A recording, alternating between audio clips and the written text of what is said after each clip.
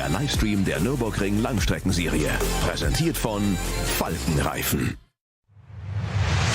Herzlich willkommen zur Nürburgring Langstreckenserie. Welcome to the Nürburgring for the NLS, the Nürburgring Langstrecken-serie.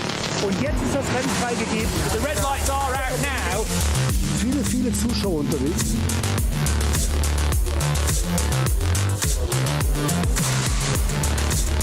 I would think that's very, very close. Jetzt kommt er ran, zieht sich ran.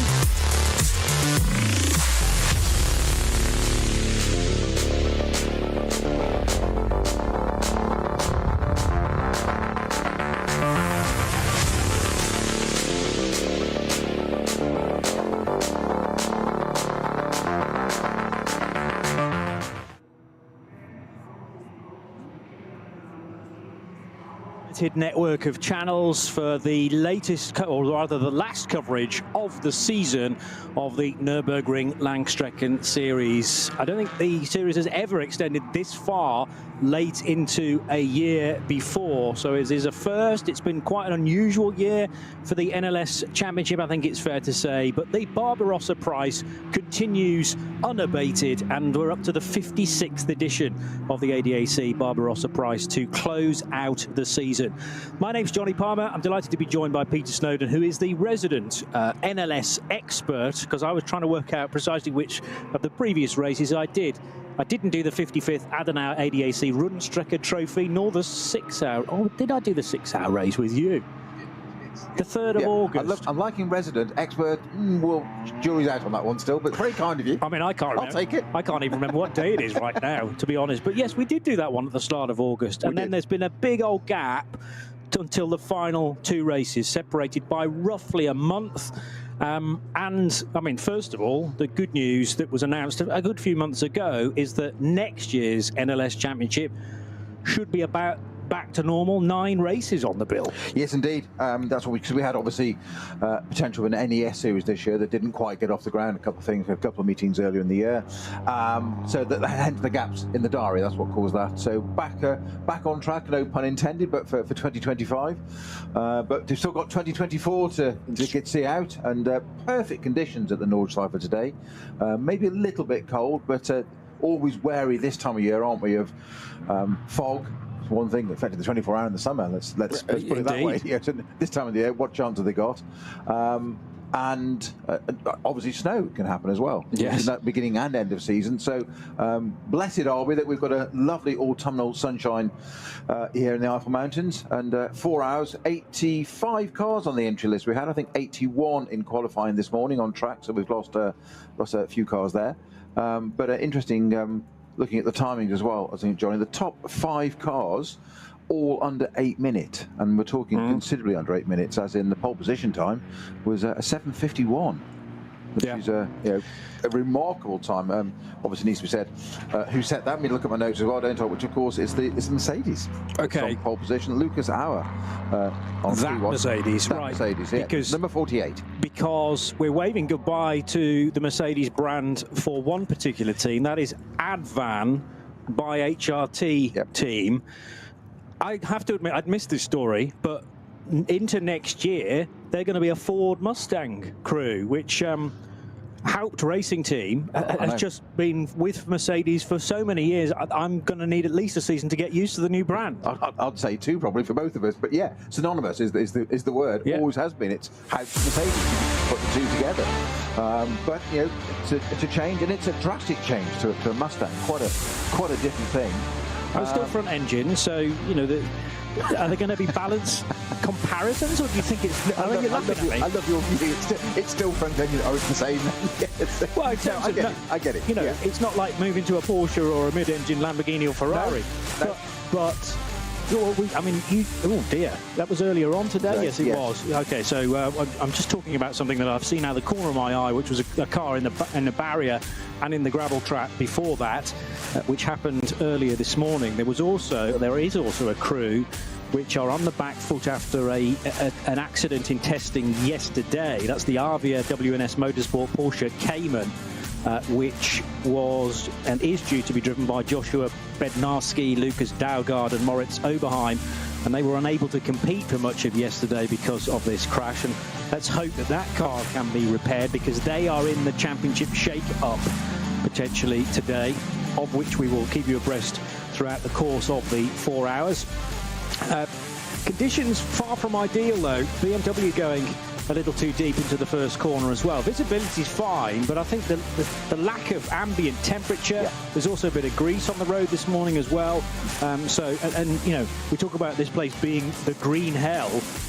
There are going to be huge amounts of the asphalt which are green on the track surface, and we use that as terminology to say that, you know, there's not much rubber down. And even though there was a full day of running yesterday, or a couple of test sessions, much of that was potentially washed away. So Lucas Auer did the 7:51.376 that Snowy was just mentioning, 1.6 seconds slower than Frank Stippler and Winkelhock Audi R8. So Stippler back in an Audi. I know he's been toying with other manufacturers through the course of the year, but the 15 car will start on the front row. Then Marek Bachmann, Nico Bastian and Adam Christodoulou in the number 17 Aston Martin Vantage. Mercedes in 4th position. That's the Fetzer Mercedes car number 6. So good spread of manufacturers at the front end, and you'll be enjoying the fact that there's an Aston Martin in the top 3. I'm not allowed to mention it first, but thank you. Yes, exactly. Well, no, if I talk about it. Exactly, I can now talk about it because you've introduced it. Yes, in the top 3. It was Winkelhock, by the way, in the Shearer Sport Audi that set the time. Okay. Which is quite a... Marcus Winkelhock. Yes, I just needed to check that I was talking about the right Winkelhock. I mean, quite a pairing, that Marcus Winkelhock and Frank Stippler. Say back in I went to Porsche, one of the last ones we did, where we had that when it was rained on the second lap, everybody went off. We had 8 of the top 11 cars out or something. That's right, on the hats and back. Yes, or just afterwards. He decided, I guess, that he didn't like his Porsche outings and came back to again, so not like we said, Mercedes and Hout synonymous. Stippler and Shearer and an Audi are pretty synonymous, so he's back in one again. It's front row. Aston on the 3rd row. We've got a McLaren out this time as well, which is nice to see. Yes. It's qualified in P6. That's the Doer Motorsport car, Ben Doer and Marvin Kirchhofer in that car. Again, a good pairing. And the link there is that Ben Doer has been racing in the DTM this year, which is kind of not as the DTM that I remember. It's now GT3 rules. Yeah. And Ben Doer can race a McLaren in that. So he's brought that car effectively across to race it in a 4-hour race. And why not? Because these cars will do, in inverted commas, sprint races like a DTM 1 hour, or happily do, well, 24 hours if necessary too. Well, 4 hours is a sprint race, really, isn't it? Do you think? Yeah, compared to what we like with Le Mans and Nürburgring and Daytona, that's a proper race, 24 hours, proper distance. I agree. I'm still trying to work out whether a 4-hour race is quite a sprint race. I mean, it will be treated as one. Yeah. And the 24 hours of Le Mans and the 24 hours of the Nürburgring are treated as sprint races, yes, but they still go on a bit. Oh yes, I mean, so much can happen, so much jeopardy, just simply a matter of track time and variations and permutations of coming across other traffic, which is something we see here with, albeit a slightly less number of cars. I mean, if you follow that the mainstream motorsport of Formula 1, we have 20 cars on track for an hour and a half, roughly. Yeah. Here we have 85 cars today, and I was saying to somebody last night, actually, said, how many cars at 85? And I said, yeah, it's a pretty poor turnout. And they looked at me and said, sorry, what do you mean a pretty poor turnout? I said, oh, frequently 140, 150 cars. And they were just like, what? But on the track at the same time. I was like, oh, yes. and all the same classes? Oh, no, 20-odd classes. Yeah. Huge variety, massive speed differentials. And they went, and how does that work? And they said, there's a great licensing program and formula, and it does work well. Now, I've always said this is absolute testimony to the ADAC and the permit. They also have a permit that you have to work up, go through the ranks, get it, do different races, different hours, so many hours in a car, a bit like a PPL license of you get your hours before you go up to twin engine or whatever, and so and so. And it does work, and it all works together. And there are huge speed differentials in some of these cars, some of these classes. Indeed, and on this circuit as well. I mean, it's incredible. So many blind corners as well. You have to be so reliant and so trusting of the marshalling teams who are out there looking after you. At the end of the day, they can see around the corner and you can't, and you have to just entirely trust that if there's no yellow flag, the road ahead is clear and you keep your foot buried. Yeah, and there's no safety margin, or very minimal safety margin. Certainly when we you've got the Grand Prix circuit, obviously where the race starts, a circuit that was reopened in, I think it was 1984, when ran the first Formula One Grand Prix. Okay. So it's 40 years old, this part of the track, this element, but that's the F1 standard, by which I mean it's the width, the runoff areas, the gravel traps, all that are Formula One level. As soon as you get to the end of that and turn through Sabine-Schmidt's curve, which is that hairpin back, and it is literally, there is no runoff, there's a barrier, which is a way of focusing you, and you're off down through Hatzenbach, you're onto the Nordschleife, and there's some parts, there's no runoff, there's a ribbon of grass either side that's maybe the width of a car, but you don't want to go and find out because there isn't much more than the width of the car, and then it's barrier. Some bits there isn't even in grass, it's just barrier. Yeah. So there is no margin for error, so it's got to be precision, and as you say, John, you come across up through a blind corner, the marshals can see, but you can't. You're approaching it at, say, let's say 150k. It's still, you know, significant speed, and there's a car there doing minding its own business, might be going 70k slower, and you've got to make a decision of which side you go. The one thing you want to do is just hope they are using their mirrors and they stay put. And that's part of the permit. Training is that's it, awareness of other cars, and that's why you can't jump into the top category here, SB9, the GT3 cars, whether you be AM or Pro-Am or Pro. You can't just come and do this with an ordinary license. You've got to go through the permit process and do I think you do 4 hours minimum of in different a lower class first to understand what it's like and where you fit and what the process is. But very sensible, it works out perfectly well. It's necessary, isn't it? And yes, it seems perhaps quite long-winded, but there is nowhere else like this in the racing world on the planet. So you have to have your proper training, irrespective of what level, what grade you've been in other motorsport disciplines. That's kind of ignored by those that look after this event, and indeed the 24-hour race every year, which tends to chop and change where it sits in the year, depending on where the bank holidays are. Ascension Day, sometimes Corpus Christi, that kind of area. And next year, it's within a week of the 24 hours of Le Mans. So there's going to be a real celebration of 24-hour racing when we get to May, June, July next year. But it'll all fit within June, won't it? Is it the week after or the week before? I forget. Well, no, because it's normally the week after. I think we've got a triple header next year, haven't we? Yes. Got 3 in a row. So yes, you're right. We've got Le Mans, Spa, and Nürburgring, not necessarily in that order, but all those 3 24-hour races are back to back to back. Yes, agreed. I know, and there will be some drivers attempting all 3. Yes, without question. Great to see that the Grello Porsche is on the grid, and also with perhaps drivers that you well, no, you certainly do associate Ayanchin Guven with Grello because he's driven it before, but Maurice Schuring, still only 19. But he is a Le Mans. Just pause and think about it. Yeah, 19. I know. Do you want to come and drive Grello? Yeah, of course. Well, he's quoted as saying it took me less than a second to say yes to that. His dad used to drive as well and has had some success here in the past, almost 10 years ago when he actually won his class in the season finale. But Maurice Schuring won Le Mans this year in the LMGT3 division. Yeah, he didn't win overall, but he won in the Porsche, number 92 car, and that helped them on to eventually a World Endurance Championship trophy title. And I'm sure helped him seat into this as well. Indeed, because clearly Porsche have spotted, there's potential there. I think had he been up against a Kevin Estre or a Fred Makovici, then there may not have been much contest. However, it's no good if you're not blooding the new talent for the future. So everybody knows that those other guys can race Grello sufficiently well. But in a final race of the year, this is a great opportunity to do that, isn't it? As with those people, you mentioned Kevin Estre there. They've earned their stripes, which is obviously in the hypercar program more now. Famous exploits in Grello. We've seen him do various things. Pass on the grass, Estre. His nickname of some of the moves he's made, absolutely insane, but manages to pull them off. But as you say, by the time we're talking about the Estres of the world in Grello and whatever, they've already made their way through and they're there. They've arrived. It's the next lot coming through, as you say. So great to see Maurice Schuring in Grello. Great to see the car out as well. And only 19. I know. Just staggering, isn't it? Yeah, 19 this year, back in February. Guven can't be that far off him, actually. Let's just have a look. Oh no, he's a little bit older, 26 years old, the driver from Istanbul. Oh, nearly retired then. Yeah, pretty much. I mean, he's past it. Yeah. I'm joking, Ayanchin. not at all. And we're big fans, again.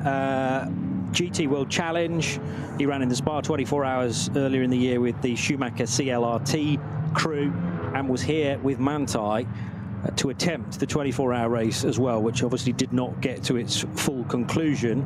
Finished second, I think, in the eventual results when that race, they tried to get it restarted after many, many laps behind a safety car. And yes, finished second with Lawrence Vanthoor, Thomas Preining and Kevin Estre, as we mentioned it, but the win went to Audi back earlier on in the year when Frank Stippler was part of the crew there, along with Chris Mees, Ricardo Feller and Dennis Marshall. So we've got Stippler on the grid for sure. We've got another Mercedes, actually. The Landgraf car is worth a mention because that car is showing a strong lineup as well. Bear with me because I've just skipped to completely the wrong part of the page. That's the Lucas Auer car. So yeah, we know that's fast because it has already taken pole position. Michael Grenier he is sharing with. So the Landgraf car, and we understand that Mercedes-AMG Team Landgraf are not going to do the manufacturer change in the summer. So at least we're going to have a couple of AMG GT3s remaining on the grid. That car, I believe, stays as a legal GT3 car for at least another 5 years till the end of 2029. It has had an Evo already. I wonder how far away maybe an additional Evo for the Mercedes-AMG car is in the future. Should we attempt to talk about what could be settled, what will be settled in the championship, but who are kind of involved there? Because there was this difficulty yesterday on Friday with the testing for Josh Bednarski, Lucas Daugard and Moritz Oberheim, and they no doubt have been up all night with the Arvia WNS Motorsport Porsche Cayman trying to get that ready to at least race today. But a fifth victory in their 7th race of the season meant that Sven Markart, Ranko Majatovic and Toby Goodman in their BMW 240i, it's one of the many Adrenaline Motorsport cars, but this is the team Manhattan Wheels crew, and they're in a strong position as well. The trio in the Arvia car, though, they currently have 90 points, and that's more than anybody else. Adrenaline are doing the chasing, and they're 15 points back. So they need another win, and then that would apparently leave them level on points. So it would go to count back, and then it's Bednarski, Daugard and Oberheim who would have to win their class in order for the countback to go in their favour. So there's quite a lot here for us to stay on top of. We'll attempt to do that. It's also dependent on how many cars are entered into each of the classes, because you have that sliding scale, don't you? That's exactly the point. You have that. So you need, for full points, you need 8 entries in a class. 8 starters. 8 starters, yes. Yeah. I think I'm correct in saying that if 8 start and let's say 6 finish, so 2 drop out, yeah, it's still full points awarded because it's what starts. Agreed. Yeah, so that's just attrition, so that's fine. So you don't need all 8 to finish to get your full points. No, it's who you're up against as the green flag is waved. Correct. That's the key bit. Not entered, must start in the race. So you need 8 across the start line. Must take the start of the official race. Yes, that's fine. We have a lot of classes with literally 5, 2, 1, etc. There are 10 in the SP9. We say the top category, as in the first listing, the GT3 cars. So they're fine. But then you go to SP7. There's no SP8 at the moment. SP7 we have 2 cars. Cup 2 is an interesting one. That's got 8 in it. It's got a full complement of these are the GT3 Porsches. To win that can be Black Falcon with Tobias Muller, has done all the rounds so far, and he's currently on. I think he needs to win the class today, and the threat from there is the 962 car to take points from him. And this is in terms of drivers, not not team side, the driver side of it. So there's a lot to play for still. So we'll keep an eye on Tobias Muller in 103. He's sharing today with Steve Jans and Noah Nagelsdeck again, 3 of them in that car. And then we've got SP3, SP Pro, V6, whatever. All have got, some of those have got 2, some have got 1 entry. The next one with a full complement, actually a little bit over Surfit, is the VT2 front-wheel drive cars. That's Hyundai's, Cupra's, BMW 128, and a Volkswagen Golf. 9 of those in that. and VT2 rear plus 4-wheel drive. The next class of that, you can guess what those, mostly 330 BMWs. Toyota Supra, 3 of those out today, and that's 10 starters in that category. But that's all to pay. Obviously, and there's a few Caymans. We've got actually something small. Yeah, 6 Caymans. Yeah. So they're my apologies, separate 5. from. Yeah. Are they separate from the Cup 3 cars, though? Yeah, totally. Yeah, different class altogether. Yeah. So that's under production class. That's V4. So between 2 and 2.5 litre. Okay. But remember that Cup 3 is exclusively 718 Caymans, but they have to be to a certain spec. They're Cup cars, basically. Yep. And if you've got a Cayman that's not at a Cup car specification, there are other areas in the entry that you can run that. We just have to remember that they're not up against the very quick guys in Cup 3. Now, having mentioned the 962 car and its trials and tribulations on Friday and in testing, the Bednarski car, as it was driven earlier on today, has qualified, and it's qualified second as well. So we need not worry about that any longer. I don't know how late they were trying to fix that Avia car, but it has qualified, and it's raring to go. How bad the damage was, never quite got to the bottom of that, but it was certainly a concern that they could have done without, a headache that they've now managed, thankfully, to restrain. And the car is on the grid alongside the 959 car, 959 being another Cup 3 car, which is the SRS Team Zorg Rennsport crew of Heiko Eichenberg, Fabio Grossa and Patrick Grutter, who will start from pole position. But 962 right at the sharp end, and therefore when you qualified well, you're potentially out of any trouble going into those first sequence of corners at the Mercedes Arena, where it can often kick off in the mid-pack. So Cup 3 started by 959, 962, and then in behind, in third position, is the 949 Cup 3 car. And 949 has who at the wheel? Mads Gravson, Harley Horton, and Kasparas Vigilis, the Lithuanian driver in 949. So that is the top 3 in Cup 3. And I forgot to say, there's a quick update, my mistake. Having a printed paper entry, fat fingers are turned over 2 pages. There are not 5 Caymans, there are 13 Caymans. There's 5 on the second page. Got you. I hadn't missed the first bit. There are 13 in that Cup 3 Cayman category. Yes. Yeah. Good. As long as we tally, because I was slightly concerned. I could see a few more than 5, but didn't want to jump in. When I said it, I thought 5. There's more. There's always more than 5. I know it's the last round, but that takes it over the magic number 8 number, doesn't it? Absolutely. And then some. So it's maximum point scoring in Cup 3 as well. So Mercedes, Audi, Aston Martin, and then the 4th place car is the first repeat at the sharp end for Salman Ovega, who brought the car to the grid, car number 6. The best placed Porsche is the Grello car, the Manthey EMA machine for Maurice Schuring, whose name is against that at the moment. That's not necessarily the starting driver, but we will get more of an idea on that as they cross the line for the first time. The start of the green flag lap is probably only 2 minutes away now. They'll wave them off with about 20 minutes until start time. It's a midday start, as it traditionally is for a 4-hour race, until 4 o'clock.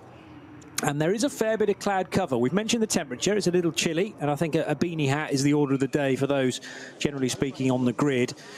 I'm just concerned slightly about this fairly heavy cloud, which isn't too low at the moment, but it doesn't take more than about 5 minutes for the weather to change around here. Frank Stippler is on board the Scherer Sport PHX car, and starting from 2nd position, so we can put Frank in as the starting driver, plus a morning snack, a banana, a bit of energy going in there. But with his crash helmet on. With his crash helmet on, but it's lifted just a little bit, isn't it? Yeah, the strap's undone and he's lifted. But I was just looking there.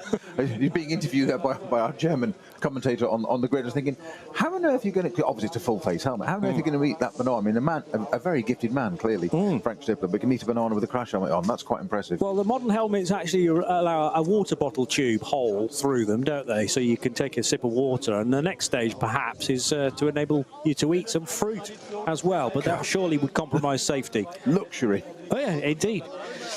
Cup 2 qualifying, mightily impressive for the RV WNS Motorsport Porsche 911 GT3 Cup car. Cup 2 is exclusively 911 Porsches, whereas Cup 3 is the 718 Caymans. But to have a Cup 2 car qualified 7th overall, they'll be reordered to put the SP9s all together, I would have thought, on at the start Group 1, front of the start Group 1. So that will bring the Equipe Vitesse Audi a little closer to the SP9 Pros. We had an SP9 AM car quicker than an SP9 Pro AM car this morning in qualifying. SP Pro represented by the Toyo tyres by Ring Racing Porsche 991 GT3 Cup car as well. So there's an SP Pro car in the mixture that we'll have to remember too. And then also due to start in Startgruppe 1 will be the SP10 cars. So the Duo Motorsport Aston, number 169. And in fact, there are 2 of those. Yes, 2 Astons at the sharp end of SP10, which by another name is GT4, isn't it, SP10? Correct. And the Toyo tyres, Toyota Supra, will start from 3rd position there. But again, that's going to be an interesting fight with lots of different manufacturers. A front row of Aston, but then the Supra from Toyo tyres, and then a couple of 718 Caymans. Again, that crossover. Some cars are in Cup 3, some are in SP10, some are in the V classes as well. You can almost run a Cayman in any class you wish, apart from perhaps the BMW 240i's. I don't think they'd let you in there somehow. That is exclusively for the 240i model. It used to be for a slightly older car, but they're all on a control tyre as well, which I seem to remember is Goodyear's for those BMWs. And the highest place of those in the overall times is 41st position for the 651 car. But the grid is now being cleared, right on cue. And they'll be sending the first group off. They'll be started then in just under 20 minutes time with 3 individual groups. The car entry is that big at 85 cars, and as Snowy's been saying, that's actually relatively small for an NLS race. But 3 different groups sent off at 2-minute intervals to get the race fully underway. So that glorious sound of all sorts of different engine designs starting to kick into life. The front-engined Mercedes, the mid-engined Audi, the front-engined Aston Martin, and the rear-engined Porsche of Maurice Scheuring in 911. And this is, although all the cars, we hope, have been out this morning for qualifying, this is just a refresher for everybody. Because, I mean, some drivers weren't necessarily involved in qualifying. Some won't have had the chance to go out. So it seems a little unfair on a formation lap, considering in a World Endurance Championship race meeting, you actually get 2 formation laps to fully assess the track surface. Here, it's a massively long track, and you only get one look at each individual corner. Yeah, and normally you say 3 start groups. We've only got 2 today because it's reduced. So we've got the red is start group 1, 41 cars on that, and that's the SP9, 10, Cup 2, Cup 3, SP Pro, SP8T and SP7 cars, 10, 5, 8, 13, 1, 2 and 2 entries respectively. And then start group 2 is the yellow one, 44 cars in, which is the V4, V5, V6, VT2 front wheel drive plus rear wheel drive plus 4-wheel, VT3, TCR, BMW M240i, as you mentioned, the BMW M2 CS, and the SP3T cars there, the turbocharged ones, and 6, 2, 2, 9, 10, 2, 2, 7, 2, 2 entries in those. If you make note of that, I'm sure you committed that to mentally. Yes, absolutely. Yes. Yeah, I think mentally is probably the right approach. Yeah. Yes. Not quite. One quick thing on that, just on points. If we go just going forward, not only have you got you need to have a sufficient number of starters.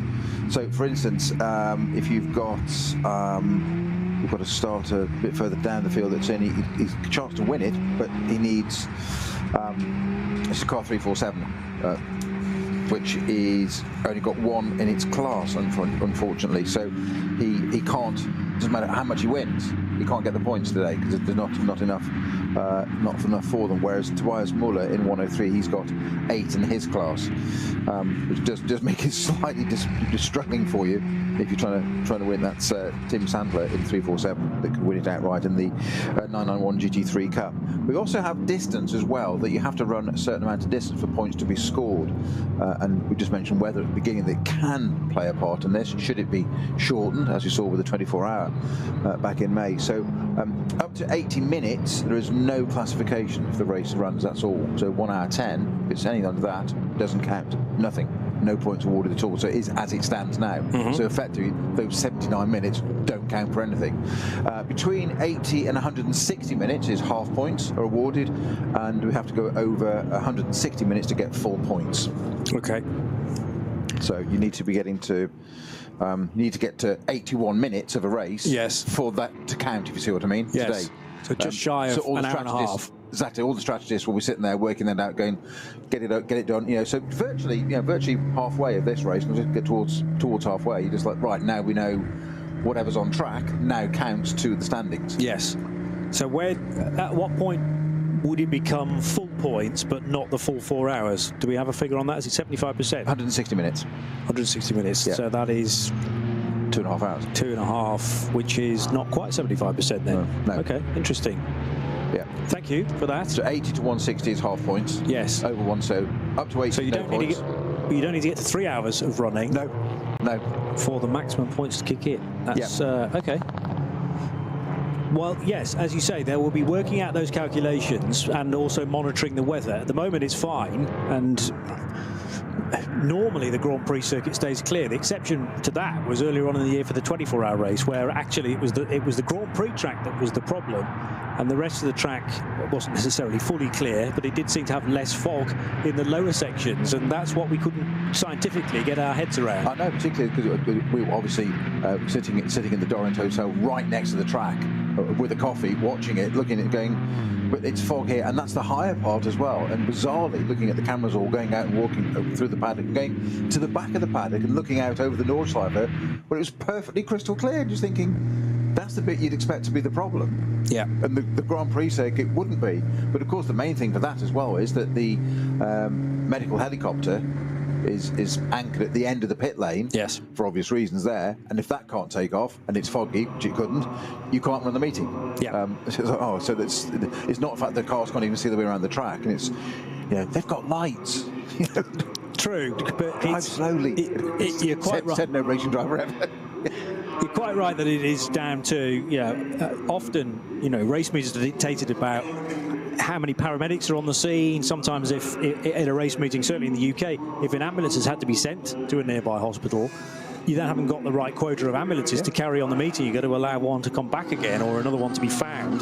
And then, like you say, helicopter to take off. And then the crucial thing when you're out on the track is marshal post to marshal post. If one marshal can't see the next marshal post, they don't know what flag to be showing, and that's the biggest issue. I think the drivers really are the second thought in so many things, Snowy. Well, yes, but as they should be, because they're all prima donnas anyway. But no, actually, it's the drivers are the main thought. That's the point. You can't have any incidents or whatever. And also, all the staff and the crew and the marshals, it's all about safety, which is why we were so strict on code 60s and stuff here. It's slowing down because you've got marshals potentially attending to a vehicle on track. The driver might be perfectly okay, but you've still got to get that vehicle away. There's repairs to the barriers and etc. And those marshals have a right to do that work in safety, which is why they're really strict on the licensing here. There's code 60. There's no red flags.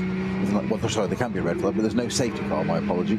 But they'll put a code 60 out, and you have to adhere to it. And we've seen the punishments. We'll see it today, I'm sure. But people accidentally caught out, didn't see it in time, and they're speeding. They've slowed down before the incident because the code 60 starts well before, so you arrive at the scene suitably slowed. But if you have to go into that zone at even 5-10k over, that's it. You'll get a penalty, and the best way to penalise people isn't monetary, it's time. So you'll get an extra penalty on your pit stop, etc. And that focuses the mind. Yes. You say that just going back, I mentioned about race meetings not starting. I remember back in the UK once at a national meeting, and we were delayed by about an hour and a half. And the reason was the second doctor hadn't arrived. It was a traffic issue, just getting there in the morning because something had happened, or his car or something, and they couldn't run it because you have to have 2 doctors on site. One doctor's attending to somebody, an individual or a casualty or whatever. You've got to have another one spare, effectively. So they couldn't actually start the meeting under regulations of. They've got a doctor, there's a medic, everything's all fine, the conditions are fine, but if he had to do something, you can't bring in number 2. He wasn't there. It's quite bizarre, quite surreal.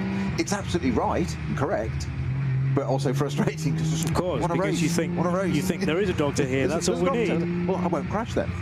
yeah. Said every driver always. Or you have an agreement in the paddock that 2 of you won't crash. Exactly. Yes. 1 is fine, but just don't crash anybody for a second one. Don't do it at the same time. But yes, you know, there is a rule, there's a regulation in place, and it has to be met. And well, yes, we can protest as much as we like, but it's not going to change things, and for the right reasons. Now, the 184 car, which is going to give us, both me and Snowy, a good vantage point of some of the mid-pack racing. This is one of the many SP10 cars, Porsche 718 Cayman indeed, from Schmickler Performance, and qualified in 4th position in SP10. It's heading down the hill towards the lowest part of the circuit of the Nordschleife, that is, at Breitscheid. 171. Just ahead of it, in fact, is the Toyota Supra for the Toyo Tyres crew. So again, as I say, there's a decent mix of different cars in SP10, with the 2 Dual Motorsport Aston Martins starting 1st and 2nd. And then the other dual car, which we will be monitoring, is the McLaren 720S GT3 Evo, started by Ben Dorr, who was having a quick conversation with Patrick Simon on the grid before the green flag was waved. Car 69 will start from 6th position to add another manufacturer. Erstes Nadelöhr nach dem Start. Und durch die unterschiedlichen Linien ein toller Ort für Positionskämpfe auf der Grand Prix-Strecke. Auffahrt Nordschleife. Nach der Vidol-Schikane biegen wir ab vom Grand Prix-Kurs. Hier beginnt der 20 Kilometer lange Ritt durch die grüne Hölle so richtig. Fuchsröhre. Mit Vollgas bergab, durch die Kompression und den Berg wieder rauf. Wie so oft auf der Nordschleife, kein Platz für Fehler. Breitscheid, der tiefste Punkt der Nordschleife. Die Brücke über die Hauptstraße von Adenau ist ein Zuschauermagnet. Das Karussell, benannt nach Rudolf Caracciola, einem der ersten Heroen des Rings. Die alten Betonplatten der Steilkurve sind Kult. Brünnchen, der Zuschauer-Hotspot. Ob beim Rennen oder bei Touristenfahrten, ob bei brütender Hitze oder im strömenden Regen, hier ist immer etwas los. Die Döttinger Höhe. Windschattenschlacht bei 270 km/h und die Überholmöglichkeit schlechthin am Ende der Nordschleifenrunde mit dem neuen Gran Turismo 7. Und damit von der virtuellen wieder zur realen Nordschleife.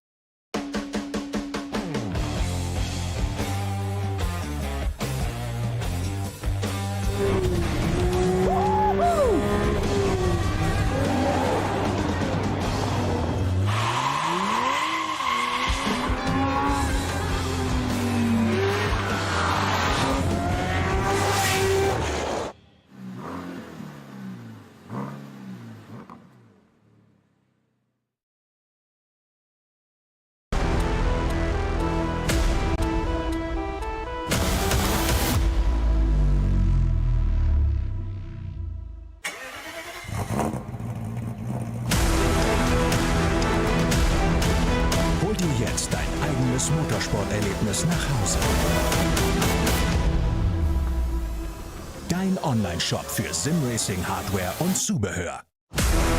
www.simraceshop.de. Liebe Fans, Lovely fans. besucht uns auf unseren Social-Media-Kanälen. Follow us. Auf Facebook, Instagram, YouTube, X und TikTok. Willkommen bei der NLS.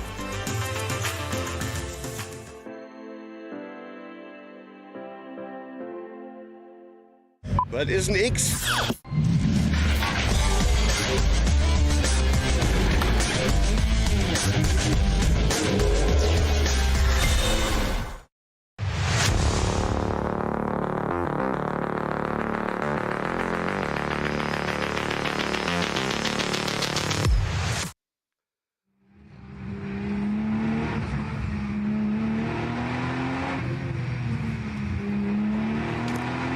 Cars still going round on their green flag lap. It takes such a long time, but we are only 4 or so minutes away from the first group heading down the Dottinger Rohr and into Tiergarten to then go into the 2x2 formation. They'll do that actually at the left-hand kink underneath the bridge at Antonius Bucher, and then that grid of cars will head across the line to see the red lights and then them disappear, and we'll be racing for we hope the next 4 hours, and then a couple of minutes later we'll arrive on the scene, the second group of cars, just the 2 start groups today for the final NLS race of the season.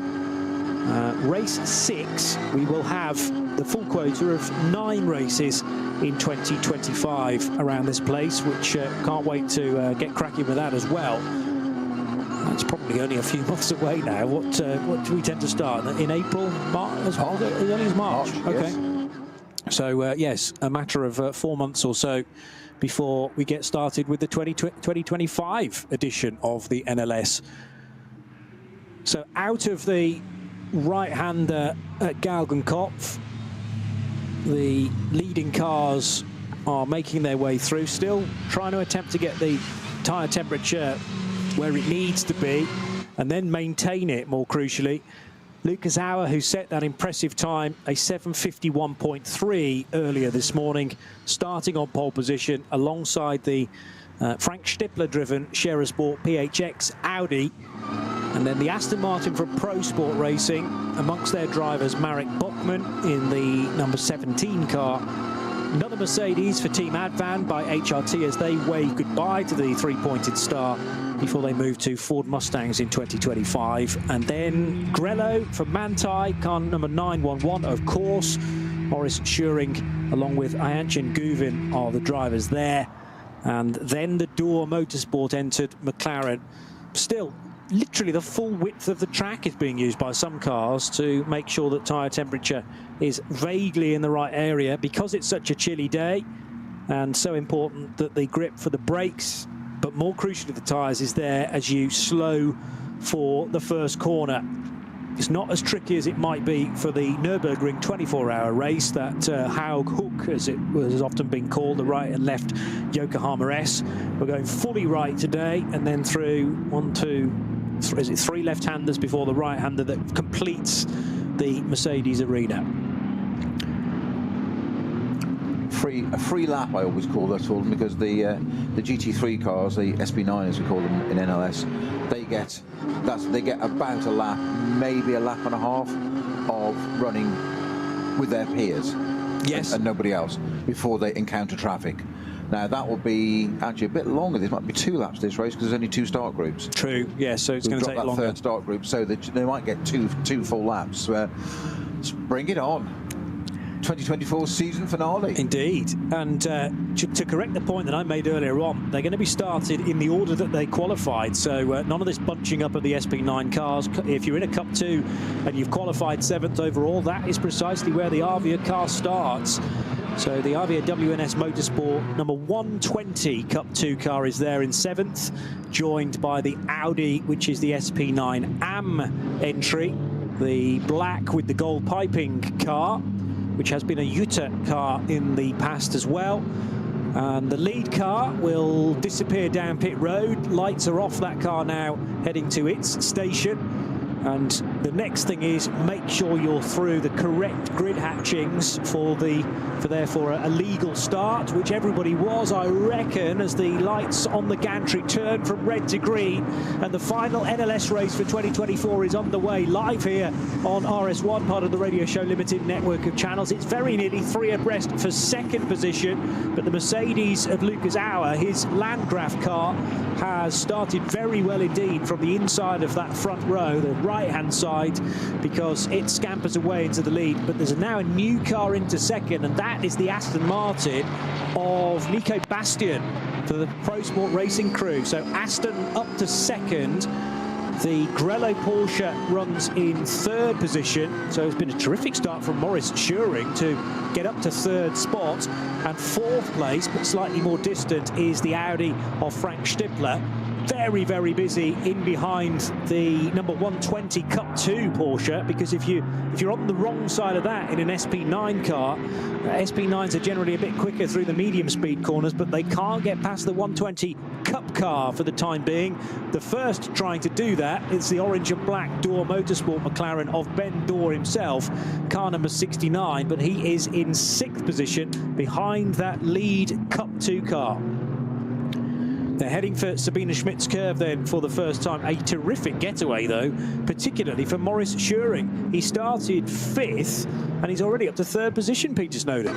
Yeah, well, it was Frank Stippler that I thought the lights took a long time to go out this time. Normally, it's quite a bit further back, almost pit entrance, if you imagine the lights going out there. They got almost to the line before the lights were out, just a different sort of sequencing. But Frank Stippler immediately just didn't get the run, tucked in behind Auer's Mercedes. That allowed young Maurice Schuring to go to the left, and he just came all the way round. The Aston then came down the right-hand side and took the 2nd place, and that was all busy happening at the right. And he was trying to be squeezed by Frank Stippler, and Maurice Schuring said, "Well, I'll tell you what, while you're busy doing that over there, I'll go round this way and pop up a couple of places and join in the fun." He's going to have that. The Aston's going to have the Grello full on in his mirrors all the way through, hats and back and on. That's it's a punchy start from that, the 19-year-old in Grello. Terrific getaway, and as you say, yes, the Aston Martin's definitely under pressure. Group 2 gets underway now, and on the front row, on the outside of the front row, is the 2 Italians in the Cupra TCR.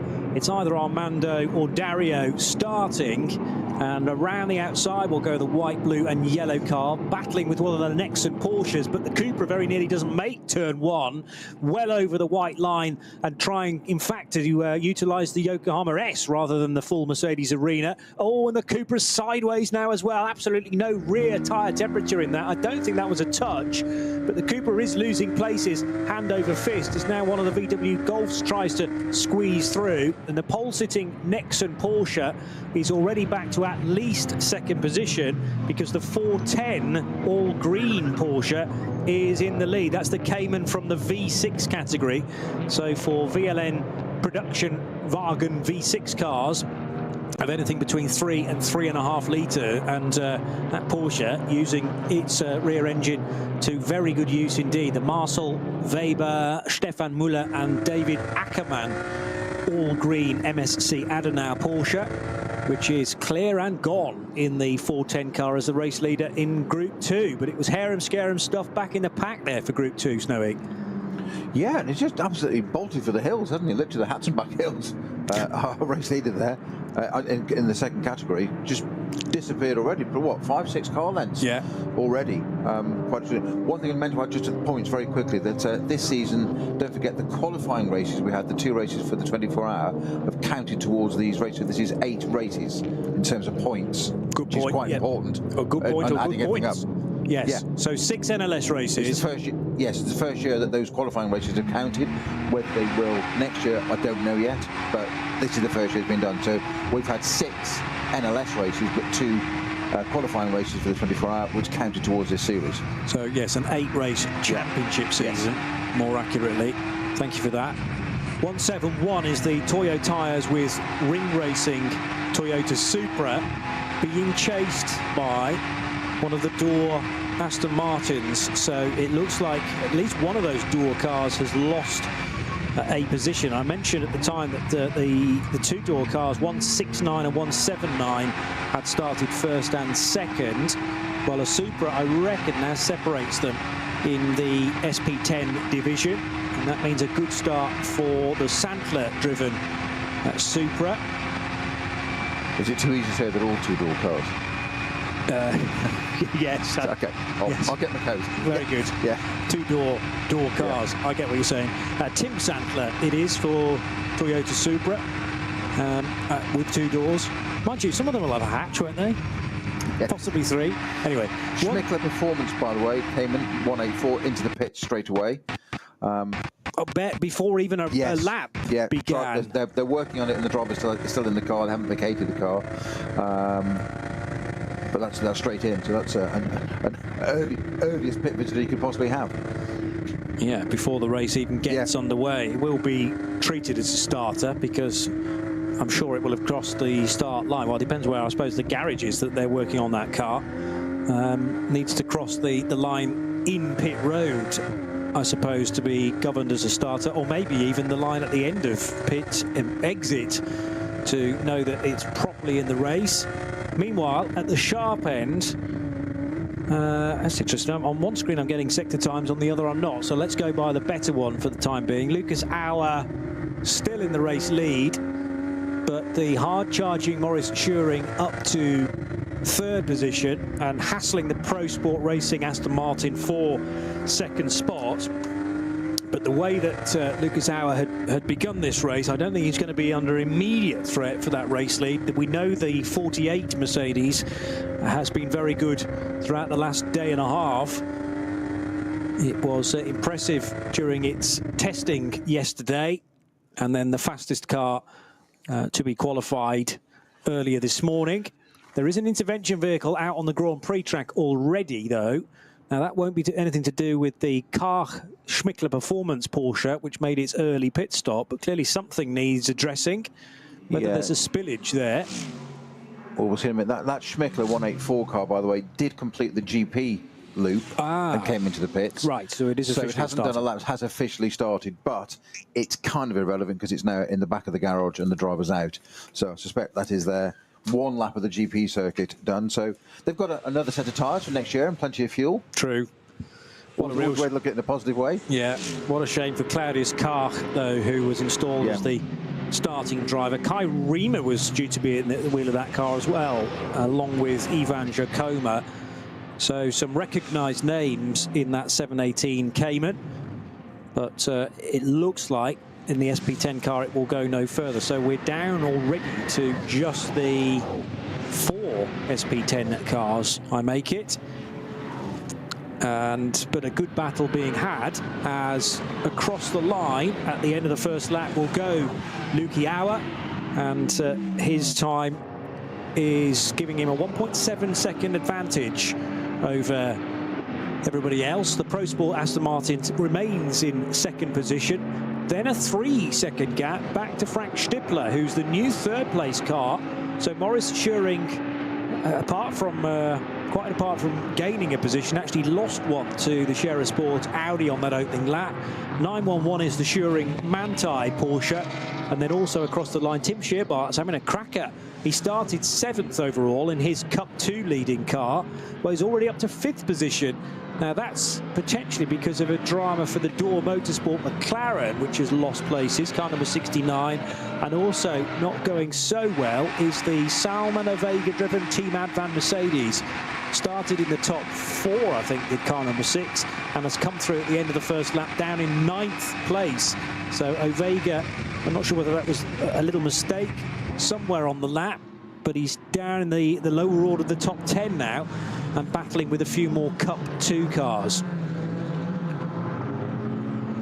And the SP10 scrap is between the Sandler-driven Toyota Supra. Heiko Eichenberg's had a good start as well. Now there's a difficulty, though, for Porsche number 347 heading into pit road with a very early puncture. Rear left has gone on the Toyo tyres with Ring Racing 911 car.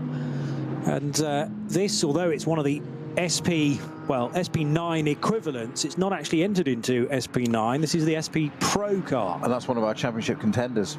But unfortunately has A, that, but also not insufficient numbers in the class to start to have actually made it. So unfortunately, it just needed more entries, and it was a championship contender. It's now, if it wasn't done before, it is now with a left rear puncture. Yeah, so a real shame for that early difficulty for the SP Pro car, which has been started by Andreas Gulden, and his first job is to head into pit lane very early on indeed. For this opening stint, it's likely that cars will do anything between 5 and 7 laps. Bit of a touch there for the 969 Porsche, which is one of the many Cup 3s, and that could well have been into the back of 950. So Schmickler and Fielenbach in their Schmickler Performance and SRS Team Zorg Rennsport Porsche Caymans, respectively. That's a fight for 4th and 5th in Cup 3, and actually coming to blows as they got to the Sabine Schmitz curve there, slightly misjudging the car slowing in front. And that can so easily happen as well, like a motorway, freeway type accident where the closing speed becomes ever more substantial the further back in the train you go, and eventually somebody can't react in time. So nose to tail contact, not too firm, so that it will prevent either car from continuing on. The other thing I'm spotting is quite a lot of brown leaves in the air intake, in the grille of a number of the big SP9 GT3 cars. So that, I remember, was an issue during the COVID year of the running of the Le Mans 24 hours. Because it was in September. It was in September, not June. Yeah. And I remember that the Aston crew, particularly with their advantages with the big old gaping hole in the front there, that was a big problem, was leaves being collected and then sending the engine temperature very high. So that will be looked at as well. Much of the telemetry in that VAG will be beamed back to those on the pit wall, monitoring that, but they'll be hoping that they can get to the end of this 7-lap stint, if that's what they're aiming for. In Cup 2, they might even make 8 laps on this opening stint. They can go a bit further on fuel, but they're not as quick across the board as an SP9 car. Starting to get a little closer now between the top 3 from Group 2. So the green Porsche that I was talking about did scamper away in the early stages, 410, which is the Weber-driven Cayman, but now right with them, the next 2 cars, which is the Cupra, number 811, and there's the Nexon Porsche, which is sandwiched between them. And that could well change in the next few corners as well. Work ongoing on the SP Pro Porsche, which pitted at the end of the first lap for Andreas Gulden, and that's not just a case of replacing the rear left tyre. It looks like it's done a bit of damage to the arch as well. Well, because it's kind of screwed on additional arch, isn't it? It's not actually part of the bodywork. It's an additional part for the race car, obviously designed and fitted, but it's an addition. To make it look good.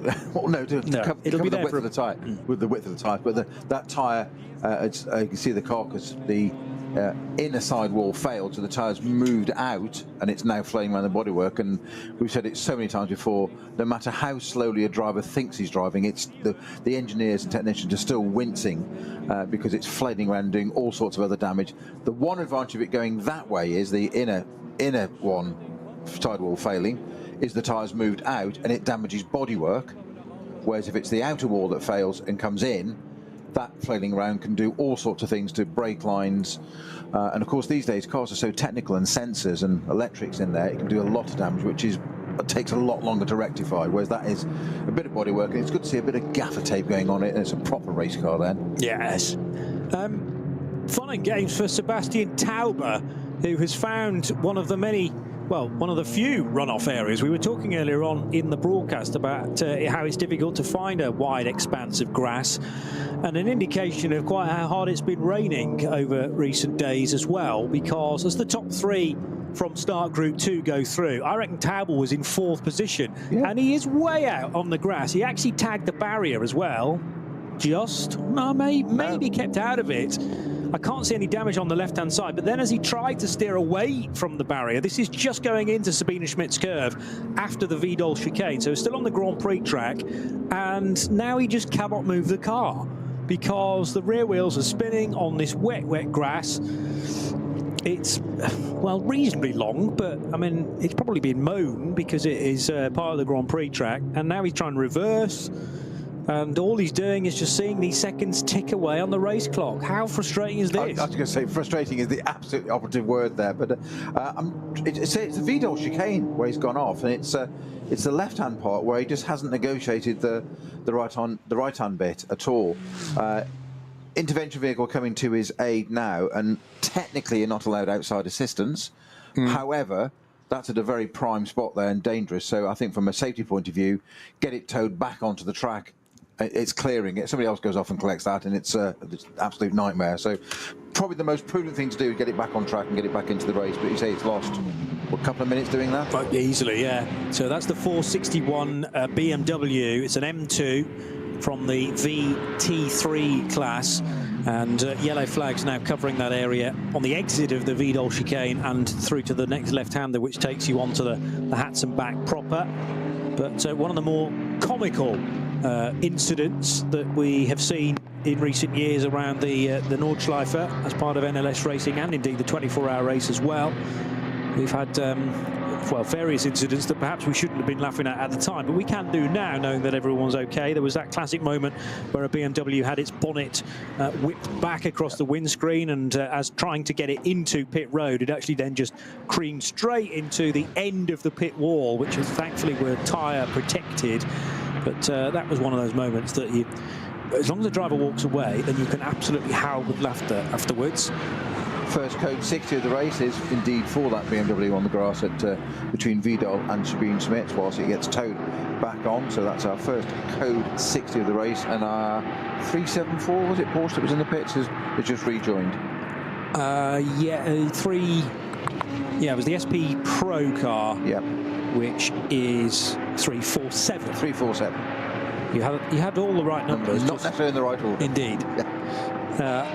Yellow flags briefly at Hoher Act as well, but they've been cleared within a minute or so of potentially a spin there at Hoher Act, the highest point of the circuit, not that far away from the Caracciolo Carousel. Just a bit further up the hill from there. Nice battle between the 103 Porsche and the 123. So these are the Cup 2 runners for Noah Nagelsdijk and Ben Boonagel. 103 just ahead of, sorry, not Boonagel, it's the Hofmeister car. So Boonagel, I'm not sure where he's gone, because at the start of this lap he was still in 4th position, but that car has dropped away a little bit now. 103, if Noah is in 3rd position, then Hofmeister automatically is in 4th, because they're virtually glued together heading down the hill now and towards the Vidal chicane once again. And Lucas Auer remains the race leader. He's into sector 2 on this 3rd lap. Only 1.5 seconds, though, quicker than or further up the road than Frank Stippler in the 15 Audi. So it's Mercedes, Audi, Aston Martin for Nico Bastian, and Maurice Schuring still there in 4th spot in Grello, the Manthey entered Porsche. Well, the man on the move at the moment is Frank Stippler. Set some amazing sectors, and the fastest lap of the race so far with a 7:52.8. Yeah. And he's up back in 2nd place ahead of Bastian in the Aston. So reasserted his qualifying time, wasn't he? He was second on the front row, wasn't he? Second alongside the Mercedes. So Indeed. Luca Auer, 7:55, so 7:55, 9, 7:52, so 3 seconds quicker than Luca Auer, and getting past the Aston as well in the process. Yeah, so overtaking, but also keeping up the lap speed, which is so crucial. 181 leads a long line of cars towards the end of the Grand Prix track. 181 is Heiko Eichenberg in his 2nd placed SP10 car. So that means that the 169 Wustenhagen-driven Door Motorsport car is away and gone. Nick Wustenhagen enjoying his opening stint, and I'm sure very pleased not to be involved in that Eichenberg-Sandler-Fehlenbach battle. So we've got 3 SP10 cars, no, sorry, 2 SP10 cars, and then 4 Cup 3s, all in a long line together. And the Cup 3s, the SP10s, lapping at a very similar speed, actually. By far, they're not in the same class, but that doesn't seem to matter. And the Cup 3 runners will be looking to clear that SP10 traffic if they possibly can. You're more likely to be able to do your overtaking on the Grand Prix track, because it's then really single file stuff down the Hats and back and on towards Flugplatz. Might be a sniff of an overtake into Schwedenkreuz and then the braking area, more importantly, for Arenberg, but it's quite a wait until you get there. And further back down the order, the 78 Porsche is now working its way through. Now we've got a code 60 again. It has just gone full course speed. It's gone back to a code 60 at Klostertal. We've got 4 cars off, which is 501, 441, 444 and 366. So they're obviously backing things out together. 441 is the Porsche Cayman of Plus Line Racing. 444 is the Adrenaline Motorsport V5 car. V5 car, that's correct, yeah. Cayman. And 501. I haven't got on my list at the moment. I have right there.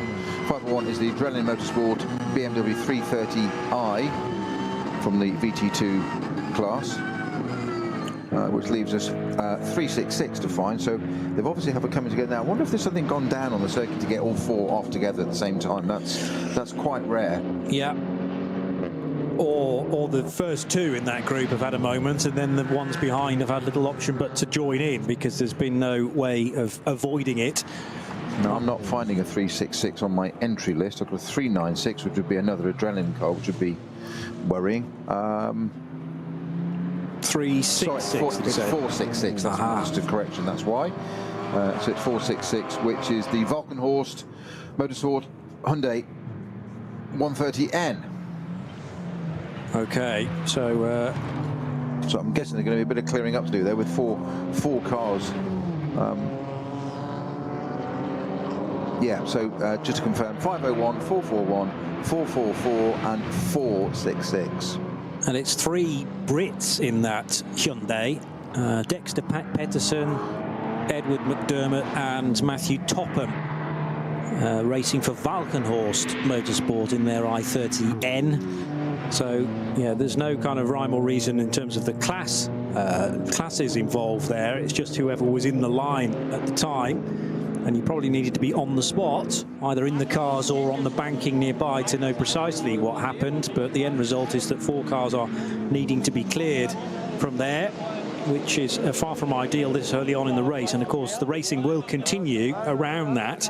There was, not too long ago, at least one flatbed heading in that direction. So again, you may well have had to explain this to your friend yesterday evening about the fact that, yes, there's 85 cars in the race, there's 20 different classes, and also if any of them have an incident, yes, the flatbed vehicles from the ADAC are sent out onto the track whilst the racing continues around it, which is just crazy to me, but it's done as safely as possible.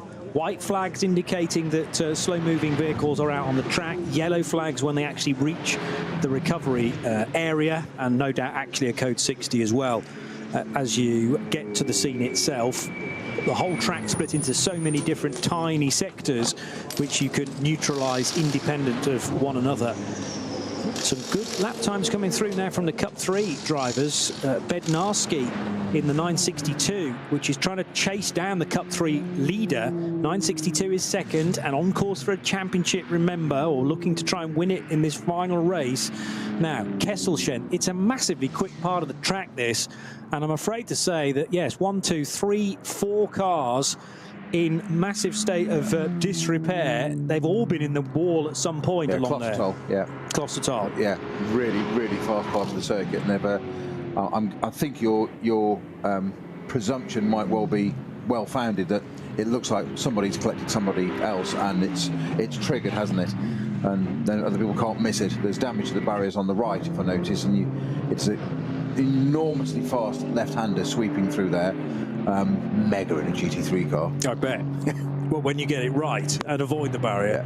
Yeah. But what tends to happen is that cars will sort of lose traction, if anything, and drift out to the right. So hit the outside barrier first, and that will ping you back across then and into the left side barrier.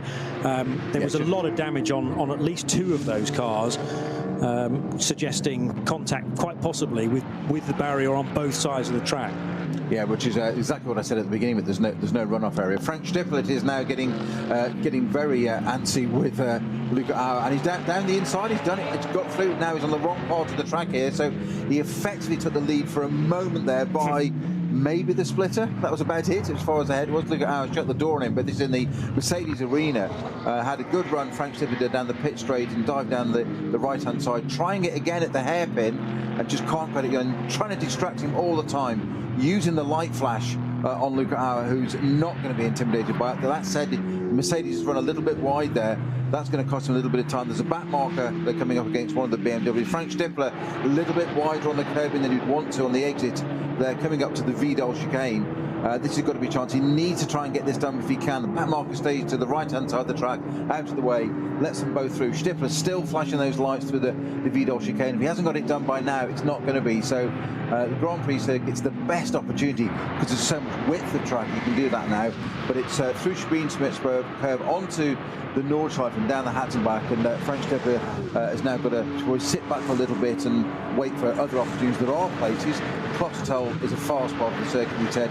You can harass through there, maybe get a run up to the carousel, but obviously not at the moment because it's in a code 60 and there's cars everywhere. So you've got to back off that. So you'll have that in mind. What it does present, though, is the opportunity when it goes back to the other side of code 60. If you sit right behind somebody and then suddenly you can pounce, and you've got that right-hander going up to Caracciola Carousel, is that somewhere Frank Stippler going to have a look on the inside? But I'm sure Gilles Landau will be very, very mindful of that. Yeah, and the crew on the wall looking after Frank Stippler in his Scherer Sport Audi will be updating him on how things are looking at Kesselchen and Klostertal.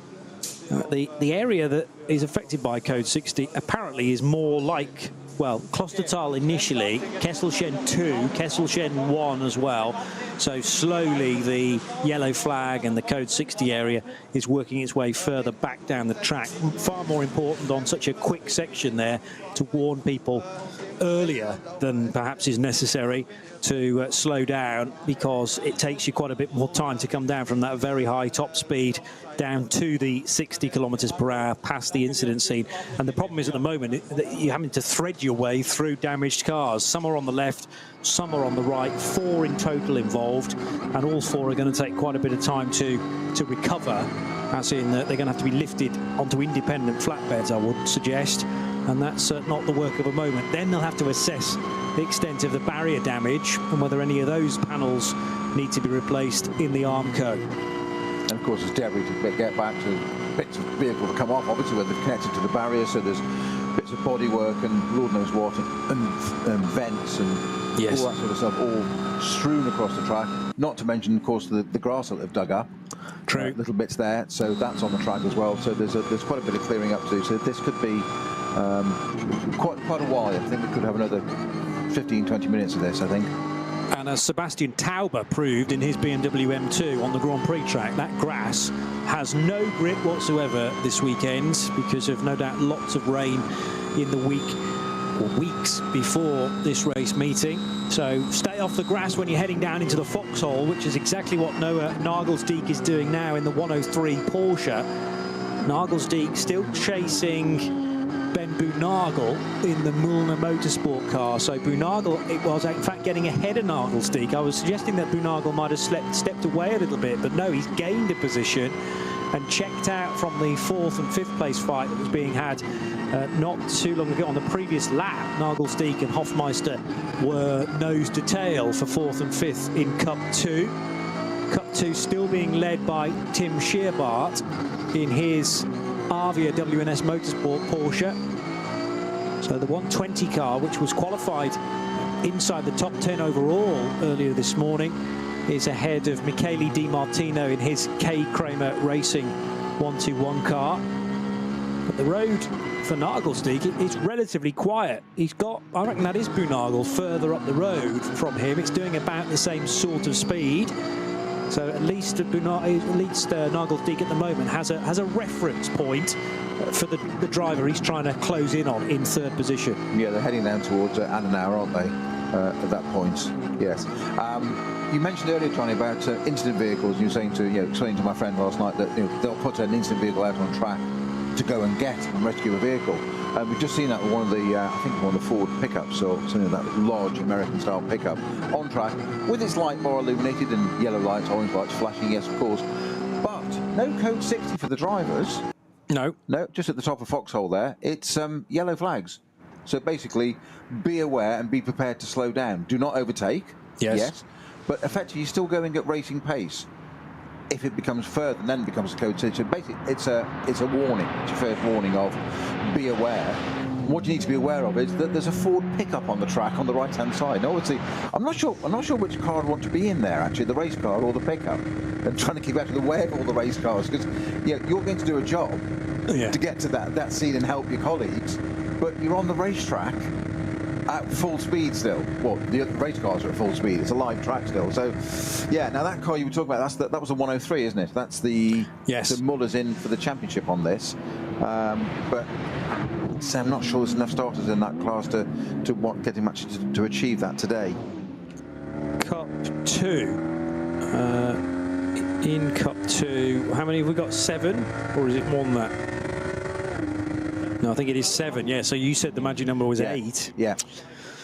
And all 7 are running, but frustratingly, the maximum number of points that you might be able to get in a class of 8 or more out of their reach, frustratingly. So all they can do is win the class and then hope that they're going to accumulate enough points, but it might be too much of an ask this late on in the season.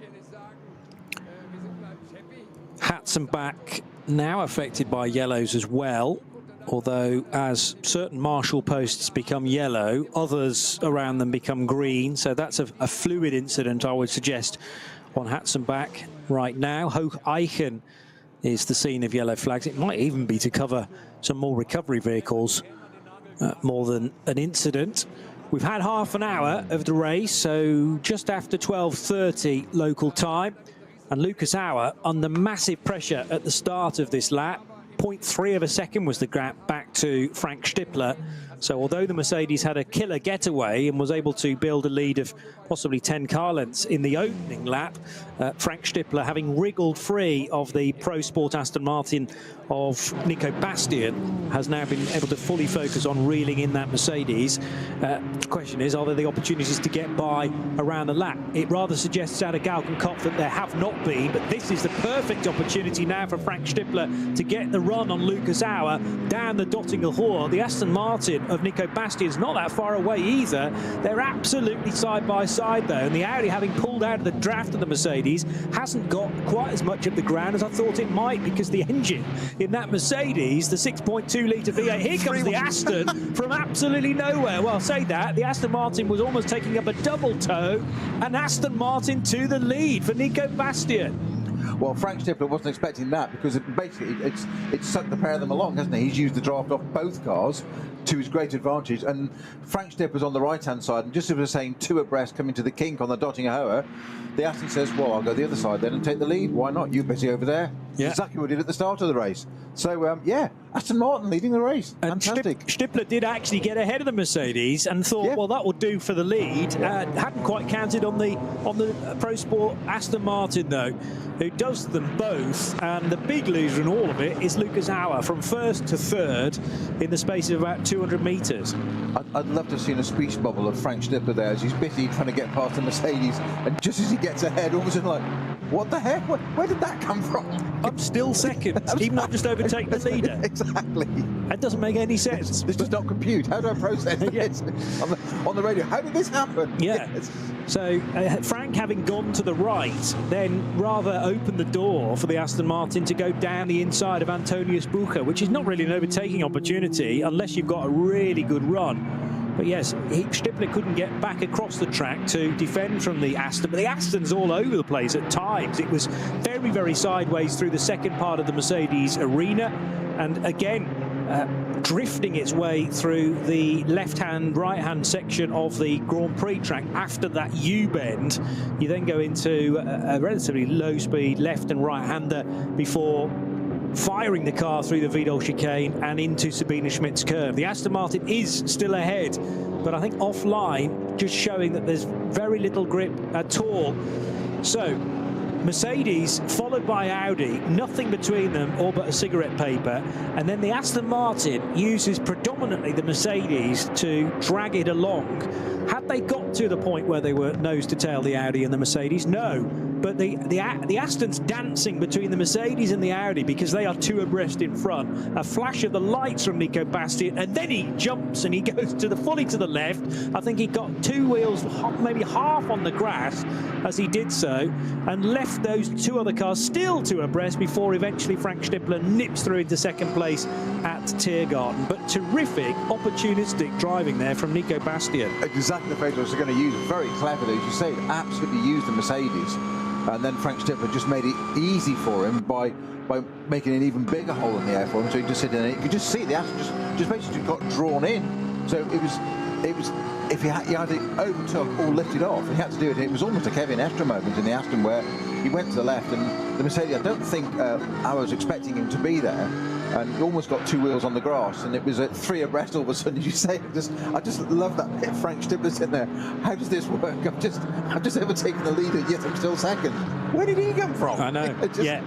Well, yeah, you have a car that you're associating as racing, and you can forgive him for almost losing track of precisely where the 17 Aston was. And then it appears right in front of the Share of Sport Audi.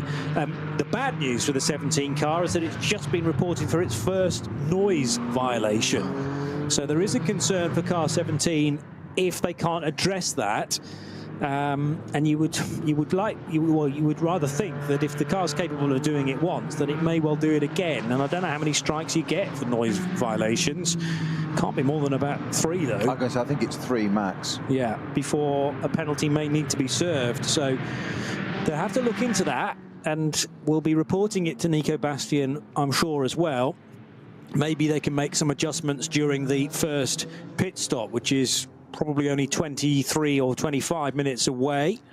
They'll be able to make the first hour before that happens. I was just going to mention that because it's slightly different, this race, isn't it? Because if you think about it, we mentioned having only 2 start groups, not 3. Therefore, those SP9 cars, they've had a longer run at full tilt. So how they use more fuel, because normally they've caught up with back markers, which you will have a variation in the throttle. Obviously, it will be more modulated, and it is flat out all the time as you catch back markers. So is that a help? Is it a hindrance? I see, yes. So they've done quite a bit more at full tilt, and basically we never see cars going over. Sometimes we see them short stop, first one, and get 5 laps out of the way. Yes. We've seen 7. We've even seen the odd 8, haven't we? Yes. But you can't get to 9. You certainly can't get to 9. So what I'm saying is, you've got the Clottertol code 60 now, which brings back your fuel consumption. Yes, back to you. So how much more fuel have they used over that first couple of laps by not having the start group 3 to catch? I just wonder, because if it's borderline, they'll be monitoring it, but it's something to consider in the strategy. Entirely, yes, because even though you're going through some of the slowest cars in Group 3 on any other day, it's still buying you a little bit of fuel consumption back, because you're having to feather the throttle sometimes until you've decided which side of the road you're going to go. So yes, clearer racetrack for more of that opening segment of the race may well affect when they fuel. So much race infrastructure traffic down at Brightside now, not least the Unimog with trailer. Which has got all the steel barrier bits in. So and that's got to be for that tells you how long it's going to be there, doesn't it? Well, yeah. It's got to be for the Clottertol incident, hasn't it? And they're still a fair way away from like a motorway scene, that, wasn't it? It just 4 vehicles, I think, 2 of them huge HGVs. But everyone's used to it. That's how things roll here at the Nürburgring Nordschleife. Noah Nagelsteig giving plenty of room, staying well over to the left, and that area a kind of moving yellow flag, effectively. Now there are white flags on the Dottinger Hoor. Yeah, we've got 501 is the 330i BMW. That is proceeding very slowly down the Dottinger. I wonder if it's got a puncture. By the way, it's got its hazards on. Yeah, this is the Adrenaline Motorsport Team Manhattan Wheels car. Its only driver being listed as sub-7 BTG. Okay. His official entry. I am not making that up. It's really what it says. Well, I think I had a driver down as Farron. Yes, yeah. Surname Farron.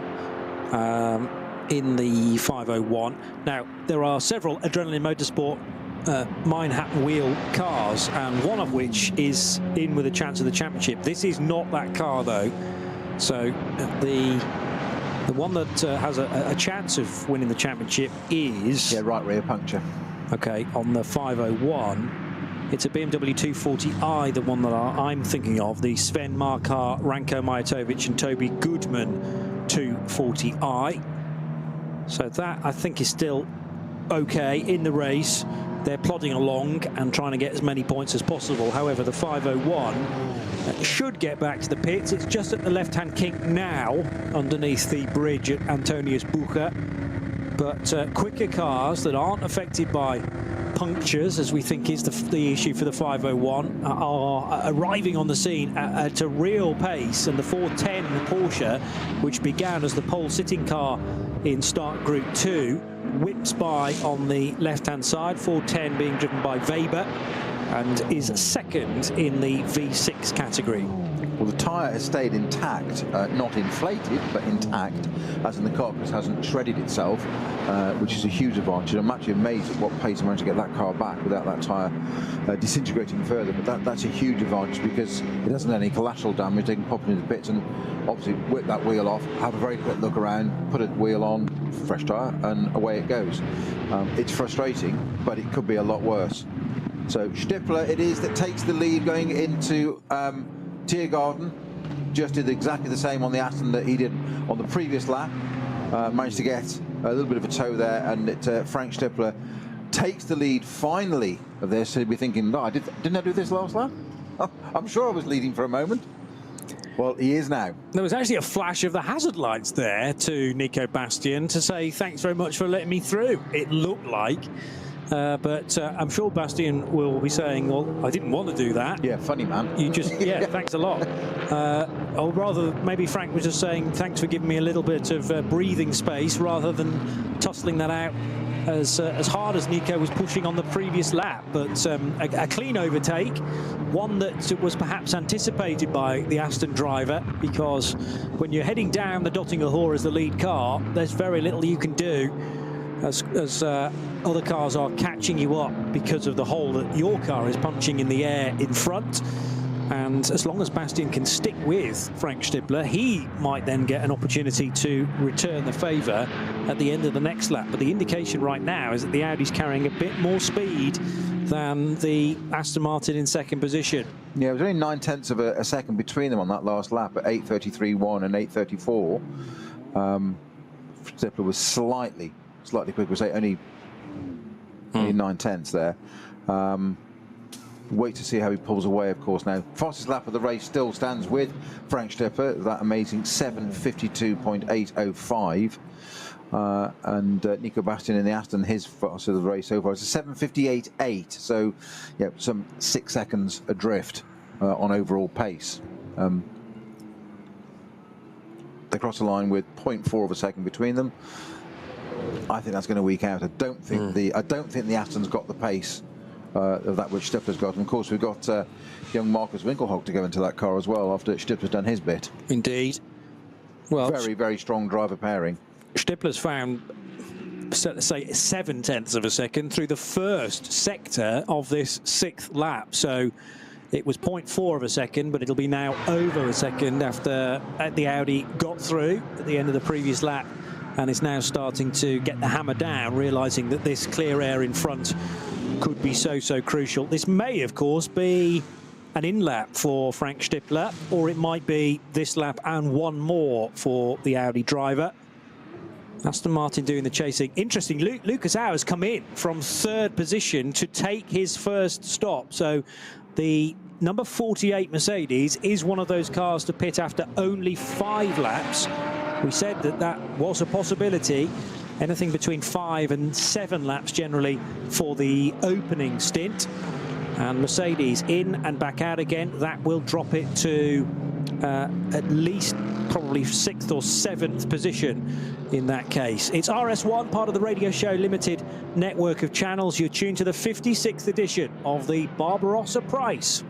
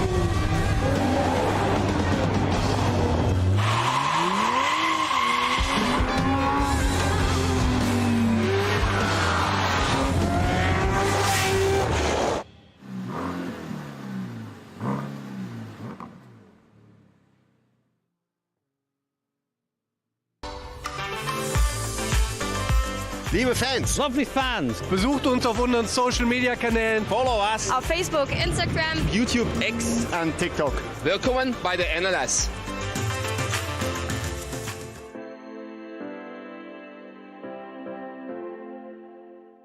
Was ist ein X?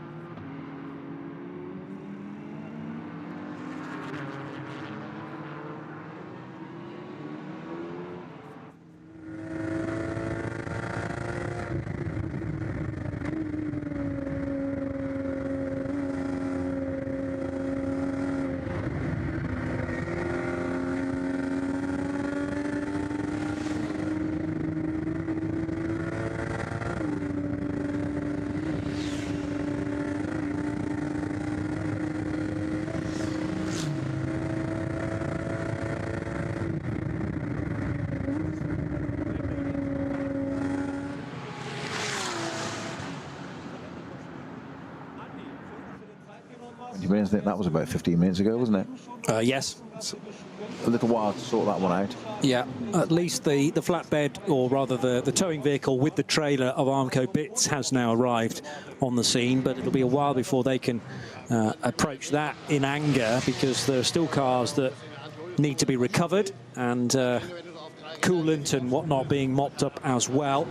The 56th edition of the Barbarossapreis, as a little earlier on, the SP Pro runner, the only one in the race, had to limp into pit lane with a rear left puncture, and that had also done damage to the rear left wheel arch as well, so it took quite a bit of time to get the 347 Porsche back into the race. That was Tim Santler who brought the car in.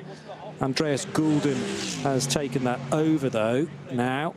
Or was it Tim Santler actually that brought that in? Because he's in two cars. No, Tim's been in the 171, I reckon, from the start, which is an SP10 Toyota Supra. And then there's this SP Pro car, which has been driven by Andreas Goulden from the start. So, beg your pardon, Goulden stays at the wheel of that car. And the slight confusion is that Tim Santler's jumping between Toyo tyre, one a Porsche and one a Toyota Supra. So you've got to remember which car you're in at any one point. They will behave somewhat differently, I would imagine. Frank Stippler, though, leads the race, and we've now had 6 laps. He didn't pit on that lap, but Nico Bastian in the second place Aston Martin did.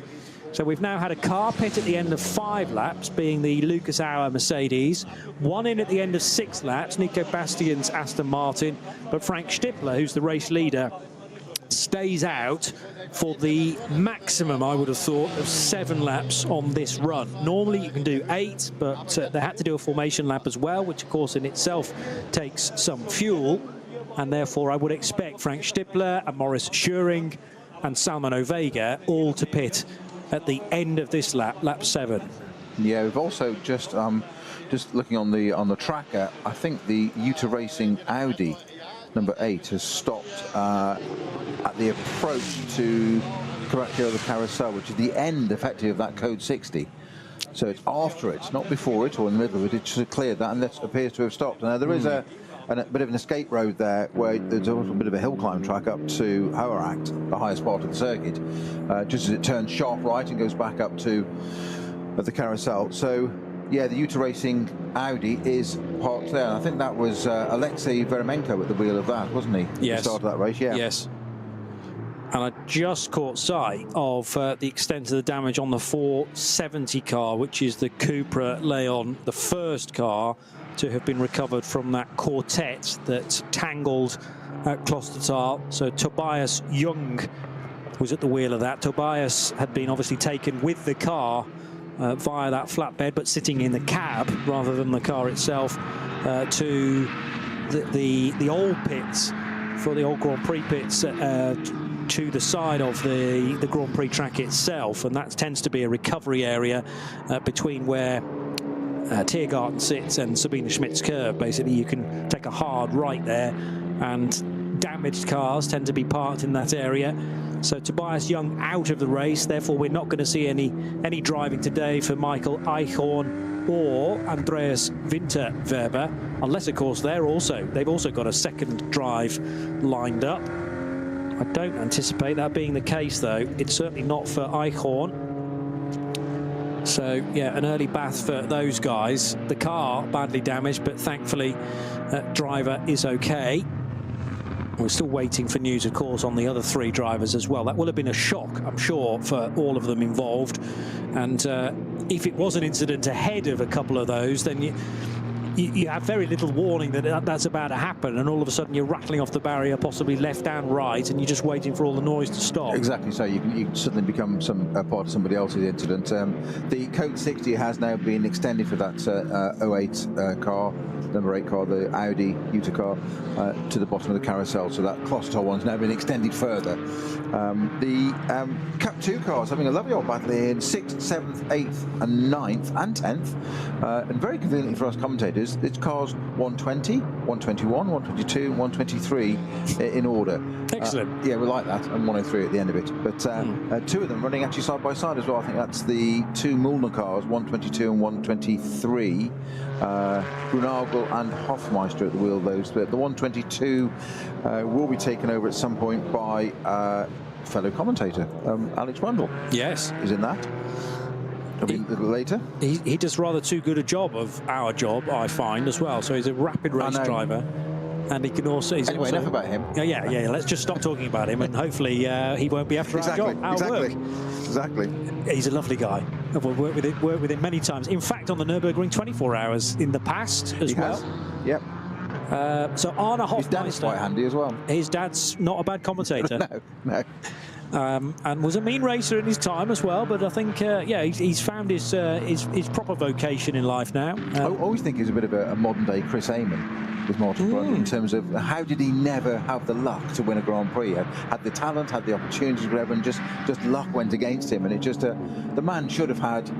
I'm not necessarily a world championship. I'm not saying he wasn't capable of it, but he should have, 5 or 6 sort of Grand Prix wins under his belt, like John Watson. Yes, they should have a number of Grand Prix wins to his name, and the fact that he just didn't, just in over 200 starts, just it's a travesty. Yeah, but sometimes those are the breaks, aren't they, in motor racing? But terrific career nevertheless. Arne Hofmeister chasing down Ben Brunagel. That's the closest of that top 5. And then the next closest battle will be Michele Di Martino, who is finding a bit of time here and there on Tim Scheerbart. So Cup 2 cars firmly ensconced in the top 10, basically 6th down to 10th in the overall positions, are all Cup 2 cars, and they're probably not far away from being in one long line. The bigger gap is Hofmeister in 4th, back to Nagelstieg in 5th position. And Lucas Auer a further then 47 seconds further down the road, but with a pit stop already in his back pocket, waiting to see where Adam Christodoulou is going to feed back into this. So already a driver change in the Pro Sport Aston Martin as well. So they're pitting just before the hour marker. The advantage of doing that is that your minimum time that has to be spent in the pits is less than those that push it to the 7 and later in the race 8-lap stint, because depending on how long your stint has been leading into the pit stop, the sliding scale alters the length of time you need to be in the pits. It's not a question of doing a Grand Prix pit stop as quick as possible. They are strictly governed by the time between pit in and pit out, and a pit stop at the end of 5-lap stint can be is quicker than a pit stop at the end of 7 laps. So there are advantages there. However, that swings against you later on in the race, because ideally you want to be fitting as close as possible to the checkered flag in your final pit stop of the race. In that final 70 minutes of today's race, it's all governed by how long there is to go, rather than how long your stint has just been. 3 hours and 2 minutes still to go in today's race, the 56th edition of the Barbarossapreis. We're on lap 7, and Frank Stippler not that far away from completing his 7th tour. In fact, I am expecting that Audi number 15 to come in at the end of this lap, and likewise Maurice Schuring, Salman Ovega, and probably Ben Dour will come in as well. Another one of the Audis heading towards the end of its lap on lap 7, which is the 20 car. So car 20 not currently featuring in the top 10 positions. This is the SP9 AM car, which will come into pit road though at the end of this. So SP9 AM, and it is Pierre Lemaitre who drives that, with Philippe Charlax, the other driver in the Up2 race Audi R8. Up2 race, a new name for me in the entry for NLS, but they may be looking ahead to a full season in 2025. Good to have car 20 as part of the SP9 ranks. So how far away from the end of this lap? Oh, in fact, Frank Stippler is already at the end, and he's just come in, yes. Yeah, he's in already. So car 15 does pit at the end of lap 7 as expected, and as I say, I would expect Maurice Schuring to do precisely the same from now 2nd position on the road. The 911 Manthey EMA racing car working its way up to 2nd after that pit stop for the Pro Sport Aston Martin, and currently in 3rd position therefore will be Salman Ovega in his Team Advan by HRT Mercedes, and that car's going to pit as well, I would suggest. Yeah, I think there's some, obviously, quite a bit of damage to the barriers, and it can be mounting points and brackets and all sorts rather than just the barriers. Grello 911 also in, so that's pitting at the same lap. Sorry. Yeah, just talking about the barriers. There's more incident vehicles going out through Hatzenbach, yellow flags. What I've noticed, yet more incident vehicles going out with repair materials. So there's obviously quite a bit of damage down at the barriers there, down at Klostotol. Yeah, sadly, and that's also hugely going to affect the lap time as well, because it's a fast part of the circuit, so you'll be gaining lots of time ordinarily there, but therefore consequently losing time because it's 60 kilometers per hour. As expected, Salman Ovega comes in from 3rd position in his Mercedes. And Ben Dorr in the McLaren. Ben Dorr also in the GT3 Evo McLaren. So this car normally raced in the DTM Championship by Ben Dorr, but they brought it across for some action in the NLS to close out the season. So that's the top 4 cars all pitting at the end of lap 7.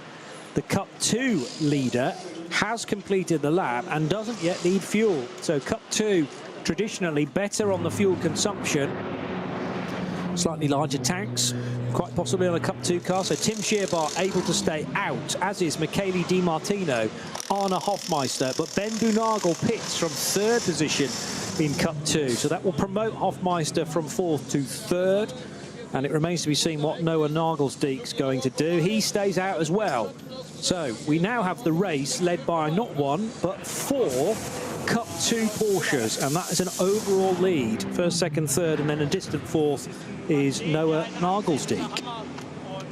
So driver change for the Shearer Sport number 15 Audi, with Frank Stippler hopping out after an hour and Markus Winkelhock taking over. So that gives an insight to some of the strategy there, because quite often they do half and half, 2 hours apiece. They may well still do that, but in 2 different stints. Yeah. 1 hour each, as it were. So Winkelhock it is that takes that number 15 Shearer Sport over. I didn't see if there was a driver change in 911 Grella, the Manthey Porsche. That was Maurice Schuring brought that in.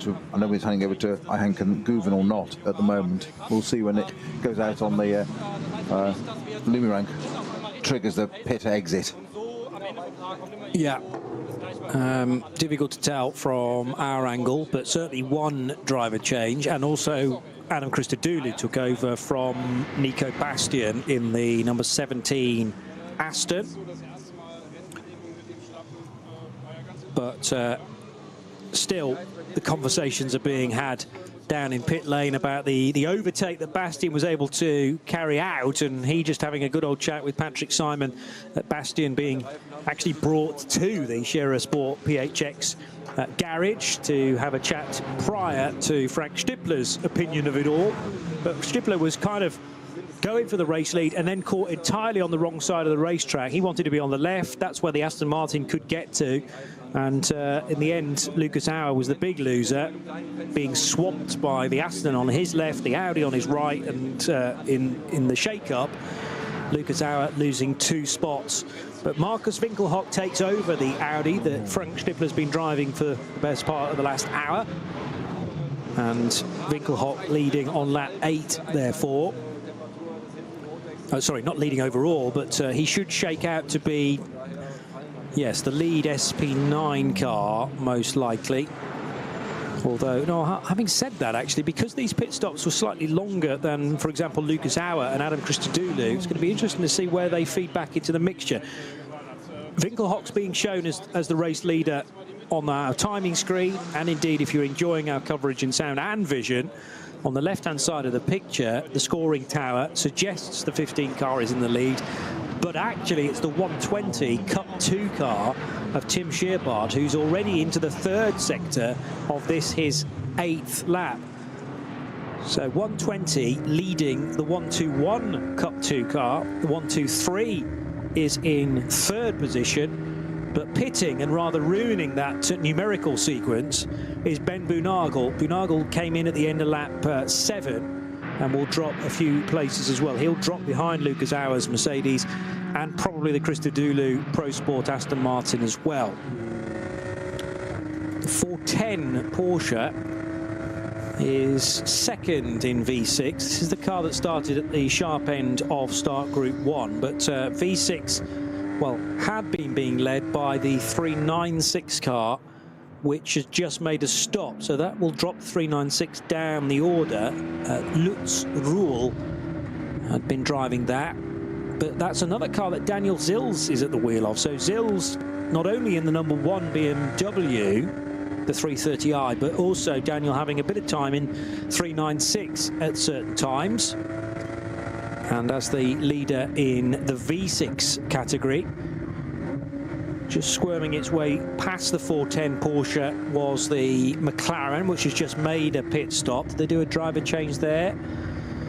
Still being shown as... No, there was a driver change, and it's Marvin Kirchhofer now who's taken over that 69 McLaren. So Winkelhock was a driver change. Maurice Schuring, though, retained as the Grello driver, so we'll have to wait a bit longer for Ayachin Guvin to take over.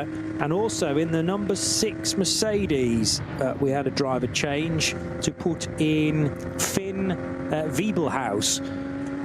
And Finn, again, getting used to how these NLS races work generally, and this is good experience ahead of maybe a bit more action next year for Finn. He says, quickly looking up Finn Wiebelhaus, because again, it's a relatively new name for me, and I think a young kid, yeah, 18, from Obertshausen in Germany. He was racing Formula 4 last year in both France and Italy, and now he's straight in the following season after a single-seater campaign. He's doing some ADAC GT racing for Haupt racing team, so there's the link. And Finn Wiebelhaus, I wouldn't be surprised if this is his first, certainly his first race in a GT3 car around the Nürburgring Nordschleife. He will again, though, have had to go through the licensing system to enable him to take part. And this, I'm sure, if the speed is maintained by young Finn, this, I'm sure, is to try and get him into a car for the 24-hour race next year. So we'll have to wait and see. Oh, Guvin's now shown in the 911 Porsche, so that wasn't the case as it emerged from the pit road, but it looks like there was a driver change for Grello as well to take Maurice Schuring out, and Ayachin Guvin, the Turkish driver, in second as far as the SB9 Pro cars are ordered at the moment. But I'm intrigued to know precisely where Lucas Auer is on the racetrack, and remember that the top 3 positions overall are still Cup 2 Porsches, with Tim Scherbart leading the race overall. Good thing I'm seeing at the bottom of my screen though at the moment, Snowy, is that there's a bit more green showing in various places. Not at Klostertal, but smaller incidents at Exmuller and Versiphen are steadily clearing now. Yeah, there's been quite a long code 60 this, hasn't it, for this barrier repair down at Klostertal. So whatever connected with it did significant damage to both car and barrier, and of course it's not just that, it can be mounting points and stuff. If they're damaged, you can't attach new stuff to damaged components, so it just becomes exponential, doesn't it? It just becomes compound. At the end of doing it's got to be done properly. But I am surprised how long it's taken to get those, also get the cars out of the way. I think there's one on the side of the track there still as well, but it's a long way round as well. And of course they bring them back on the track as well, all the way back, so you see it on down to Dottinghoe, staying to the right hand side, the white flag, slow moving vehicle on track with something on a flatbed. The other thing is, I would imagine, you know, there are certain flatbeds designated to certain areas of the track. The tricky thing here is you've got to find 4 of them all within a drivable distance all at the same time, and you can't sort of pick up one car and then go back for the next one, and that would take all day. So they are probably having to reposition some of these intervention vehicles to deal with the 4 cars, and they're all going to have to be lifted onto the flatbed rather than, say, one lifted and then the other one towed, because I don't think any of them were movable on their own wheels. Such was the extent of the damage. So that is going to take its time, sadly. More damaging to a 4-hour race than it might be to a 24-hour race, because you know, this early part of a 4-hour race is spent tussling for position, and that is certainly taking away an opportunity to draft a car up the hill before you get to that right-hander where the style strecker heads off to the left. And sometimes that's an overtaking opportunity, turning right and setting yourself up for the carousel. Now with the Cup 2 cars are coming in. So overall leader Tim Scherbart pits at the end of lap 8. Also in Michele Di Martino, timed as the 2nd place car. And Arne Hofmeister is in as well. So that confirms a top 3 for Cup 2. But they'll go no further as the 1st and 2nd and 3rd place cars. They will drop in behind SP9. But who's going to be the next across the line is the big question. It's Lucas Hauer who is the new race leader. So it's Mercedes back to the sharp end in car number 48, benefiting from that quicker pit stop. Lucas pitting after just 5 laps, remember, and takes the benefit initially. But as things cycle through, and we're expecting now 8-lap stint, 8-lap stint, 8-lap stint, his final stop is going to be earlier than those that have pitted after 7 laps. So the pendulum will swing back in the favour of cars like the 15 Audi, Marcus Winkelhock, and Ayachin Guvin in his Porsche from Manthey.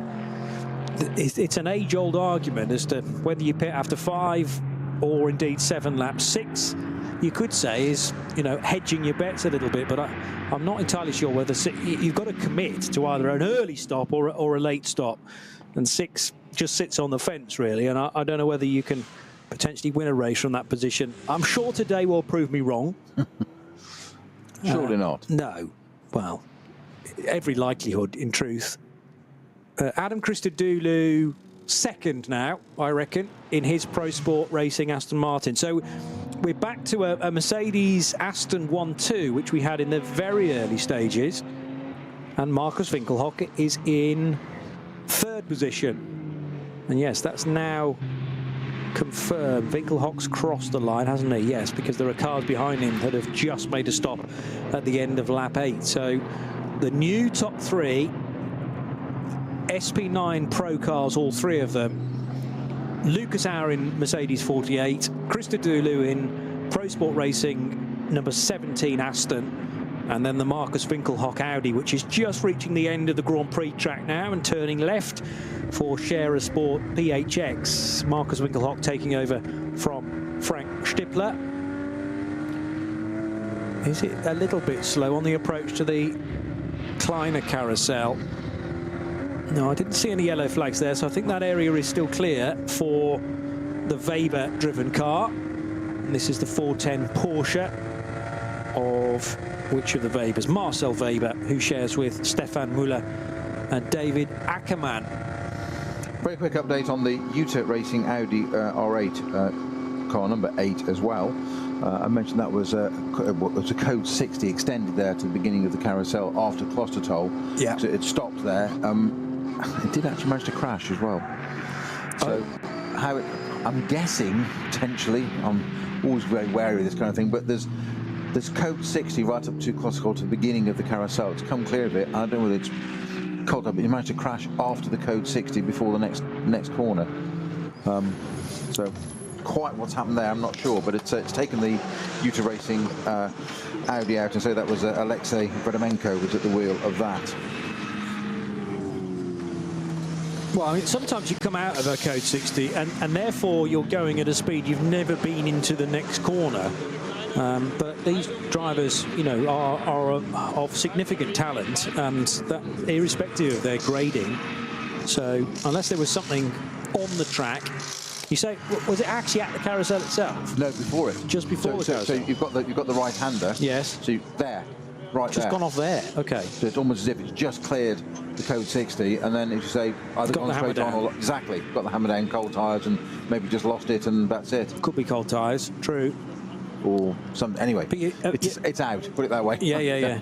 I mean, you have a reference point of where to brake at full speed, but it's always intriguing to me with this, either a full course yellow or a code 60, you know, the modern day of neutralising a racetrack. But when you're released from that, you're then approaching a corner that you know so well, but at a totally different speed, because your acceleration point has changed.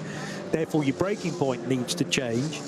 And sometimes drivers can misjudge that because they've never approached that corner at, let's say, 75% of the speed compared to what they're used to. Tim Scheerbart's all smiles. He, I'm sure, enjoyed leading the race overall. Coffee, tea, maybe even hot chocolate is the order of the day at this time of year to complete the NLS season. Patrick Simons picked a particularly thick coat, winter coat, to do his pit lane reporting, most of which, by the way, is in German. That's why I'm not pausing for it. But on the odd occasion, we do get an English-speaking driver, which will offer us a little bit of insight. Moritz Oberheim, not yet in the car, but he's enjoying the situation so far.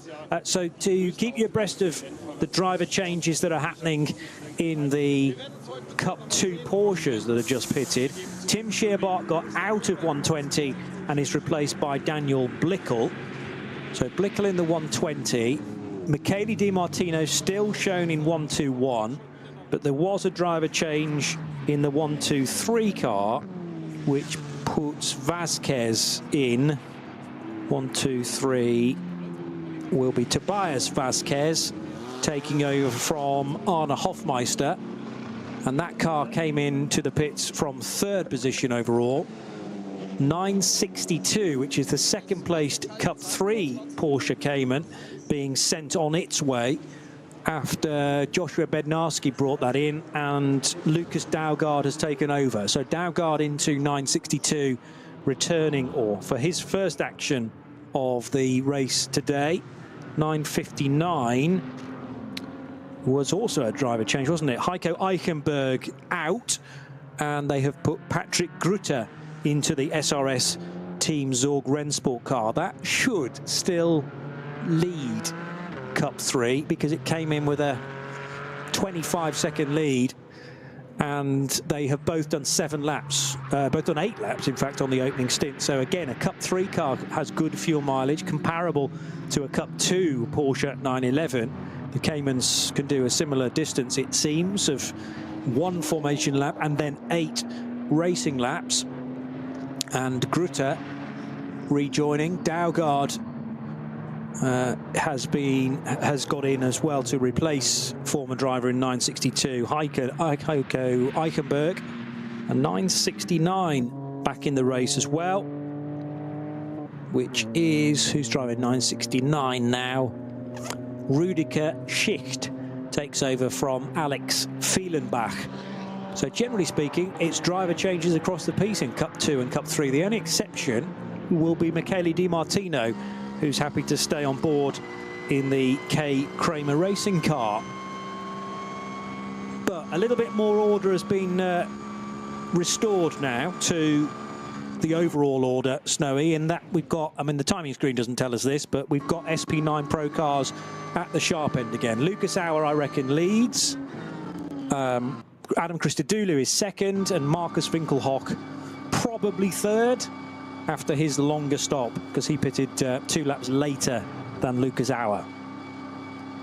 It's always one of the dangers of this circuit being so long, is of course our timing updates as it goes across the start-finish line, as it does any circuit in the world. Indeed. But it takes nigh on 10 minutes here with a pit stop as well for that to happen. So yeah, we, in the meantime, we flounder, but bear with us. Well, one of the clues is the Sector 1 time. And if it's anything more than about 1 minute and 10, you know that that car's just been in for a stop. So Blickel's Sector 1 time is nearly 4 minutes, so we can now discount him as the race leader. Yeah, Wiebelhaus isn't. He's at 4:02. Yeah.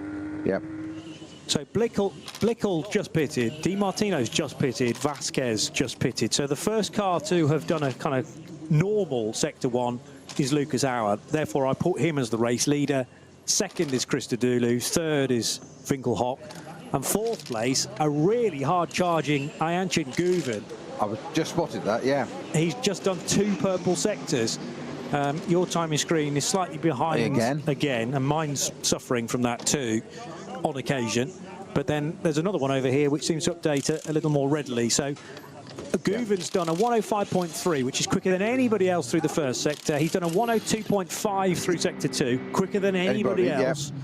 Yeah. And his sector 3 time ain't too shabby either, 155.9. That's about the same as Lucas Auer, who is now scored as the race leader because he's just completed lap 9. So the Mercedes over the line to confirm Lukey is into the lead. I'm expecting Christodoulou to be the next car through. Here he is, threading his way through Tiergarten and popping back out onto the Grand Prix track with the Dumoulin backing on his Pro Sport Racing Aston Martin.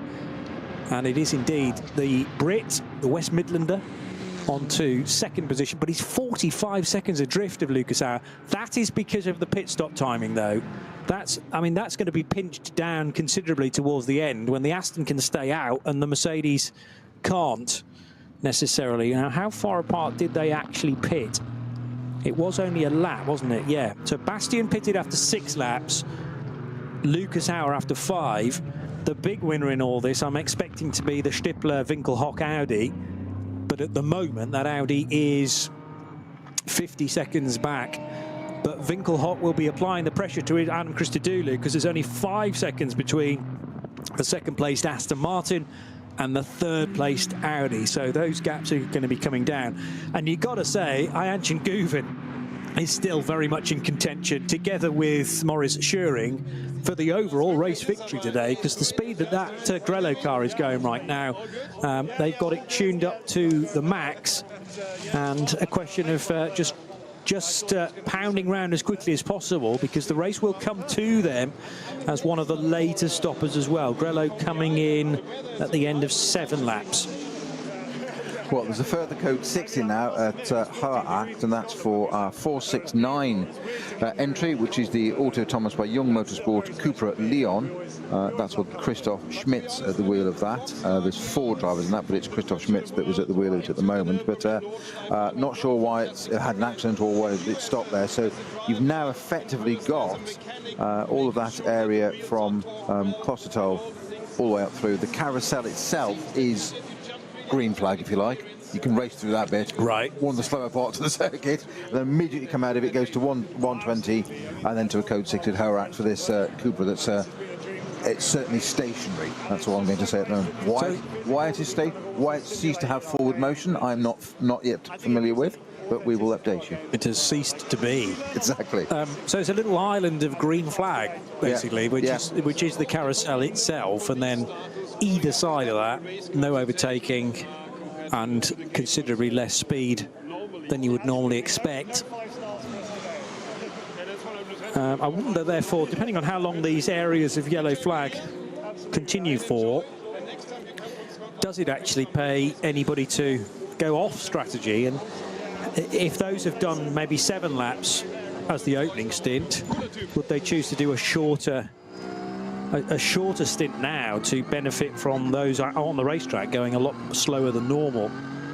So that, therefore, I mean, you're never going to get, as you already mentioned, a full safety car around here, the whole track affected by yellow, but you can get an awful lot of it affected by yellow, at which point it pays you to make a stop. But we're not going to get any next additional stops for a little while now, because everyone has got sufficient fuel to do the next probably 4 laps at least. And then we'll see whether there's a chance to go off-piste a little bit. There are those that say, no, just stick with your pre-race plan. Whether you pit after 5 laps and then do 8 lap stints after that, or do the 7 and then 8 all the way to the finish. And generally speaking, there's no hard and fast rule that says one way of doing it is better than the other. It's a little bit about what the racing gods throw at you in terms of those sticky spots and the code 120s, code 60s that will compromise your race. There's also, of course, the chance to catch up lost time as well going into those areas. Not the speed restricted areas, because they're heavily governed, but the yellow flag bit where you're not allowed to overtake is always a chance to reel in some of that time. Yeah, sort of a bit of a sort of metaphorical reset and sort yourself out and have a think, or avoid slower cars like that.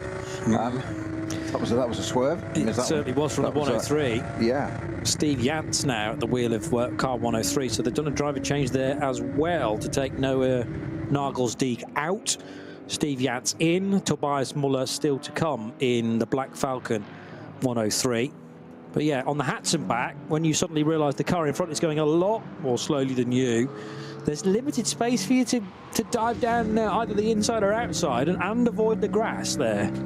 Just a bit. Yeah. One of the. I mean, it's not one of the fastest parts of the circuit, but it's not slow. Certainly the latter part over the bridge. Yeah. That's where it narrows. You've got the sweeping lefts and rights and whatever, where yourself, Bruce and I went out and stood, didn't we, a couple of years ago on 24 Hour, and went and watched a bit of qualifying or top. Did we watch the top 10 or something we weren't on air for? We didn't need to be, so we went to watch. So I think it can't have been top 10, but it was must have been a free practice session. But watching the GT3 cars going through there was quite incredible. And it's much as you talk about it and commentate on it and watch it, and we get into our own little sort of groove, if you like, going and standing like kids again at the side of the track and watching it. It was like, wow, how you can see why spectators want to go and do it. Just fascinating to watch them, so loud and so in your face. The GT3 cars, they're so big as well. You know, yes. How big they are, compared to their road cars that they're based on. Yeah, it's not as until you're standing next to them or a couple of meters up a bank looking over the top of them, and you realise that's quite a lot of metal that's heading your way. And when they're then two abreast, sometimes they are through Hatzenbach when you're stuck in a bit of lapped traffic as well, and you realise the very little margin of error. Televised motorsport is great if you can't be there on site, but I would strongly suggest if you can get to any of these NLS races, or indeed the Great 24 Hours, don't watch it all on the screen. Just make sure that you witness some of it in the skin, because cameras can only go so far. Yeah. But it's all five senses nearly always that are involved when you're there on the back watching it for real. And yes, the noise is one of those, not just from the race cars, but from those massive speaker stacks as well that the fans bring. Still, sadly, the damaged cars at Klostertal are... I think that's the last one coming in. Do you think? Yeah. Okay, but they are still being stretchered back, and this is the treble 4 Porsche with a very untidy front end to that. That's a big front end impact, isn't it? Now, thankfully, it's not the business end of the car on a Cayman, but the Adrenaline Motorsport machine, which at the time was leading the V5 category, is looking very sorry for itself, and that's quite a bit of work for them to do over the winter period to get it ready for round 1 of the 2025 season. It's the Korn family benefit. Yeah, Daniel, Tobias and Ulrich, isn't it? And I don't know which of the three was actually at the wheel, sadly, because the timing screen doesn't differentiate between family members. But one of those three, and the best news that we had was that the driver at the time was able to get out. So Lucas Auer, at the moment, looking like he's dominating this race, but as I say, that's a false reflection of how the race should be come 4 o'clock this afternoon. 45 seconds will disappear, I rather fancy, towards the end of the race when Lucas has to come in for an early stop. Christodoulou will probably pit a lap later, and Winkelhock a lap later than that. So that will bring them all back together again. It's about 50 to 55 seconds that separate the top 3 currently. And Ayachin Guven, still waiting for him to cross the line. Oh no, there he is in 4th place.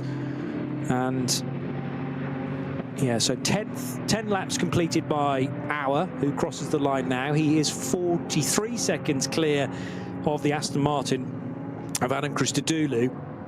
But the gap is coming down to Markus Winkelhock again in 3rd position. So that was a 5-second gap separating the Aston and the Audi. at the start of lap 10. Now at the end of lap 10, it's down to half that, 2.3 seconds. And that Audi again is looking very, very quick. I was amazed earlier on in the race when Stippler got ahead of Nico Bastian, quite how quickly he was then able to pull away into the distance. So Winkelhock will be about the same sort of speed. He goes a little bit wide coming out of the Mercedes arena there, though, to deal with a slower car. Probably not onto the grass because there's a fair bit of runoff there as the Yokohama S feeds back into. Yeah, you've got the white line, the curbing, and then you've got what we call there's a green sort of grass creep bit, isn't there? There's yeah, quite a bit more there. So it's a bit of a style of that car that tends to use all that. And it's also chamfered as well, so it's kind of, it sends you back onto the track, so it's not flat, it's angled. Like one of those big old sewage pipes in the Italian Job, you mean? Where you know you could very similar concept. Swing yeah. your Mini Cooper left and right, and it'll just nudge you back onto the racing line. Although you've got the whole hip movement going there as well. I know it didn't work on radio, but you enjoyed it. Exactly. Yeah. I need a hula skirt to do that in the right proper way. Anyway, so our Christodoulou, Winkelhock, put an image in your head now, which you really didn't want. Guven, has Guven crossed the line at the end of lap 10? Yes, he has. And Finn Wiebelhaus, who is learning his trade on this racetrack and how these NLS races tend to pan out. Wiebelhaus enjoying this, I'm sure, and he is a further 50 seconds back. How much pressure from the car behind? Not a great deal. So Wiebelhaus with clear air in front and behind, which will be useful for him. However, different story entirely at the sharp end of Cup 2, because, in fact, this is for second place. Daniel Blickel under a great deal of pressure from the 121 of Michele Di Martino in his kind of art car. That's a sort of collage type paint job for the 121 this weekend. And the Arvia car under a huge amount of pressure after Ben Boonagel has disappeared in the 122 into the race lead and beyond, it seems. So second place, certainly hard fought here by Blickel ahead of Di Martino. Di Martino's got the advantage in that he's already done a full stint and is in for a second. He knows precisely what the track conditions are like. Almost a move down the inside line there of the second bit of the Mercedes arena, but Daniel Blickel saw him coming and was able to fend him off. You've got to know the car you're driving when you do that, and also the competitor you're driving against, to be able to run that close to somebody and not have a moment. You've got to trust them 100%. And of course, these guys race together a lot, and you've got equal machinery, so that helps enormously. But a little bit of psychology there, just sitting so close, I mean, literally right under the rear wing. I mean, that is the one change for Di Martino, is that, yeah, he hasn't got out of the car yet, but everybody around him in all the other cars has. Yeah, it's different drivers all of a sudden, so the cars you're racing with, you might know the livery, but the driving style could well have changed a great deal. As Blickel catches the curb a touch there, they're both going to duck underneath the 658 BMW in one move at the Sabine Schmitz curve. And the 658 Beamer saw them coming. That's Hakan Sari, the Belgian, in his 240i Racing Cup car. Steve Yantz in car 103 is also a Cup 2 runner, and in 5th place then behind the Vasquez-driven car. That rather suggests Vasquez is on his own as well. Yeah, 18 seconds away from the Blickel-Di Martino battle, but enough of a margin. Back to 5th place, so Tobias Vasquez in that no man's land, but just because he hasn't got a visual reference point ahead or behind him, he's still got to keep the pace up to make sure that they are there or thereabouts in the 1-2-3 car at the end of this race. I'm still trying to work out why Ben Boonagel's got such a lead. It might be again to do with when he pitted. Boonagel in after 6 laps. There we go. So 6 laps for Boonagel, or in fact 7 laps I should say. So 7 laps for Boonagel and 8 laps for the Shearbart and Di Martino crew, and now Blickel and Di Martino. So they are a little bit further back from car number 122. But similar to the scenario with Lucas Auer pitting so early, they should all be together right at the end of this race, or going into that final stint. I wouldn't be surprised to see the Cup 2s nose to tail once again. One car we've not mentioned to this point, and I'm surprised we've gone well beyond the hour-and-a-half marker before we mentioned the word Dacia, and Oliver Creaser, I think, is the only driver in that Logan this weekend. Would you agree? He is. Well, it's not really a Logan, is it? It's a Renault Clio underneath. Apparently, yes. Is it like a silhouette car? Yes. It's a bit better than a sort of tubular space frame chassis beneath, and then the body panels strung across the top. But yes, the suspension it's really quite trick, isn't it? In reality, the suspension is not from a Dacia, and engine mountings, I think, from a different car entirely as well, because the Dacia general way of building a car. And the way that this is powered, it would sort of tear itself apart, is my understanding, if other components were not used, which in fairness, you know, Dacia did not design it to be racing around the Nordschleife. It's not their fault. It's the fact that somebody takes it and tries to repurpose it, basically. Yeah. Yeah. But good to see that. And you say doing the entire race on his own. And he's not the only one to do that. In actual fact, the BMW I was looking up a couple of seconds ago, 658, has only Hakan Sari doing the driving for 4 hours. Patrick Schneider in his up-to race BMW, the 680 240i, is also a lone driver. Just about doable for 4 hours. I mean, the rule at Le Mans, I think, is still you can do 4 hours in one long slug, as long as you then have the rest period of 2 hours. It's normally no more than 4 in any 6, I want to say, at Le Mans. And I certainly remember back in the Audi days that Alan McNish began 24 hours of Le Mans with a 4-hour stint. Wouldn't let anyone else near the car for that opening 240 minutes. It feels like a long time, but I think once you split it down into sections, plus the fact that you're not racing today, you're not racing flat out throughout it all, because we've had a number of Code 60s. That takes the pressure off a little bit as well. You get the pause during each of the pit stops too. But you'll feel that you've had a hard work afternoon, or indeed qualifying this morning as well. You would have had to do that too. So it's a long old day. You're talking about Manisha, that would be, of course, be an LMP1 car, wouldn't it? Yes. In the day. I mean, a level of fitness and concentration combined you've got to have for those 4 hours. And yes. Stay out of trouble, but race at pace is a testimony to how fit somebody like that would be to achieve that. That's no mean feat. Yeah. 4 hours. Something like a quintuple stint or something to start things. I don't know whether they broke that to him before he got in the car, or just sort of, you know, introduced the idea after every stint, going, "You feel like another one, Alan?" I've done 4. How many more do you want? Exactly.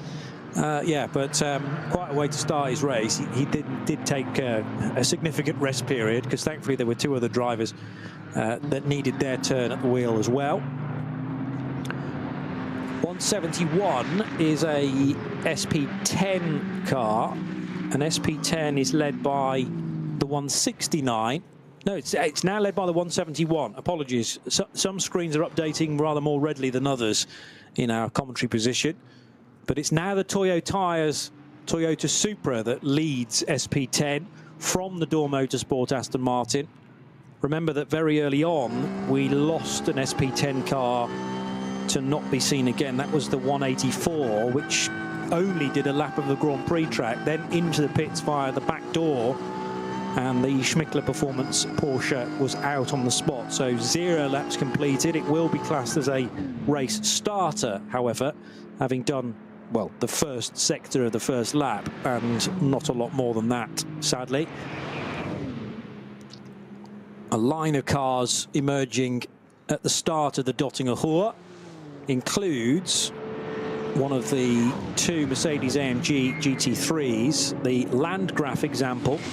Sorry, that's not the Landgraf car, Lucas Auer. So that will be Finn Wiebelhaus, I would have thought, in his Team Advan car, heading towards the end of the lap. Or is it the Landgraf car? Because I've just noticed that there's a half-and-half paint job going on there, very much confusing me, as in that it's black and white on one side and yellow and blue on the other. So is that Lucas Auer who's about to complete his 12th lap? Now, Lucas is in the 3rd sector, so it can't be him.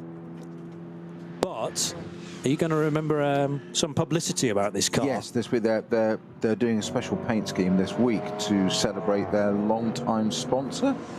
That was Wiebelhaus, I'm going to say, at the end of lap 11. Yes, because he's just triggered the timing beam. So that's Wiebelhaus in 5th in car number 6. It looks like it's Bilstein on one side, and then the black and white sponsorship I haven't quite got my head around yet. Not had a good enough view of it. But it's about to turn right part way down the Grand Prix track.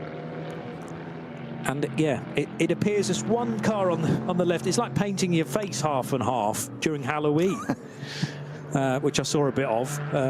Skeleton on one side and then a normal face on the other. But yeah, so the I think it's Bilstein. I worry about you. I really do. It wasn't me that did it. No, but the things These are the people that come knocking on my door on the 31st of October. I'm going to find that story now because I know I read it in the week. Well, I'm reasonably confident that it's half Bilstein livery and sponsorship. It's the right colours for that anyway, but the black and white might be the Advan bit, I suppose, as they wave goodbye to the Mercedes brand at HRT.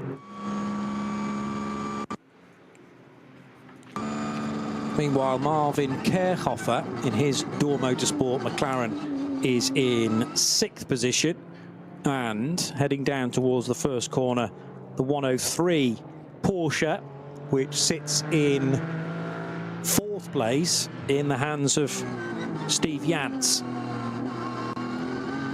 And that car, having pitted slightly different time from the race leader in Cup 2, so again is looking further back than is actually the case.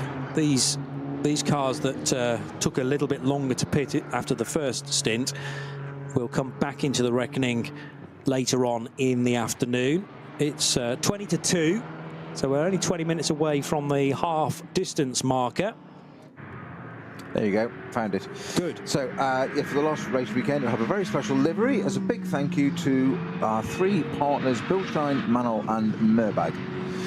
It will share a combination of yellow and blue as well as the black and white, the classic colours of the team's 3 partners. Right. So I was right with the Bilstein, yes, blue and yellow. Nürburgring. You're always right. I was just just confirming, just reinforcing it. Yeah, but which is the black and white bit then? That's the Nürburgring bit, is it? Yes. Okay. And yes, it's kind of on a diagonal, so the paint job runs from rear right in a straight line to front left, and either side of that line is the different livery. So it's like the car's been sliced in half on the diagonal. Cut like a piece of cake with a Victoria sponge. Well, they'll be celebrating so many years, I'm sure, with Mercedes, and it is a cause for celebration after so much loyalty. And a big decision, I'm sure, to go in the direction of Ford Mustang in 2025. It'll take a bit of time for them to get used to those cars. Assuming they keep predominantly the same mechanical crew, they're going to have to learn a new car and how to set it up, and more crucially for a 24 race, how to fix it as well, because often there's maybe some damage here and there through the course of a 24-hour race, and they have to deal with what can be changed quickly and other bits that might take a little bit longer. But a team like HRT will have this well and truly rehearsed, but a learning year perhaps for 2025. The final race of the World Endurance Championship was not great for Ford Mustang. Nürburgring on the, yes, I was right in my estimation in that, yeah, the half and half split. And the diagonal, yeah, but Bilstein I was right with. But yeah, Snowy's showing me a picture from the left-hand side where you could be forgiven for the whole car being painted black and white, but it's not. It's 50% of it. And Bilstein on the right-hand side, which is a viewpoint that we get quite a lot, particularly at Tiergarten, as the camera is on driver's right there. But yeah, back to the point of the WEC at its final race in Bahrain, and neither of the Ford Mustangs got to the end of the race with fairly significant engine failure, I think on both cars, certainly on the 88, requiring fire marshals to extinguish a fire in the engine bay. Now, whether that was car specific or whether it was to do with the fact that it was an LM GT3 car rather than a GT3 SP9 car, because there are differences, but that's mainly in how the data is recorded, the torque sensors and the various other bits of equipment that are necessary for it to be a Le Mans spec car. I think some of the, just quickly on the HRT Mercedes part of it, that thank you to the sponsors, that I believe some of the sponsors are not necessarily following across to them when they continue to run the Mustang. Understandable. Therefore, it's a bit of a thank you, Mercedes, that's our time done, but a nice gesture from the team. Yes, well, Bilstein have been seen on other cars other than Mercedes, on Audis in the past, so it depends on how that contract works, really, whether it can be moved to a Mustang as we head forwards. Yeah, we said Haupt to Mercedes, they're synonymous, they just go together. I'd have said Bilstein was in that as well, and that you know, yellow and blue livery, just get used to it. Bilstein's definitely been on other manufacturers and other German manufacturers as well, but how they would feel about a Ford, hey, those are conversations that we're not privy to. Now, Audi versus Aston Martin on the Dottinger Hoor, and this is Winkelhock up against Adam Christodoulou. The Mercedes of Lucas Auer is further up the road, so this is the battle for second position, and this time, crucially, the Audi has the inside line for Antonius Bucher. They're door handle to door handle, and the Audi will sneak through into second position. Now, that could be crucial, because remember that the race-leading Mercedes of Lucas Auer pitted earlier than these two cars, so that therefore it will have to pit earlier and further away from the checkered flag than these two cars as we head for the final stint. So is that potentially the overtake for what will become the race lead? Markus Winkelhock getting a terrific run on Christodoulou. They were only 2.5 seconds apart anyway at the start of the lap, and it has reeled the Aston Martin in, the Pro Sport run car, and now is in the lead of the race. Next question is, can Markus Winkelhock edge away from the Aston Martin to the speed or the extent that Frank Stippler was able to do? Here, on the flip side, is Lucas Auer, still leading by 3/4 of a minute, but that will all condense as we get closer to the checkered flag, I reckon, Snowy.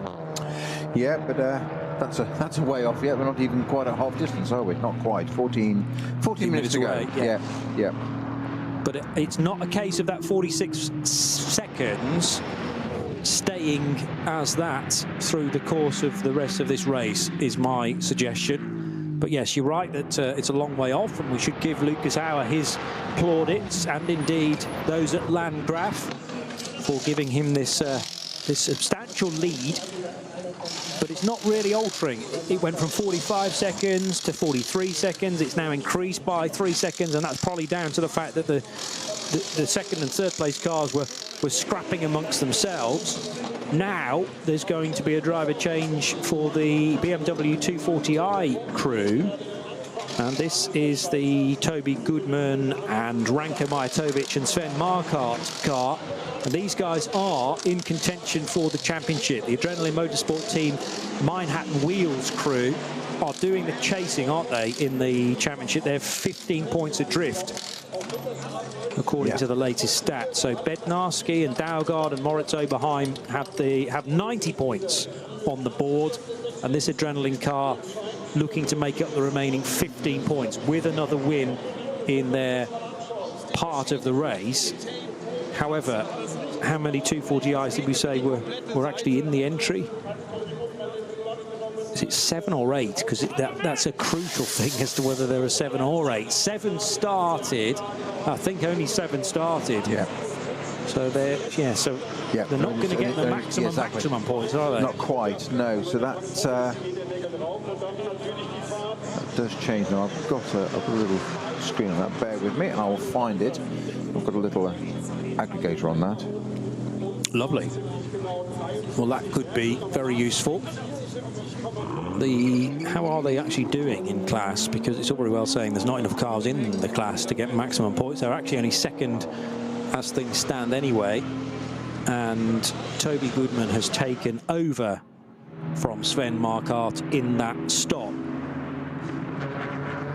So 650 back into the race.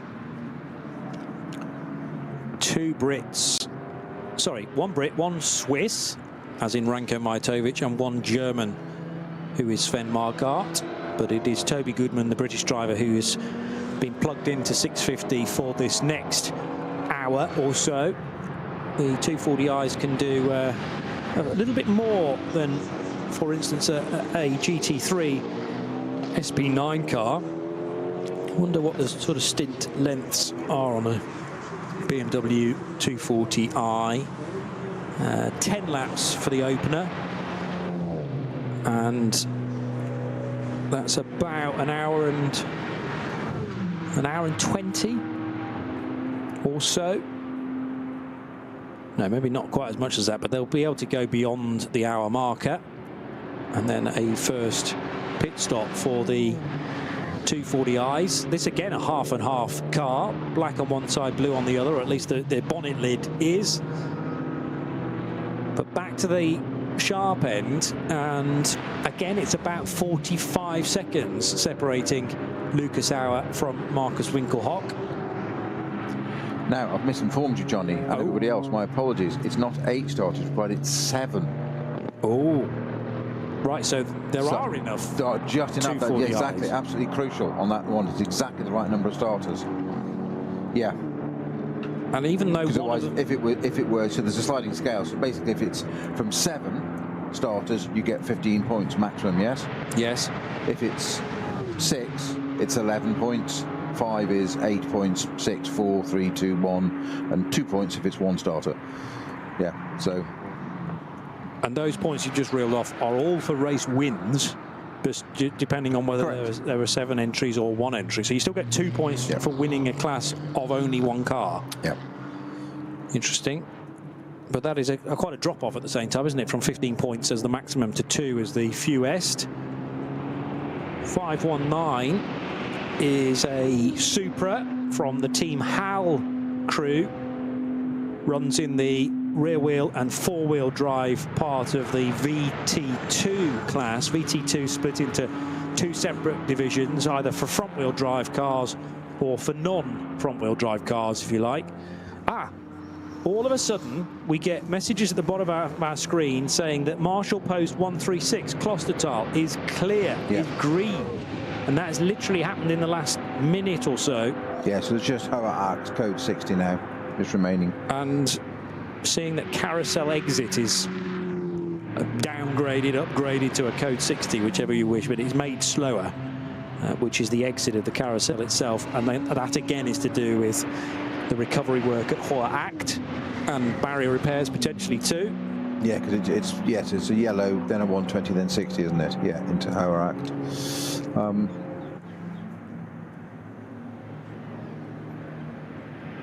Just a mention for Adam Christodoulou, yes, he was overtaken by the Audi of Markus Winkelhock, but he is not fading. He's only 0.4 of a second behind Winkelhock, so despite the real up change in the gap between Stippler and Bastian earlier on in the same cars. Stippler was the starting driver in the 15 Audi. Nico Bastian began in the 17 Aston Martin. And once Stippler got ahead of the Aston on the opening exchange, he was really able to stretch his legs as for the lead? I think it was for the lead at the time. Whereas this time around, the Audi not as substantially different compared to Adam Christodoulou's Pro Sport Aston Martin. So maybe it's helping that there's some traffic around and Winkelhock just cannot get sufficiently ahead. Not detracting at all from Lucas Auer's race lead, because again his sector times are okay, particularly bearing in mind that there's lots of traffic and also crucially code 60s. The other thing, though, is that as Lucas Auer comes in at the end of lap 13, so he pitted at the end of 5. 5 add 8 is 13, so that is bang on schedule. Now, at what point did Klostertal turn green, and has that benefited the Audi and the Aston Martin, who were further back down the road? As in, did the Mercedes have to go through some of that code 60, and then it was cleared in time for this Audi and Aston battle? Only the sector times will tell us for sure. But as I said, Christodoulou is not drifting away from Markus Winkelhock. They arrive absolutely together into Tiergarten. There's been no opportunity, though, for the Aston Martin to draw level with the Audi down the Dottinger Hohe. And this, I'll say again, it could easily be for the race lead because of that Mercedes pitting on a different strategy and having to pit earlier than these two as we get nearer to the end of the race. Aston to the high side now into the first corner, but not able again to draw level with the Audi. How readily can the Audi turn in? It's okay, actually. And off the corner, reasonable speed again. But it's not the same sort of speed from the Audi as we were seeing when Frank Stippler was doing battle with Bastian. Would you agree? Yeah, I think the Aston's got greater straight line speed and certainly acceleration coming out of the corner there. You could see it coming out of turn 1 into the Mercedes arena. It could just it's certainly got better traction. Whether that's a tyre thing or not, I don't know, but it's certainly got the grunt down there. But very, very neat driving by Winkelhock there, coming on the pit straight, just taking to the right-hand side. So the Aston's pushing him onto the high side with the Aston. But then, of course, you compromise your line going into turn 1 because you've got the perfect line. So he managed to come out and get that line as well. So a bit of thinking driving there, and it's bought him a little bit of time there through now weaving. Very strange there from Winkelhock. Not an outlap, of course. No. Yeah. Still doing it again on the approach to the Vidal chicane. That would suggest to me an issue, and that's an early part of a lap to have the issue. You're only just on the GP circuit, only just getting onto the Nordschleife now, so can't not have heat in the tyres now. That's I thought so. And I wouldn't have thought it'd be a fuel issue at that point. I was trying to, slosh it around the tank to the pickup point. This time you've got a whole lap to go. That's a long way to go with a low on fuel. But I'm intrigued as to why he was having to weave the car quite so much there. Yeah, it's a strange situation. I was just trying to work out precisely what rubber the Audi is on, and I think they were Yokohama badges on the front of the car. And I've just actually discovered an article dated the end of October 2024, so very recent indeed. Yokohama Rubber has signed a partnership agreement with the Scherer Sport PHX racing team. So they, rather than the old Michelin rubber, they're having to learn the Japanese Yokohama-produced tyres, which Yokohama have traditionally been the favourite of Valkenhorst in the past with their BMWs. The Aston Martin is on Goodyear tyres, so it's definitely a tyre fight there as well between the Audi and the Aston Martin. But yeah, new rubber for the crew for Scherer Sport PHX. Quite why there was the need to weave may well be clear later on, but the Audi's going to have to do this lap and one more, I reckon, because that's only 5 laps completed for Winkelhock on the stint. 13 pitted at the end of 7 laps, so it's done 6. Yeah, so this one and another one after that. If fuel starvation is starting to become a problem, then that's a major concern for the Audi. Or was Winkelhock just able to take that opportunity on the Grand Prix track, knowing that he'd fended off the battle from Christodoulou in the opening stages of the lap? Maybe he thought, well, this is my chance now before we hit the Nordschleife proper, and I can't do tyre warming and weaving. He wouldn't want to do that on the Nordschleife itself. It's single file stuff after Sabine Schmidt's curve, pretty much. And at the moment, on the sector times, the Audi does appear to be still ahead. But it was touch and go as they crossed the line, 0.146 of a second through the last split between Winkelhock and Christodoulou. The other thing is, when did Nico Bastian first pit? He came in at the end of 6 laps. So this, on the flip side, is an in-lap for Christodoulou, where he would love to see the Audi move aside, because so much can be won and lost on an in-lap and a good out-lap as well. I'd expect Christodoulou in the 3rd placed Aston to come in, whereas the Winkelhock Audi, the Scherer Sport, will stay out for another lap at the end of this one, making it an 8-lap stint. He'll pit, therefore, at the end of lap 15. What's happening in Cup 2? Well, because Ben Boonagel pitted a lap before everybody else, he's got a a big advantage of 25 seconds. That's not the 40 seconds that... oh, interesting. Michael Grenier's just all of a sudden been put in the 48 Mercedes. I just noticed that. After about 4 or 5 laps of... Oh, no, just hours came in, didn't he? Yes, sorry, beg your pardon. I thought that was just a change on the timing screen without a pit stop, but no, the 48 had come in, yes. It's also no code 60s. We're clear. Oh, we're clear all the way around. Yeah, a couple of yellow flags, just for vehicles coming back and stuff, just be aware of, but no actual code status, so it's not quite a green flag. You know what I mean, though? Yes.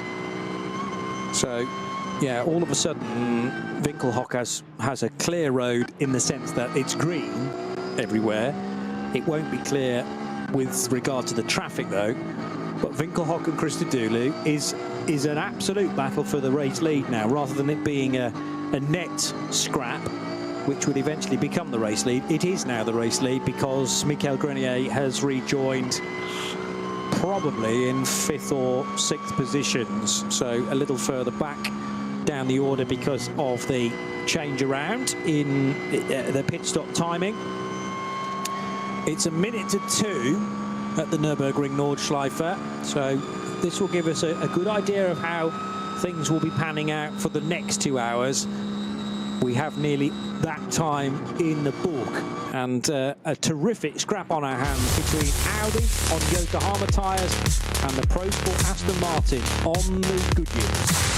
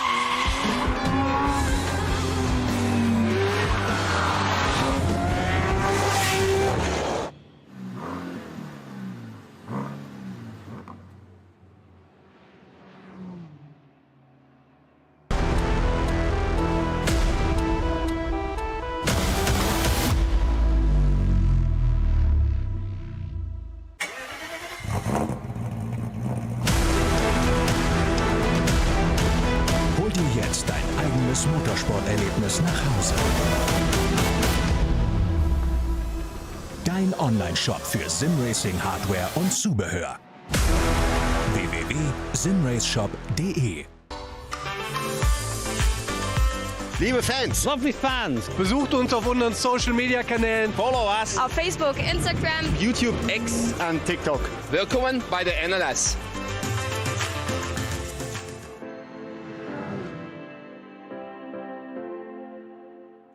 Was ist ein X?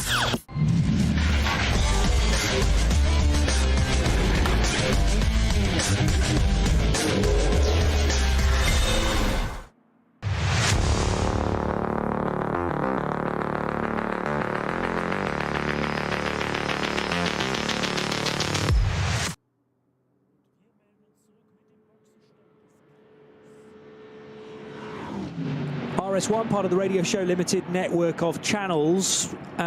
Conversation about Ayhancan Guven coming in at the end of only 7 laps on the stint. So he did 7 to start and 7 as a second stint as one of the other damaged cars is stretchered into the old pit lane. That might well be one of the cars that tangled at Hoa Act, which has finally been recovered now to the end of the race lap. But yes, Adam Christodoulou came in at the end of his 8-lap stint. I'd expected that, no problem. But clearly Grello see that there's some value in doing shortened stints. So they did a 7-lap stint, which is as far as they could have gone on the first outing. That was for Maurice Schuring. But Guven, I mean, he was rapid at the start of his stint, was doing absolute best sector times, but rather than push on through to do a full 8-lap stint, he's come in after only 7. So are they expecting this race distance to be about 28 laps, and therefore they can do 4 times 7? That might be the thinking. Lucas Auer's very happy with his day so far. Finally, he relinquishes as the driver of car number 48, and Michael Grenier takes over, waiting to see precisely where Grenier is now in the race order. But the race is led by Markus Winkelhock, 14 laps in the book. And again, this is crucial for Winkelhock on this particular tour, because I think he will come in at the end of this lap, Snowy, because he'll need fuel, and they may well switch the car back to Frank Stippler. Yes, I was surprised if they didn't. It looks like the strategy that they're adopting in terms of driver change, I mean. But yes, absolutely right, it's got to come in at the end of this lap. Of course, having said that, it won't now, will it? Completely. Well, you can't do. It can't do an extra. You can't do 9 laps in a GT3. Exactly. And there hasn't been sufficient purple, as in code 60, code 120. There is a driver change in the Aston Martin, though, because Marek Bokman's just got on board that. So Christodoulou out, Bokman in. That means they've got 3 drivers. They've gone through all 3 in the first possible opportunity to do that. Guven stays at the wheel of Grello, so not a switch back to Maurice Schuring. We've got a code 60. Yes. At Flugplatz for go on, number 15 Shearer Audi. What? Winkelhock's off the road? Yep. Winkelhock has gone through the first sector, but we don't yet have a second sector time for Markus Winkelhock. And if it's Kiddelbacher Hoor, that is a really fast part of the racetrack. Kiddelbacher Hoor is the rise that takes you over the public road. That's for Hatzenbach up to Flugplatz, so it's just there, it's stopped by the look of it. Yeah, but Kiddelbacher Hoor's before Flugplatz. Yeah. And Kiddelbacher Hoor is the kind of rise after Hocheichen, and then the right-hander is Flugplatz itself. It's Hocheichen, it's just there, that's a bit back. Hocheichen, okay. Describing, yeah. So the next thing we need to investigate, or we possibly can, is to pick out a car that's about to go through that area and has one of the onboard cameras, and then I can describe to you precisely what's happened to this Audi. But we reckon huge news that the race leader is off the road at Hocheichen, Kiddelbacher Hoor, Flugplatz, that kind of area, well before Schwedenkreuz and the fast approach to Arenberg. Now, has it got together with another car? There was nobody near to it, though, so it's got to have been a slower moving car, potentially. Be very surprised if Markus Winkelhock has made a mistake on his own. But so the 15 is not setting sector times, and this will... The Black Falcon 103 GT3 Cup car's got on board, so we should see that at some point, and that's... Yeah. Well, that's not far away from that kind of area right now, in fact. In fact, it's now coming out of Hatzenbach now, so if we were to see that, we'd know what's going on. We haven't got a camera on that, which has got an onboard, but we're just not seeing it at the moment.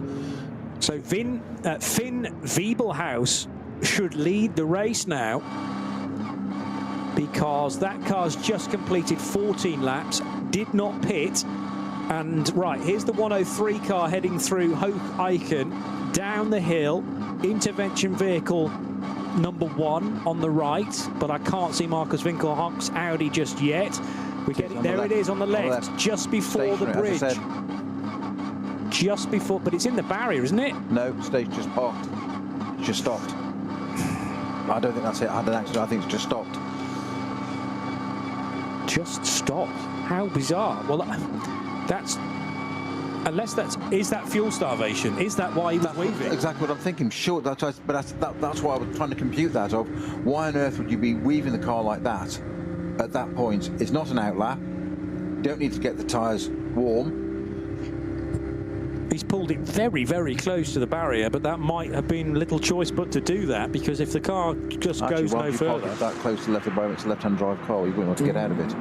I don't know whether it is left-hand drive, because the right-hand side door was being open, but you can't open the left. It is left-hand. It is left-hand drive. You know that for a fact? Yeah. I mean, I know it's a German car, but there are. That's where they're interviewing Stippler at the beginning. Remember? Yes. Left-hand side when he was eating his banana. Yes. I think his pre-race snack. So the right-hand door was being opened because you've got to climb over, and you've got to climb over everything. So I'm guessing Marcus Winkelhock has parked it for safety as far to the left as he possibly can. It clearly couldn't roll any further. I've got a horrible feeling, Johnny, that's run out of fuel. Yeah, and it shouldn't have done. They've got the calculations wrong. No, I think it might be a fuel pump issue. Yeah, okay. I think it's possibly starvation, as in, you know, something's failing on the car. It's not a calculation issue because it's not run out of fuel. The engine ceased to receive fuel, is what you're saying. Yeah. Hence why he was weaving and thinking, you know, why are fuel levels lower than they should be potentially? Well, if the fuel's not getting to the engine, then that's a major issue. But there should be no question that a car can do 8 laps in this race, unless they had an issue getting the fuel into the car. But then they would have known that, and why not just bring the car in like Grello did anyway? Grello were doing it on strategy. They pitted after 7 laps when they could have done 8. And to my mind, there was going to be no question that you could do 8. You can do 8 under fully green, and it's not been fully green. There's been so much purple. So I think that's more of a fuel pickup issue rather than actual fuel in the tank. But we will only know once we've had conversations with Marcus Winkelhock, potentially Frank Stippler, depending on how much Scherer Sport want to tell us, I suppose, as well. Car 15 stationary between Hatzenbach and GP Kers. Yeah, so it's Kittelbacher-Hohr pretty much. That's the rise over the public road. And there is an opportunity to spectate just beyond there. That's how you gain access to Schwedenkreuz. Here is Frank Stippler. He's going to be chatting German, of course, though, in German too, our pit lane reporter. So what does Frank know? A little more than us, I would rather suggest. But, I mean, it's not even got close to finishing that lap. It's in the 2nd sector of a 5-sector lap. So much further for that car to go. To me, we will be able to get a translated conversation to you very shortly to find out precisely what Frank Stippler thinks it is. But my guesstimate at this stage is that it's fuel pickup for whatever reason. Unless they couldn't get enough fuel into the car. Was that a pump, a fueling issue, as in, you know, on the trigger? No, Stippler saying Winkelhock had an accident. Did he? Don't know what's happened, but he's hit the barrier. Okay. So I said it was odd to park it that close on the left, unless it was just out of the way. But yeah, apparently so. So with another car, there wasn't another car on the scene, but that doesn't necessarily mean there wasn't another car involved. If the 2nd car didn't go in the barrier, then that will be able to carry on. Don't know what happened, but he hit the barrier. Wow. Okay. So you'll forgive us for going down the blind alley of fuel, because he was clearly weaving to try and do something to the car, unless he was concerned that the tyre temperature was dropping. Exactly. I just wonder if there's. I wonder if the two are connected, because without the weaving, we wouldn't have questioned the thing. But that was very strange to be weaving the car where he was on the track, not on an outlap, etc. So there was something strange going. So I wonder if there's something failing, or I think already just giving him the feeling that something wasn't right. Exactly. So if he was weaving, not for fuel as it appears now, but to almost to check something out. Does it feel right? There's something not right about this. So. There's always a reason, and hopefully we'll find out.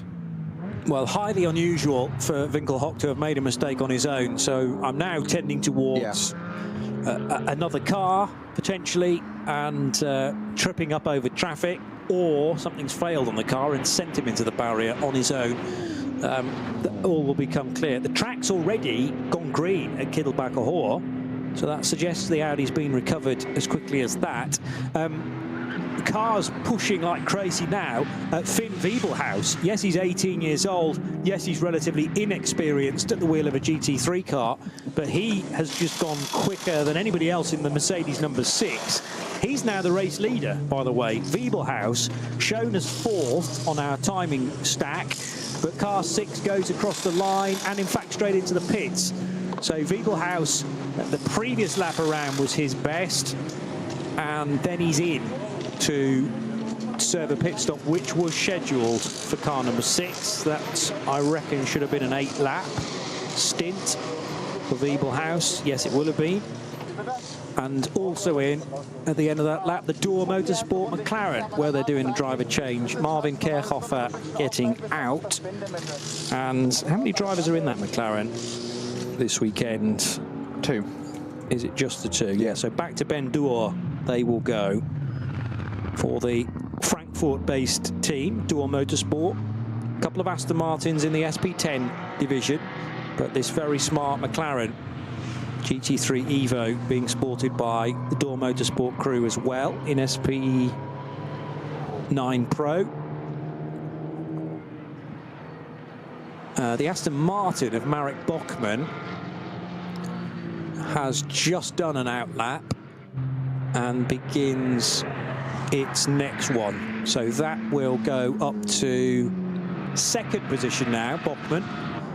And it's a Mercedes that leads, but not Finn Wiebelhaus, now Michael Grenier. So the Lucas Auer Grenier Mercedes, car number 48, that half and half painted car, sorry, not the half and half, it's that's completely black and white on all 4 corners. And it's the 6 car, isn't it, that is the Bilstein on one side and black and white on the other side. The Grello car, Ayanchin Guven stayed at the wheel of that, and Guven very, very quick in the early stages, clearly where he found a bit of clear air. Ever since then, he's been affected by traffic. A 105.4 is not hanging around, though, on the Grand Prix track. And where will that put the Grello Porsche now? That car, the Fetzer Mercedes, car number 6, is on an outlap. So Fetzer came in, sorry, Fetzer has been put into that car that Finn Wiebelhaus just brought in. Grenier leads, therefore. Bachmann 2nd in his Aston Martin. Michele Di Martino should be 3rd overall as the Cup 2 race leader, and then Guven in 4th position in his Grello Porsche.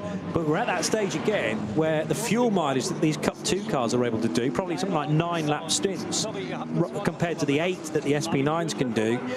And yeah, Di Martino up to, I reckon, 3rd overall in car number 121. Marvin Kerkhoff has just stepped out of the McLaren and is about to offer his thoughts in pit road, but we're 2¼ hours in, and a big shake-up in that the 15 Audi, which was not quite dominating the race because it was under pressure from the number 17 Aston Martin, and as I say, I think that those two would have ended up being, if not the race leaders, then really troubling the 48 crew at in the closing stages. But 48 given a bit more breathing space now because of a crash for Markus Winkelhock. Precisely what happened, we're not sure. Now, though, an issue for one of the SP10 Door Motorsport Aston Martins, and the 179 driven by Montana, driver known simply as Montana, has had a spin on the Grand Prix track, Snowy. Yeah, so he's got himself almost straddled, hasn't he, on the grass there. It's sort of front wheels are on the runoff area and the back of the car's on the track still, but it's you wonder why they haven't got it going. If it's stalled, often there's a process to go through to turn it, get it all back on again, and race engines, even modern, very reliable race engines, can still be reluctant to want to restart. Well, when they're hot exactly. as well. And you get all the heat soak, and you get components that... Yeah, because they're meant to be moving through the air, you say, even the engine bay, but as soon as it stops, you get that massive heat soak, and it all just sits there and it says, nah, I don't want to play anymore. No. If you're going to treat me like that, you're going to spin me, I'm not going to play. Well, they enjoy the bit down the Dottinger Hoor because that's when they're gasping for air and there's a nice cool breeze coming through, as you say. But yeah, when an engine just dies or stalls as a result of a spin, it's also very difficult sometimes to engage reverse. So you might be able to get off the curb in that direction, but if the gearbox doesn't want to play ball, then that's a major issue as well. So the SP10 car was 4th anyway. It's not the Door Motorsport number 169, which is really challenging for the lead in SP10.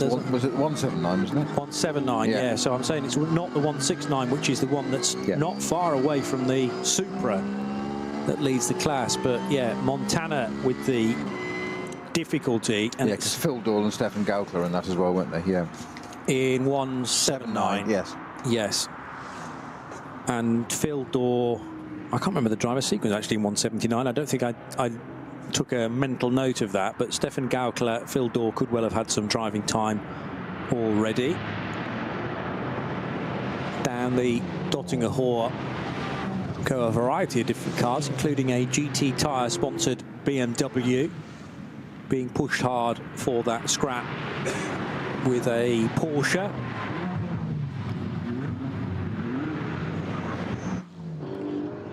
The data we have rather suggests Montana's been in that car from the start, but I don't know whether that's entirely accurate. Suggesting he's done 15 laps, but no, he's done a few more than that, I think. Montana's car. Oh no, that's about right. That would be right. So it looks like. So maybe it's a double stint for Montana. Yeah. And then the idea is to change things around later on, assuming the car is still in the race, of course. And that is up for debate, judging by its current position. 962. Now that is one of the key championship protagonists. Josh Bednarski, Lucas Daugard, Moritz Oberheim. Was it not Daugard who was put into 962? Correct. Yep. At the pit stop. And 146 is a GT tyre BMW, not in the same category, but probably on the same lap, which is the Triner-driven BMW, second in SB8T. So this Beamer is doing battle with the Dumoulin-driven Aston Martin.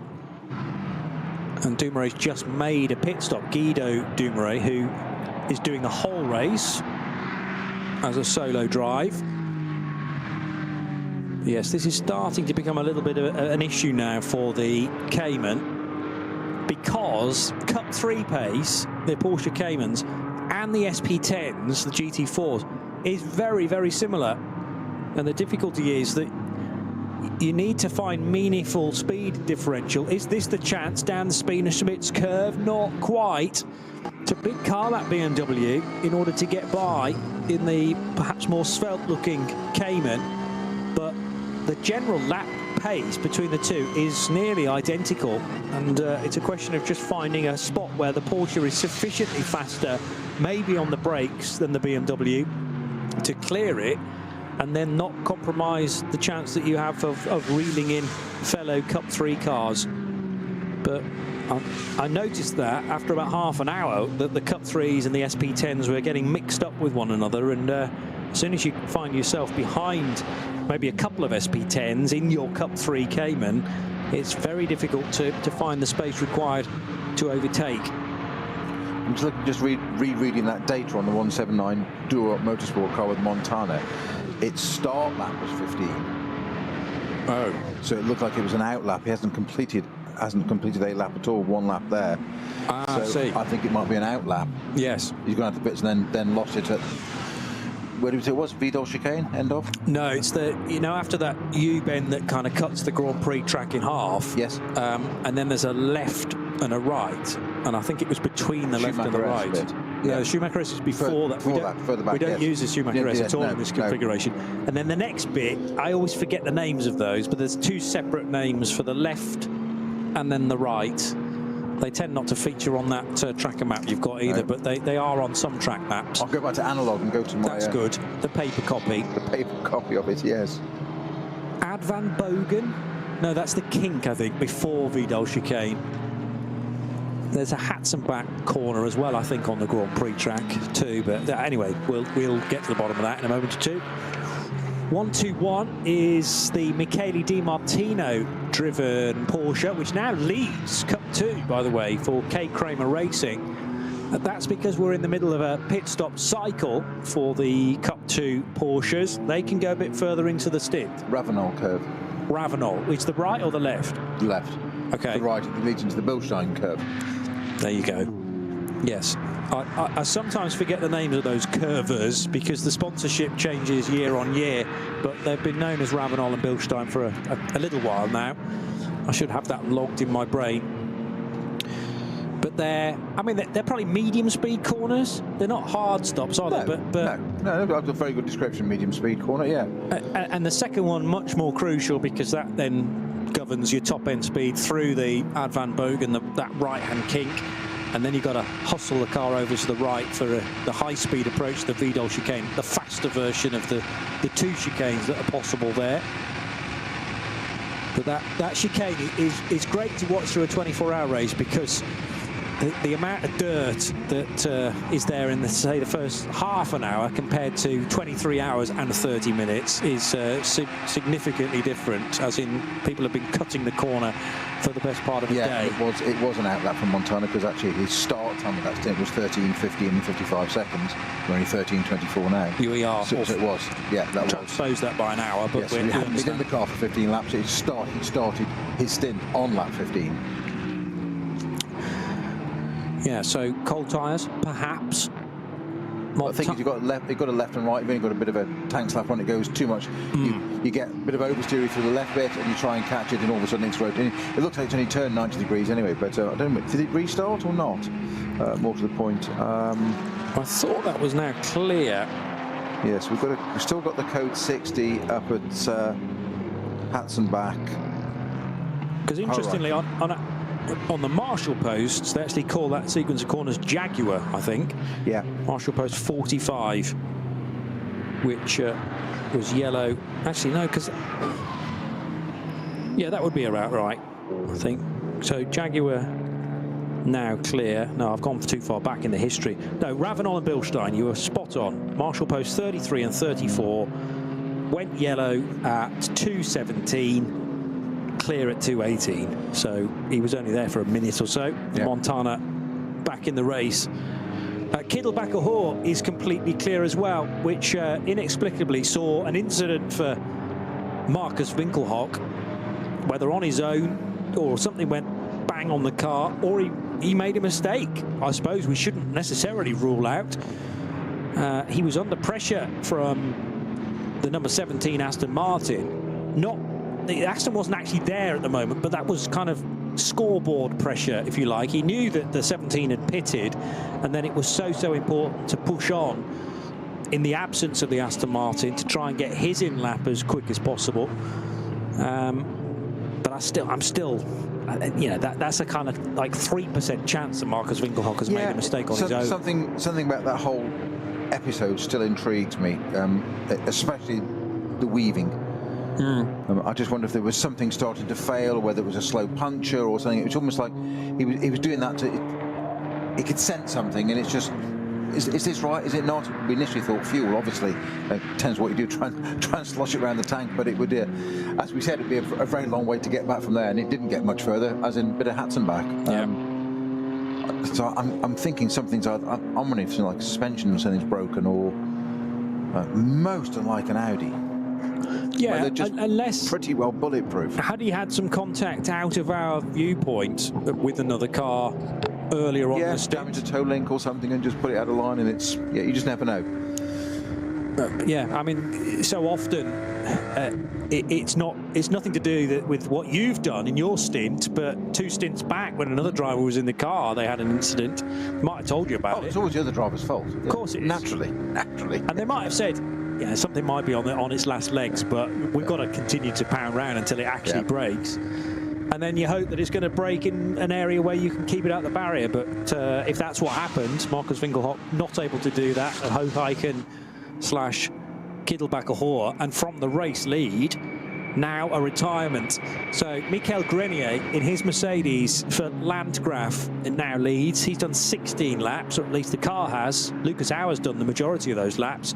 Grenier only in at the start of what should be an 8-lap stint.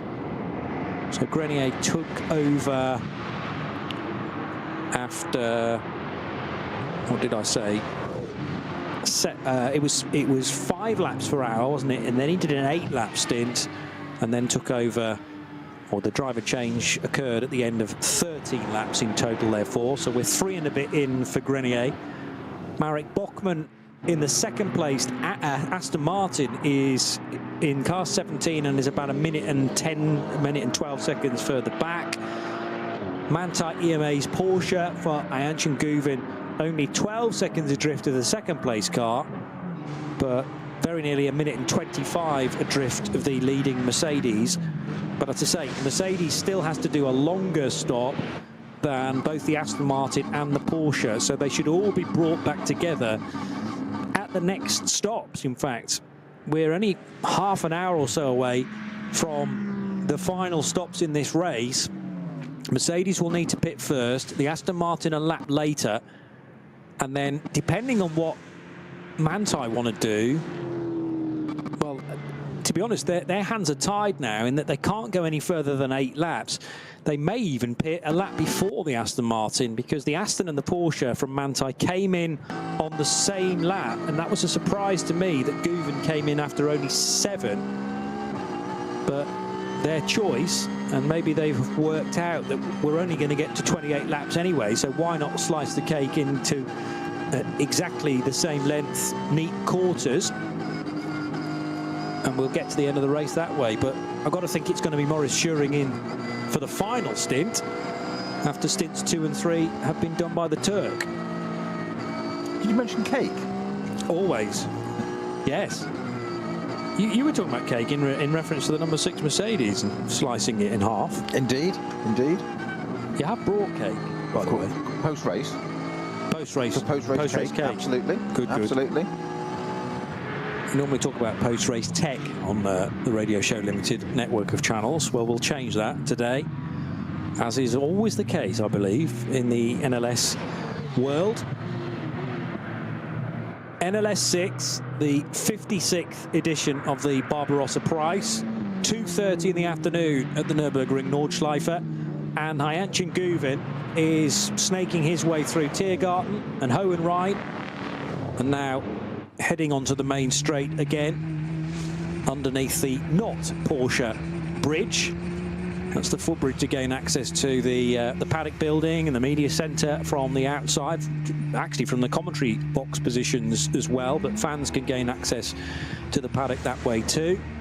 962, is that the 962 Porsche off the road? I was about to tell you, yeah, 962, which is their championship leader. It is? Yeah. Stopped. Yeah, at Carousel.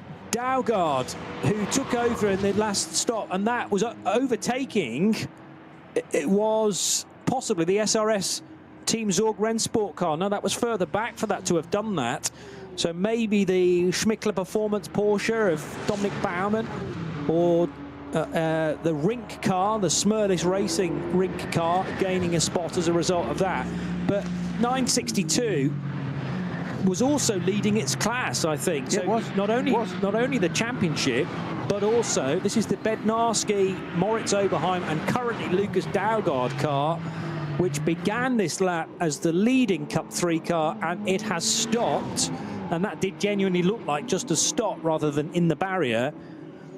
But 962, the championship leader, stationary after Carousel, and also we're hearing now about a second noise violation for the number 17 Aston Martin for Marek Bachmann, the Pro Sport Racing car.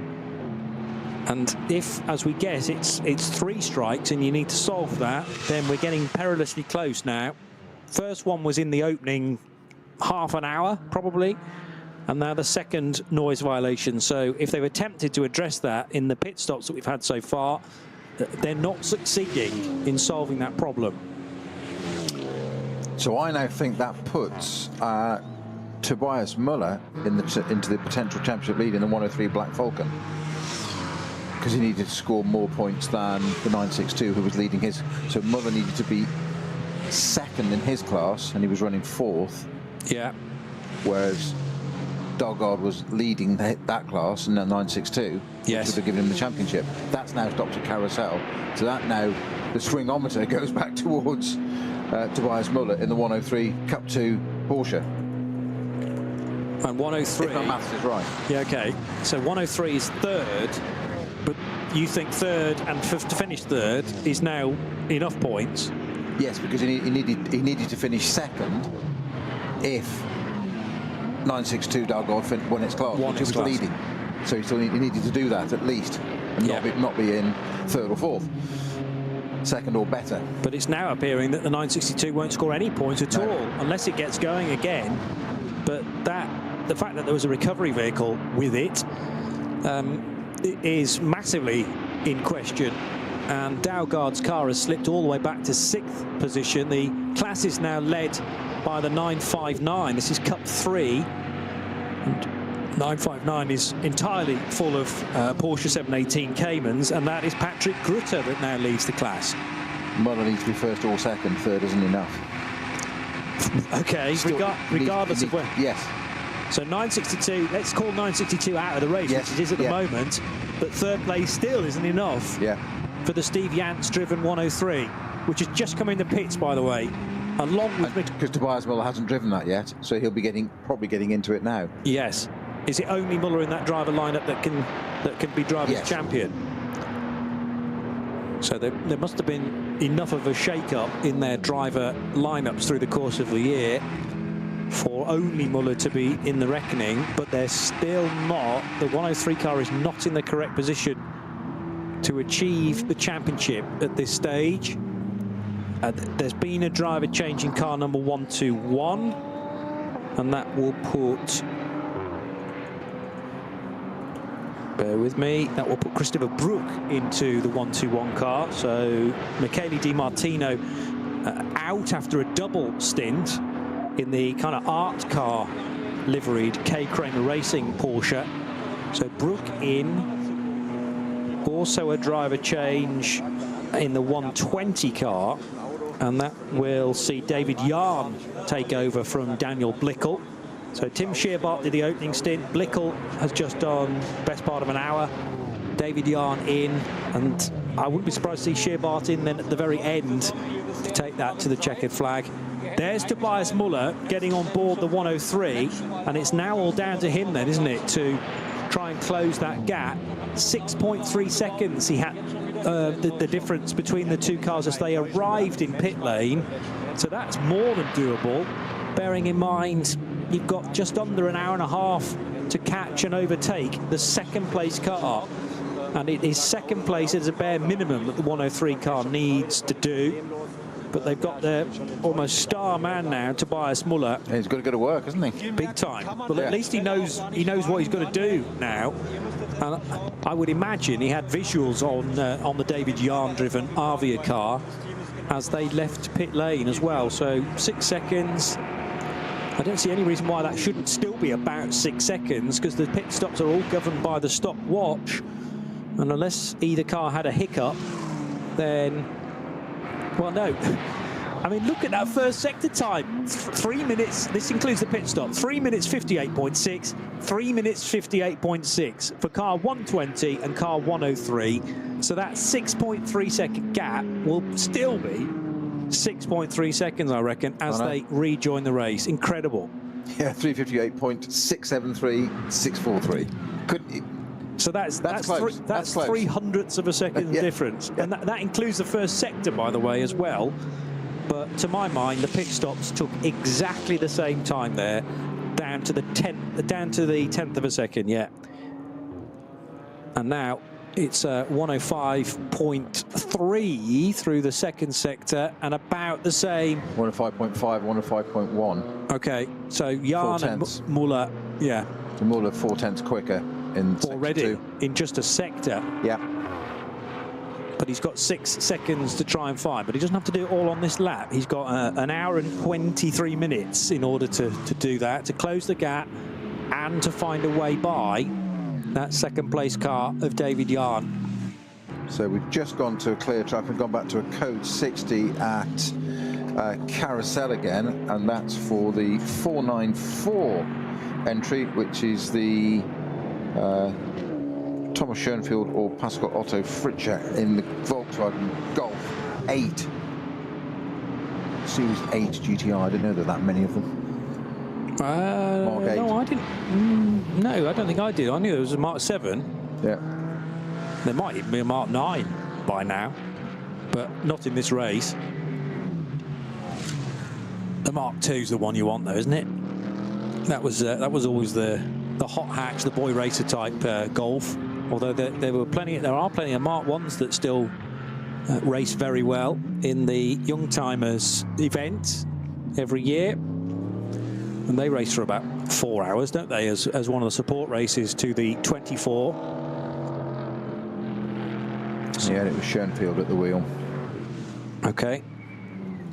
18 laps completed for Michael Grenier in the grey and white number 48 of Landgraf.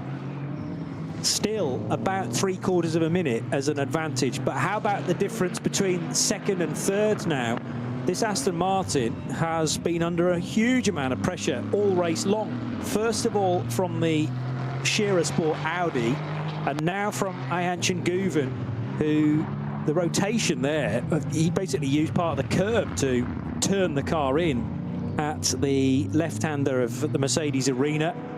And the Grello car is right with the Aston Martin now. The Aston, though, is oversteery, though. The Porsche. Yeah. Yeah, so that car almost over-rotating at times. The TT turned right down on that then. Clearly. Yeah, but the straight line speed, I mean, I'm impressed by the Aston Martin when it gets to down the tubes, and the Dottinger Hoor particularly. But if Guven can stay in the mirrors of Marek Bachmann for the rest of this lap, then it might just be a question of the Aston not being able to do much at all. Now they're bottled up behind one of the GT BMWs, and that was the opportunity that Guven needed. Just the half moment of thinking for Marek Bachmann, which side of this BMW do I go? And that's all it took. Yeah, Bachmann went the wrong side. Unfortunately, went to the right, threw a right-hander onto a straight that's going into a left-hander, and Guven just went, thank you very much, I'll go the other side because I'm then in the correct place for the left-hander. And it was, that was just slam dunk. Yeah. But I think there was an element of Bachmann having to get off the throttle just until he decided as well. So he didn't have the momentum, and he chose the wrong side. I totally agree with that point too. And actually Guven was able to hit the loud pedal at about the time he needed to anyway, coming out of the Vidal chicane. Road opened up for him because that was an SP8T BMW from memory, because we've talked about that already in the race. That will be the Schreiner-driven M4 GT4. I'm pretty confident, the 146. Doing nothing wrong, even to go through the chicane and into Sabine Schmidt's curve as well. But yeah, Guven down the inside and using the traffic perfectly there for the better opportunity. I think Guven was quicker than Bachmann anyway, so we should now see that Porsche open up a little bit of a gap. Guven 103.5 through that second sector. So it's not only costly in terms of track position, but also costly in terms of sheer time as well for Bachmann, because he's lost over a second in that sector alone as he decided where to go on the road. Dennis Fetzer in the number 6 car. He's fairly early on in his stint in the Team Advan by HRT machine. And then the leader in Cup 2 is still Brook in number 121. The real fight there is between 120 and the chasing 103 car of Tobias Muller, though. So it's now David Yarn in the 120 Avia WNS Motorsport car ahead of the chasing 103. And remember, the target for Tobias Muller is to finish in that top 2 position to get the number of points that are required to take the championship. But all very well trying to make the move in the early stages of this stint. He needs to make sure that once the overtake is done, that he's got sufficient speed to stay in second, or ideally win the class, of course. And again, I'm not entirely convinced that the 1-2-2 car is on the same pit stop strategy. That's the Ben Boonagel, Alex Brundle, and currently Alex Brundle driven car. So 1-2-2, a long way ahead. But it's not necessarily going to end there, because Boonagel pitted at least one lap before everybody else, and therefore their final pit stop has got to be longer than those chasing cars. So it might well equal up going into the final stint within Cup 2 as well. So that's the leading Cup 2 car, isn't it? It is, yeah, Alex Brundle, yes. But I think in a similar vein to where Miguel Grenier is going to have to spend a bit more time in the pits as per the rules, it's questionable whether the 47 seconds is going to disappear entirely, but it might be sliced down to maybe half of that once the 48 car comes into pit lane. And it's going to be a similar situation in Cup 2, with 1-2-2 car needing to pit for longer than the chasing Brook car of which of the Brooks is in there? Chris Brooks. Sorry, yeah. Chris Brooks in there, and the K Kramer crew, yes. And then the Arvia WNS Motorsport crew of David Yarn. So Tobias Muller's scored us in 4th right now. He's now got 2 cars to overtake, but as I say, I think that the Brundle car will be in the mix come the end as well. And the sister car to the Brundle car, the other Muller car, number 123, with Hopper at the wheel now, that's got a minute penalty for too short a pit stop as well. Just over an hour and 15 minutes still to go. It's the final round of the season for 2024 for the Nürburgring Langstrecken Series, the 56th edition of the Barbarossapreis. Miguel Grenier currently leads in his Mercedes AMG GT3. We've done 18 laps here at the Nürburgring.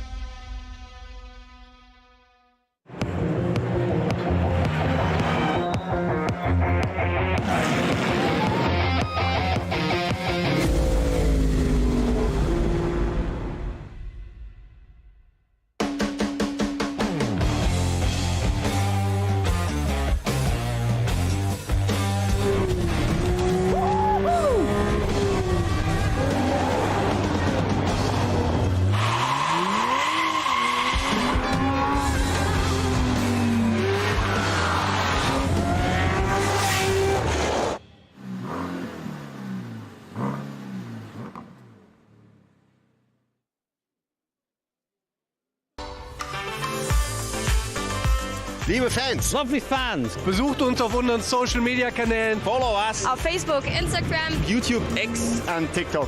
Willkommen bei der NLS.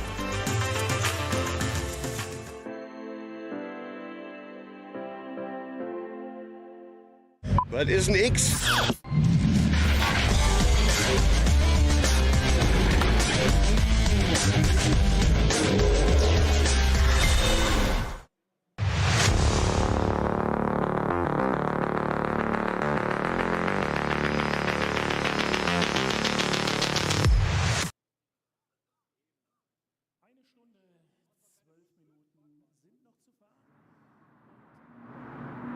1 laps, and that should see the number 48 Mercedes back in again for the required amount of fuel. However, it's also going to have to pit for, I reckon, longer than those cars behind. Guven and Bachmann, it will pit a lap before those two. We maybe shouldn't discount the Dennis Fetzer Mercedes at this point either, because the 6 car has been going on to the 8-lap stint marker for quite some time as well. So the 6 car should pit a lap later than Guven and Bachmann, but we'll wait and see. So race 6 of the year in the NLS, although from a championship perspective, actually the 8th points scoring race. And we're very nearly into the final 60 minutes of the season. In recent memory, the NLS has never extended quite to the 16th of November. This is a much later race than normal. It's usually a spare date, isn't it, in case? But oh, this is the spare. Well, usually, yes, as in there's always one scheduled in case anything happens. I think because of NLS, NES, and a few things happening over the year, I think that's why we ended up running this late. So, you know, there's 9 races on the calendar next year. Mm-hmm. Is that just 9 dates, and actually we'll only have 8 races? I believe so, yes. Okay, so there's 9 reserved. Well, there's always a spare date, just in case, a reserve date, in case anything happens, and they can use it up. So it's kind of booked in advance. And therefore, if one of the early races in March or April can't run, then you've got your round 8, your final round spare, as it were. That makes sense. So we might not have 9 NLS races, probably more like 8. That's a disappointment. Anyway, no, 8 is still a good number. Plus, of course, the N24 qualifying race, which sits apart from the main championship season, and the N24 as well. So that's at least 10 separate events to be held here at the Nürburgring Nordschleife. Plus, of course, a whole load of racing on the Grand Prix track alone. Big old truck Grand Prix every year as well on the Grand Prix track, or sort of half the Grand Prix track, the bit that we're using this weekend. 461 going rather nicely is the BMW M2, just producing its best lap of the race, and 461 is Sebastian Tauber's BMW. That was the one that was on the grass at the start of the race. And he was having fun and games trying to get back to the black stuff between the Vidal chicane and the Sabine Schmitz curve. Well, that car has now rejoined, thankfully, after a bit of outside assistance, and is going well. New Goodyear Eagle tyres for BMW number 513, which is an entry in the rear and four-wheel drive part of VT2. VT2 split into front-wheel drive cars and then the rear and four-wheel drive category. And it's 2 Japanese drivers in this BMW 330i, Kota Kwai and Takeshi Ito. Not sure whether it was Takeshi or his teammate Kota who just brought that car in, but potentially a driver change going on here as well. A very standard-looking VT2 car, road car, turned into a race car, but a chance for a couple of Japanese drivers maybe to get some permit signatures ahead of a bigger year next year, maybe in a faster class. There's also a Dutchman, Jokas Paddock, named on the car, but don't think he is driving this weekend. He's certainly not on the entry list. The Japanese driver being strapped in now. Good times from Tobias Muller. He's just set the quickest Cup 2 lap of the race so far.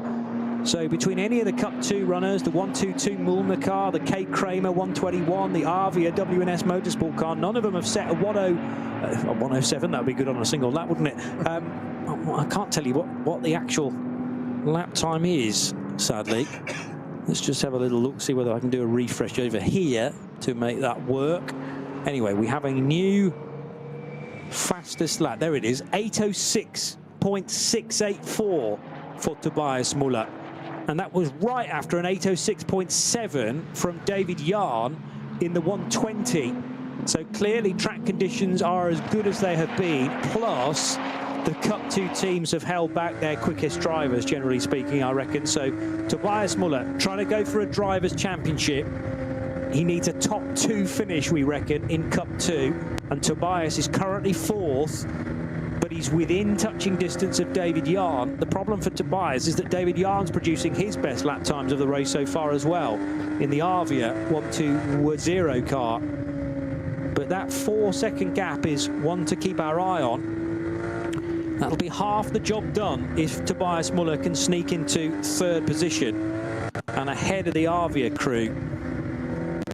Then it'll be Chris Brook who he's trying to reel in, and depending on how long Chris Brook spends in pit road during their final stop, that could be helped out anyway. If K Kramer Racing are on a different strategy, it might be that that car has to sit in the pit lane for a little longer anyway than the 103 car.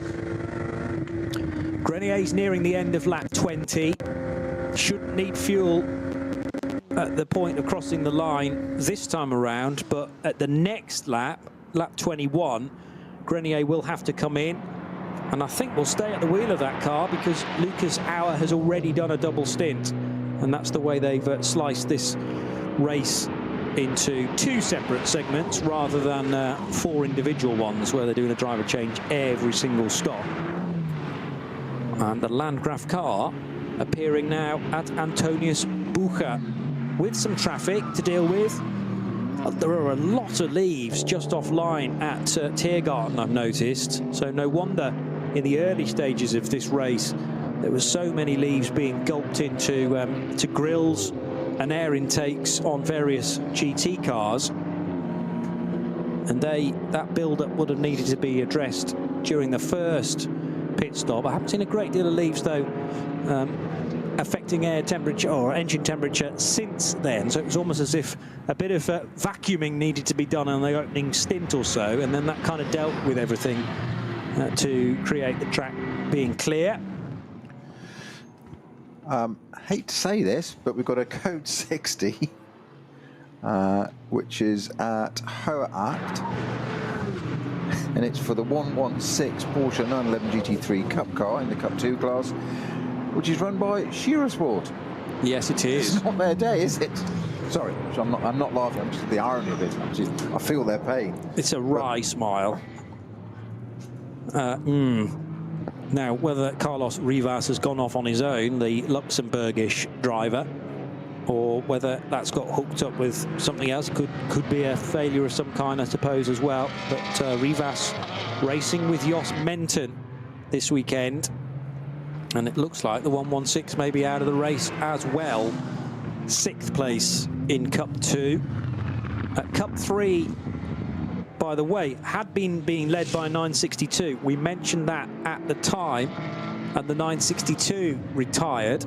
It hasn't restarted, has it? The Daugard car?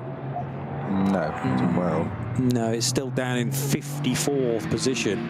So the new Cup 3 leader is 949, and that is the SRS Team Zorg Rennsport car for Mads Gravson and Harley Horton and current driver Kasparas Vingilis.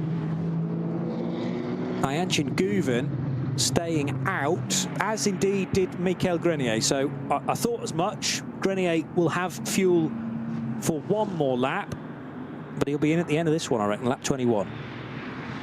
I can give you your answer courtesy of Ian McCarthy. Thank you, Ian. Always good to have you on board. 8 weekends for next year, but of course one's a double header, so 9 races. Okay, and we are going to get 9 in total. That's not a reserve day or anything like that. It is 9. Yes. Terrific. Thank you, Ian. Welcome aboard. Thanks, Ian. Late in the day, in the race, comes in, vital bit of information about next year. He will have been here from the start. Yeah, exactly. Just hadn't got anything sensible to say for us because we're just talking rubbish.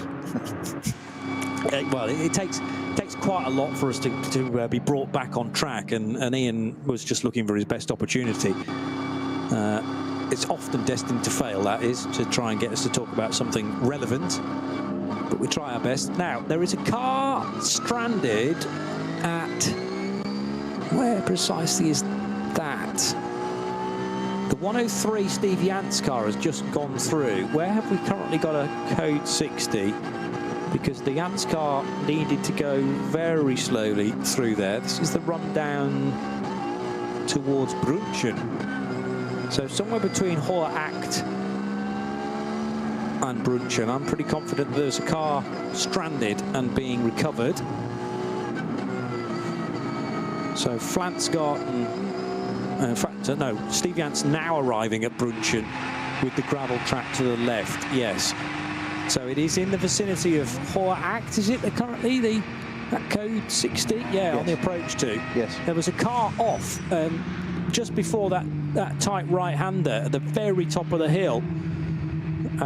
Looked like a saloon type car or a hot hatch. Here we go. It's neither of those. Looks more like a Porsche this time around. Yes, it is. It's looks like a Moolah. So what? No, is that not the SBA? Is that not the Shearer Sport car that you talked about? Car, it is. Yes. Sorry, Moolah. So Marcel, Alex. Yes. So, sorry, just got you all panicked there. Just to get your mention. Sorry, Bertie Mulner, who is overseeing the team again. I had a quick word with Marcel Duke at Barcelona, having inadvertently found my way into the driver's briefing. It turned out to be very, very useful, but I thought, oh, lots of drivers walking in the same direction at once. It must be lunchtime.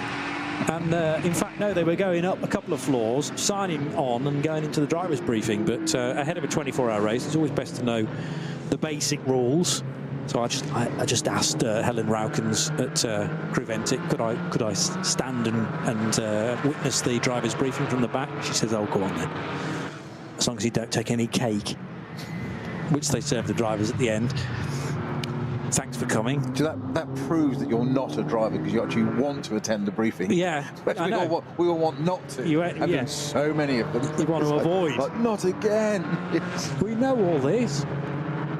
No, I like to know about things like track limits, the bane of drivers' lives. I know, but I refer to my previous statement. I like to know about track limits. Track limits are the barriers. They should be. Distant touring car racing, anyway. Well, true. But no, there's a rule, for instance, at Barcelona, in that if you outbrake yourself into the first corner, you can't rejoin straight away. You've got to go down a little gully, a single track road before you rejoin safely and legally. I'd forgotten all that, so it was good to bring that back to mind. Track limits are self-policing around a circuit like this, though, particularly if you leave the road or attempt to leave the road at Kibelbacher Hohe, which is precisely what Marcus Winkelhock did earlier in the race, as he was leading the race as well in the number 15 Audi, and out on the spot because he dinged the barrier. We weren't actually able to tell you much about the damage that had been done to the Audi, or indeed, was it damaged before it left the road? That was the other question. Had there been something that was slowly braking on that car, like a toe link or similar, and that steered him into the barrier? But nevertheless, one thing was for sure, no longer led the race, and that has put the 48 Mercedes into the lead. But it's coming down. Ayenchen Guven is just chiseling away at that race lead, which for a long time stood at 45 seconds. It's down to 36.5 seconds now as the Turkish driver reels in Michael Grenier. And bear in mind as well that Grenier, through pitting a lap earlier than Guven, and that's going to be at the end of this lap, I reckon Grenier will have to pit for fuel at the end of lap 21, the current lap we're on. Guven will be able to go to the end of lap 22, and because we are then a little closer to the checkered flag, Guven can spend less time in the pits, so that will bring the gap down even further. And make no mistake about it, Grello are in with a chance of a victory today, and therefore I think you have to put the Marek Bachmann Aston Martin in with a chance of a victory as well, because Bachmann's only 4 seconds back from Guven.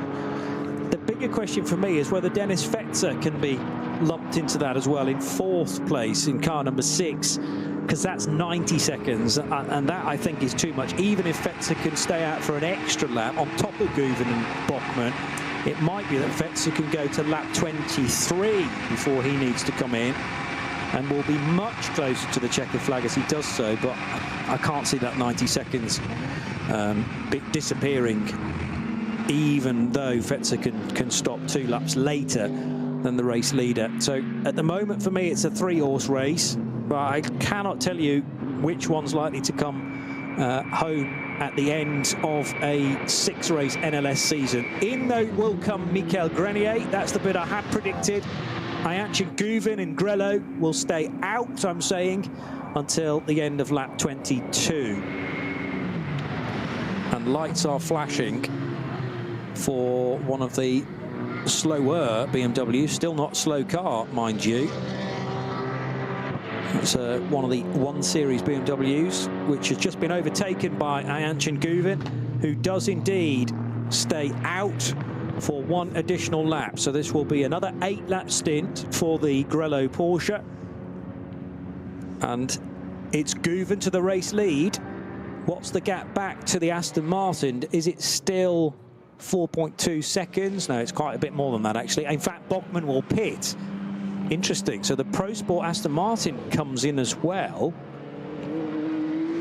And again, I'm not entirely sure why that is the case, because I thought Bogman could do at least another lap on that tank of fuel. But nevertheless, the Pro Sport Aston Martin comes in. Because remember that the Nico Bastian-driven Aston Martin at the time did a 6-lap stint to start. They then did 8 laps with Christodoulou at the wheel. And then another 8 laps I was expecting from Bogman. Anyway, the Aston is in. They think this is the best way of cutting the cake, to use that euphemism again. And Guven stays out, which means he pits much closer to the checkered flag than the 2 either side on the timing screen. And by the way, a 40-odd seconds, 45 seconds it stood at, didn't it? Then it came down to 38, 37. It's now 24 seconds at the line. Grenier was slowing, though, remember, for his pit stop, so that's not truly representative. The final sector time for Michael Grenier will have been automatically longer because he comes down pit road at the speed limit before then triggering the start and finish line timing loop. But 24 seconds, we probably should call that 30 seconds gap between the Mercedes and the Manthey Porsche. And that will come down even more once Guven has made his pit stop, handed the car back to Maurice Schuring, and Schuring returns to the race. So this is very, very important now. Now that the Mercedes is no longer in front of Guven, how good can his in-lap be? Because this is where so much time is won and lost. When you're on your own, there's clear air in front and behind, and Guven can fully focus on ticking off these sector times as quickly as possible. It's been a good race to this point, though, Snowy, for Ayhancan Guven. It certainly has, and so I've been focusing on looking at points and how it all works is getting into that final bit, so we're just into the last hour of it. It has, you're absolutely right about Guven. It's a cracking race for them. Points-wise, Lucas Daugaard is the winner of that. The 962 Avia Motorsport Cup 3 entry. Joshua Bednarski, Lucas Daugaard, Maritz all behind, all on 90 points, yeah? And that's not going to change because they're out of the race. Now, Tobias Muller, we've got on 80 or 86 points. And I've asked the question somewhere else and we can't decide whether it's 80 or 86. Got it in brackets. It says 80 and it says 86 in brackets. Well, that's because of drop scores. Yeah. So they'll drop their 4th place. Well, Tobias Muller will drop his 4th place finish, which was at the start of the season. Round 1. So he loses 6 points because of that, I reckon. Whereas, I mean, the Bednarski, Daugaard and Oberheim car. So effectively 10 points behind. Because, as you said, that car's not going to change. That's got its. But 90. Crucially, it withdrew. Yeah. Now, was that a non-finish in NLS 5? I don't know, but it was a withdrawal anyway. So that's their drop score. Yes. And then otherwise they're counting a 2nd place at the start of the season, and then since then they've won absolutely everything on offer. Yeah. So they've got 90 points. As you say, that's not going to change. Tobias Muller's on 80 points. So he needs to win, ideally. His class, not just a championship.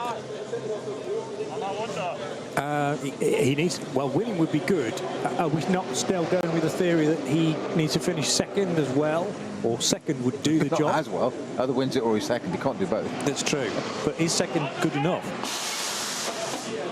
Because you suggested second was all right, but I mean, he's in fourth at the moment, so he's nowhere near second. And if he needs to win, that's... Second would give him 11 points. So that will take him 1 over. He wins by a point, yeah? First would give him 15 points because it's 7 or plus starters in class for a 4-hour race. And he's currently fourth. It's academic at the moment because he's currently lying fourth, isn't he, in class? Yes. So, and that gives him 6 points. If he gets to third, that's 8 points. So he's still going to miss it by 3. And he can't then drop third position because he had a 4th place earlier on in the year, so he still drops the 4th. Now, in any other kind of 9-race season, there used to be 2 drop scores, but let's assume it's only the 1 drop score this time around, because we've had slightly fewer races. We've certainly had fewer NLS races, with this only the 6th and final race of the year. Yeah, but don't forget the 2 qualifying races counted as well. I hadn't forgotten that. Okay, sorry. I'll shut up. But 8 races rather than 9. We're going to get 9 next year. Yeah. So I just wonder whether there's normal rule that you get 2 drop scores. It's maybe only 1 drop score because we've only got 8 races this year rather than the standard 9. There's a bit of debris on the... Or is that just a speck? No, that's a speck on my screen.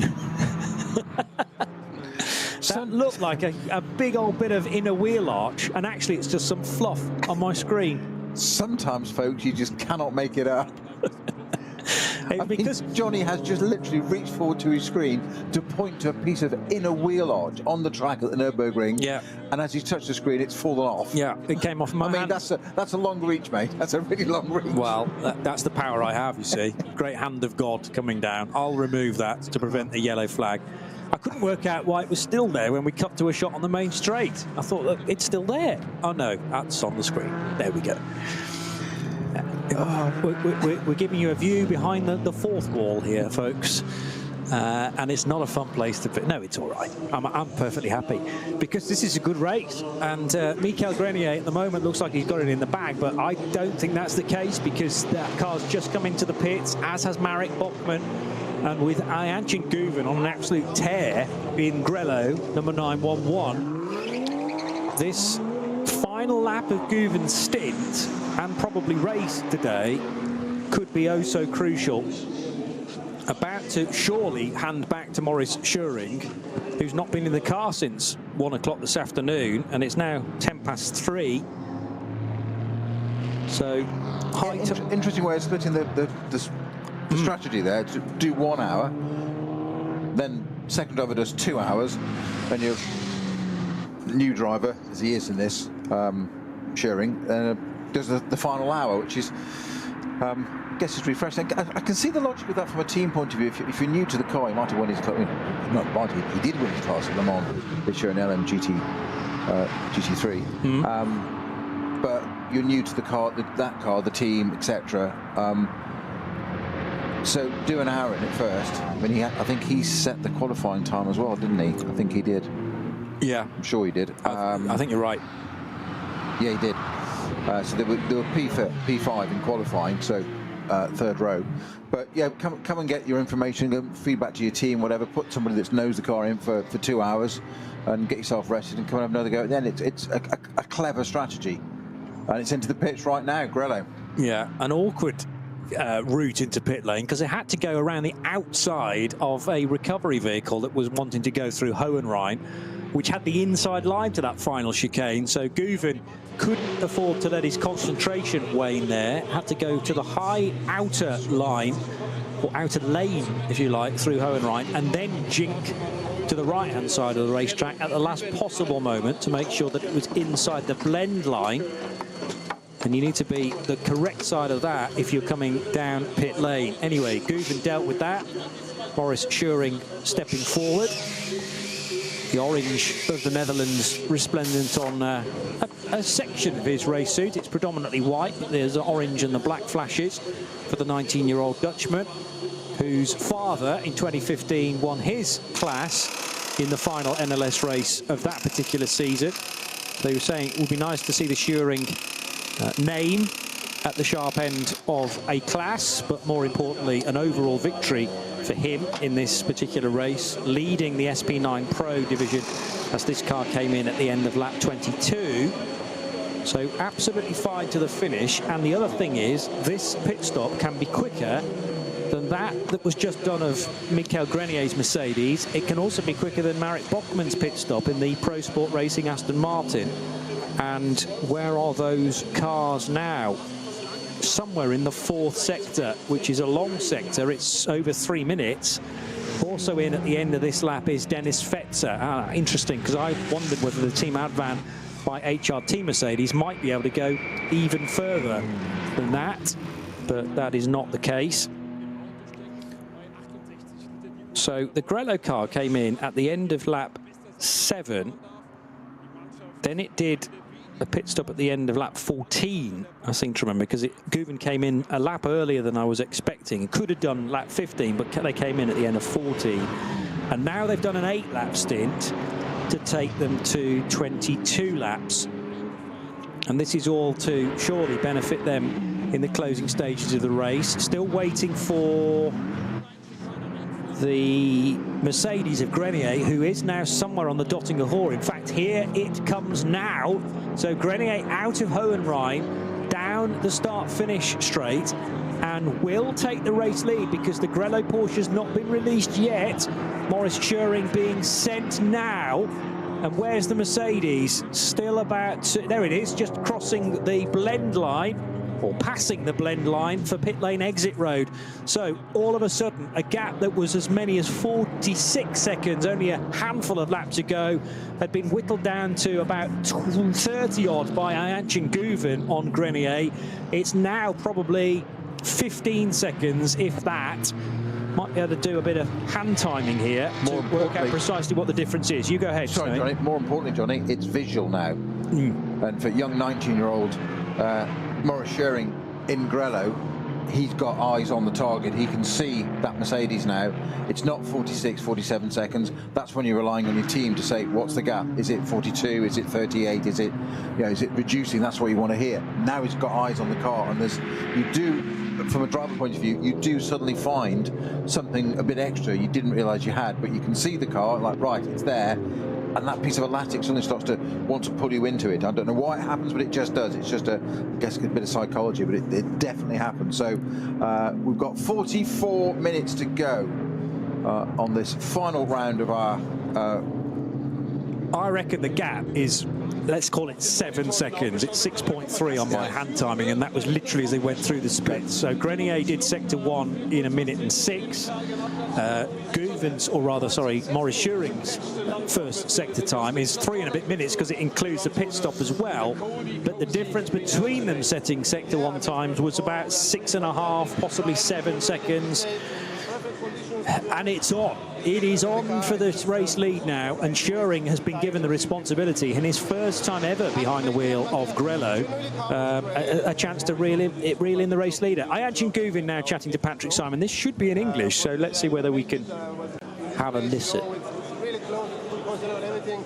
Now when I see the gap, there is a lot of moments where I stand behind slow kart in the full conceal. So, but it's part of the Nürburgring. This is why it's so excited, and we never know what's going to happen. But yeah, Maurice for sure was really quick in the first stint, and he will adapt. So this stint I expect him to be quicker. So fingers crossed. But was there no discussion to keep you in the car with a bit more Grello, with a bit more Nordschleife experience on kind of this cars to maybe catch the win in the final race of the year? Yeah, I mean, for sure the winning is good, but it's also important to give Maurice some laps. So I don't know how long, like 6 laps to go. So I think it's okay to have him to give more laps, to give laps. So if I drive, it's not so smart, I think.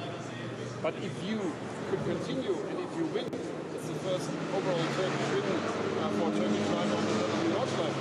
Yes, but maybe we make it without any NLS victories in it. Thank you very much for the moment. See you maybe later on the podium. Zurück zu euch, Ayanchin Guven.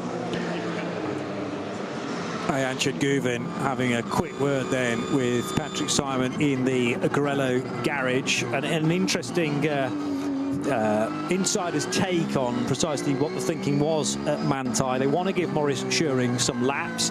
It's less than an hour, of course, to go now till the checkered flag. So this, yes, a stint of high responsibility, but it's not like doing the full hour as Morris needed to do at the start of the race. So a bit more experience for Guven around this place and in amongst traffic as well. And he's given Maurice Schuring the car in a very strong position indeed. No longer the race lead, trying to chase down Michael Grenier. And also, by the way, there was a driver change in the number 6 Team Advan by HRT Mercedes. That was brought in by Dennis Fetzer and handed back to Salman Ovega, who did the opening stint in car number 6.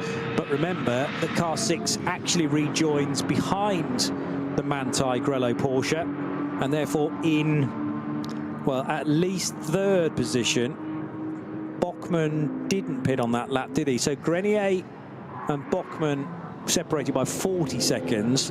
So certainly the Schuring Porsche sits between Grenier and Bachmann currently. I'm just unsure about where Ovega rejoins. Well, actually, he was 90 seconds adrift of the pit stopping Grello car. So Ovega, I'm still expecting to be in 4th place, particularly because Ben Dorr has just pitted now in the McLaren. So he is still being serviced currently in number 69 McLaren, and will not rejoin yet until, well, outside the top 5 for sure. The other thing that's potentially going to change now is the order of Cup 2, because I'm still thinking that the 122 Cup 2 Porsche, being driven by Alex Brundle, earlier driven by Ben Boonagel, but I'd expect that 122 car to need to come in before the Chris Brook K. Kramer Racing car and David Yarn and Tobias Muller, and that will bring the 2nd, the 3rd and the 4th place cars closer to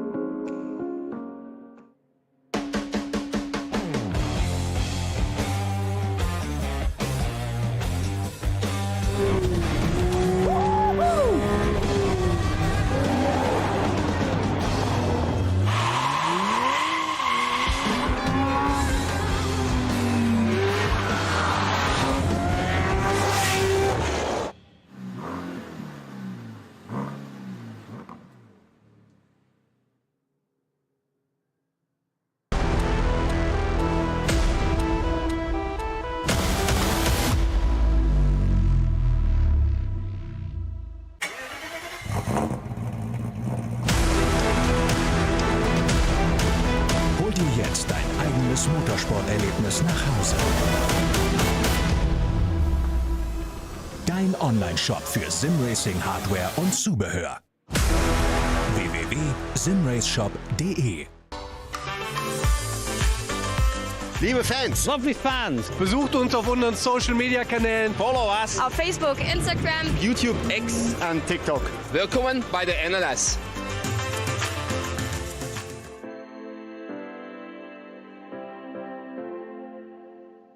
Was ist ein X?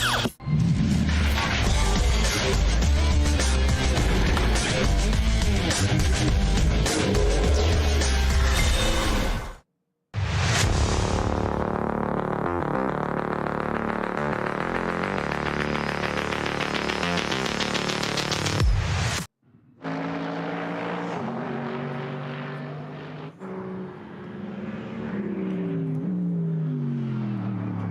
48 Mercedes thundering its way out of, suitably, the Mercedes arena and now through the cut-through section of the racetrack on the Grand Prix circuit. Michael Grenier at the wheel of car 48, being scored as the race leader at the end of lap 23, 7.5 seconds ahead of a chasing Maurice Schuring. And also completing 23 laps is the Marek Bachmann-driven Pro Sport Racing Aston Martin. So those three cars are now the top three into the final sequence, the final chunk of the race. We won't quite get a full stint out of these cars. Maurice Schuring has just done the absolute best first sector of this race, though. So 105.2 represents the best lap, anything that Ayanchin Guvin offered on the Grand Prix part of the racetrack. So Schuring, no question about his talent at this stage. A Le Mans winner in class earlier on in the year, relatively inexperienced around the Nürburgring Nordschleife, and quite a big job on his hands, which he took no time at all to say yes to, by the way, but a big responsibility to drive the Grello car in this final race of the season.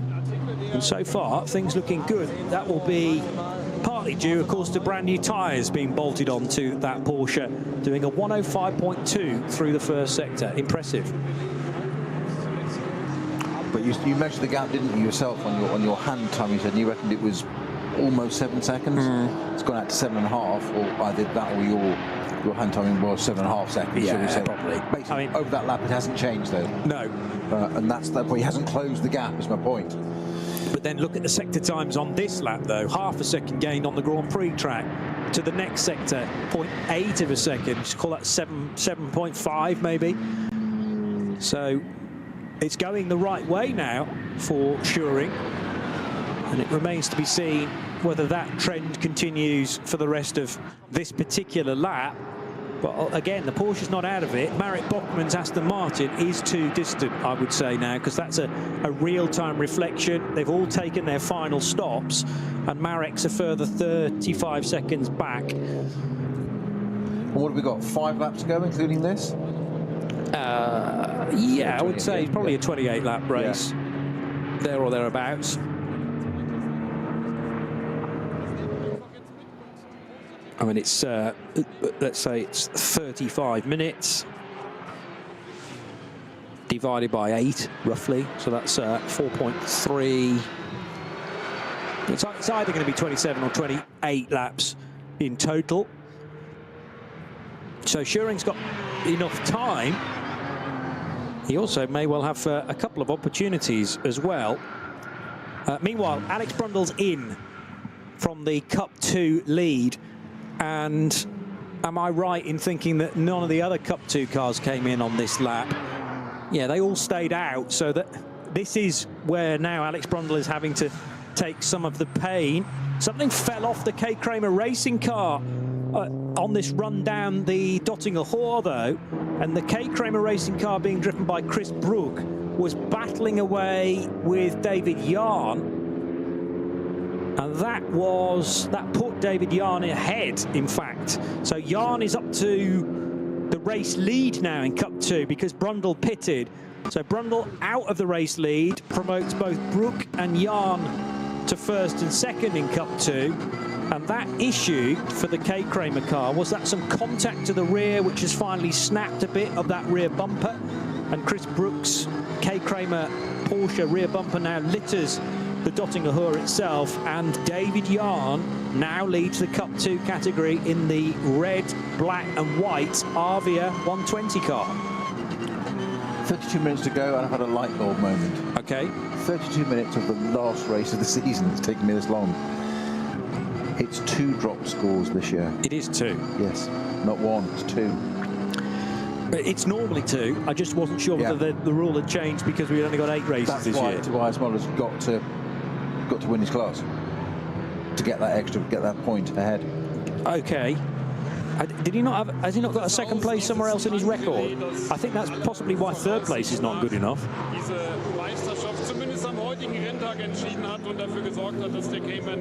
We're looking.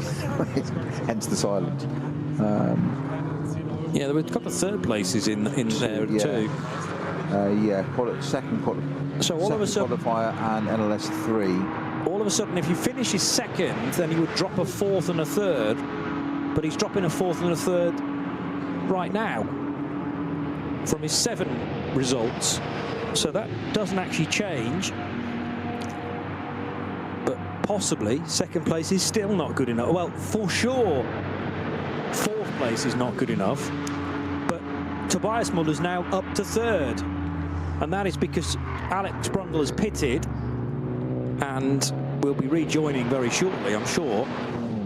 And then it remains to be seen how far Brundle slips back. Have they done the driver change, by the way, in that Cup 2 car? Brundle is still being shown as the driver, yes, and that is after he's gone through the split at the end of Sector 1. So no driver change in car 122. Clearly they are very happy with Alex's pace. But he has at least dropped down to 4th position now in the category. And remember that when David Yarn, the new class leader, and when Chris Brook and when Tobias Muller all come in for their pit stops, probably on the same lap, they can spend less time in the pits because we're now governed by the time that remains in the race between now and the checkered flag. And that's what decides how long you need to spend in pit lane as the minimum pit stop times represent. 30 minutes to go. Tobias Muller, certainly a win will do it in the 103 car. Possibly 2nd place is good enough. 3rd place, we're pretty confident that that's not going to glean enough points for Tobias Muller. And what's the gap to David Yarn currently? Well, it's 12.8 seconds. And Muller, I'm expecting to need to pit at the end of lap 23, which is the one we are on right now. Sorry, correction, lap 24. 24, yeah. Yeah, it doesn't help that one of my screens is about a lap behind, and I keep forgetting that and keep looking at the wrong one. Maybe if I just stand inches away from the correct one with my nose to that screen, then I'll stop forgetting it. Michael Grenier can't be too far away from completing this, the 24th lap. There he goes across the line now. And Grello is 8.8 seconds back. So there was time bought by Maurice Schuring in the early part of the lap, but he clearly hasn't got through the traffic as efficiently as the Mercedes. And Grenier ekes out a further second. Goes from 7.5 to just a bit more than 8.5 seconds now, as yellow flags appear at Wipperman. Also, Hoa Act was briefly affected by an incident, but that's clear again. And there was a segment for about 11 seconds where the whole track was clear and green flag. And in fact, we're back to that status now because the Wipperman problem has been solved very quickly. Inside the final 30 minutes we go, and the Grello car turning left at Ravenel. A section of the track that was earlier affected by a spinning SP10 car. SP10 is now, by the way, being led, I should say, by Dua Motorsports and the Wustenhagen-driven Aston Martin, number 169. Toyo tyres with Ring Racing Toyota Supra has Japanese driver Kinoshita driving the 171 car, but that's a big margin now to be leading in SP10.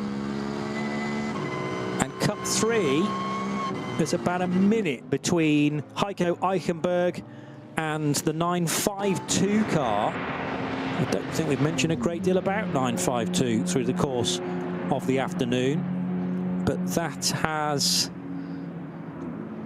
Chris Rink and Philipp Stahlschmidt at the, well, designated to that. However, one of the hills is also down for 952, which is an addition to my entry list. Now, Janine Hill has driven Mercedes, certainly in the past, in NLS races. So is it Janine? Is it there's a husband and wife duo, aren't there? The Hills? I think so, yes. I'm sure you're right. But I can't see a hill next to the 952, so I am completely guessing there. Probably should stop that. That's the Smurlis racing car, yeah, for Chris Rink and Philip Stahlschmidt, but there may well have been a late addition to that driving duo to make it a three-pronged attack for 952. What are the sector times like again? Once more, the Porsche of Maurice Schuring is a bit quicker through the early part of the Nordschleife lap. So it's just not carrying it through the rest, though, is it? Well, I think where it's becoming damaging is maybe in the long 3-minute sector. Of course, the sector times of the previous lap have now disappeared, so we can't necessarily compare and contrast. But let's focus for a moment on the number 1 BMW, the Manhattan Wheels car, which will not be a champion at the end of this season. So after a long, long time where this car has had the number 1 on the side. 4 consecutive years, I think they've run it. Wow. I'm sure it is. And that's some effort. Now, part of that is down to, you know, the class that you decide to enter and the fact that it's got good numbers month in and month out. But Daniel Zills and Philip Lyson have been regular partners across a number of years with success. And Morin Gott is the third driver who we think was part of the lineup last year as well. My memory's not quite good enough to recall, but Morin Gott signed up as well as a rapid driver, and they are all entered into the VT2 part of the field for the rear and four-wheel drive cars. And we've got 10 on the entry list for this final NLS race of the year, so easily within the 7 that you need for maximum points to be awarded.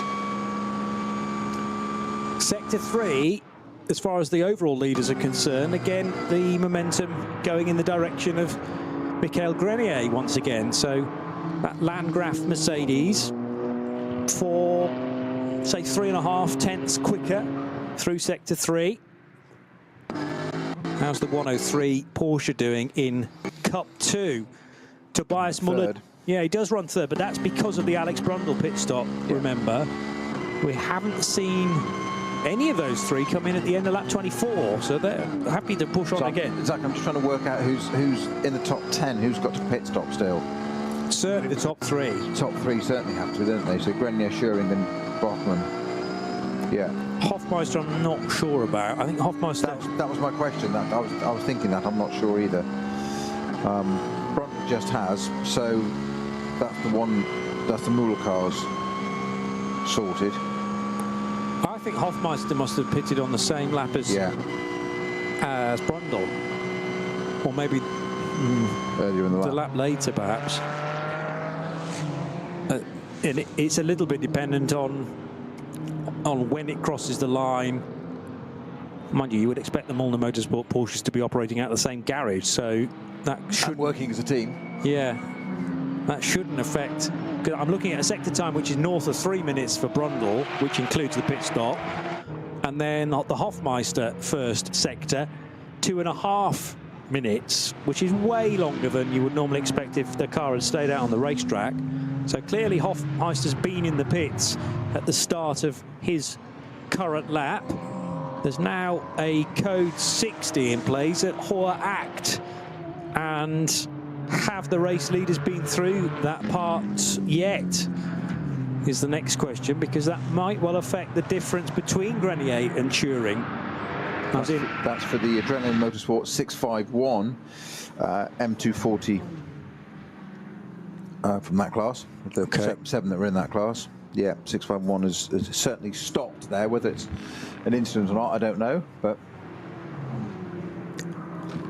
Sector 4, where Grenier's Mercedes and Schuring's Porsche are at the moment, is where the incident has happened. So there could be a scenario here where Grenier got through without the code 60 in place, and Maurice Schuring has had little choice but to slow to that speed. So this could be very damaging and effective to those top two positions. Still waiting.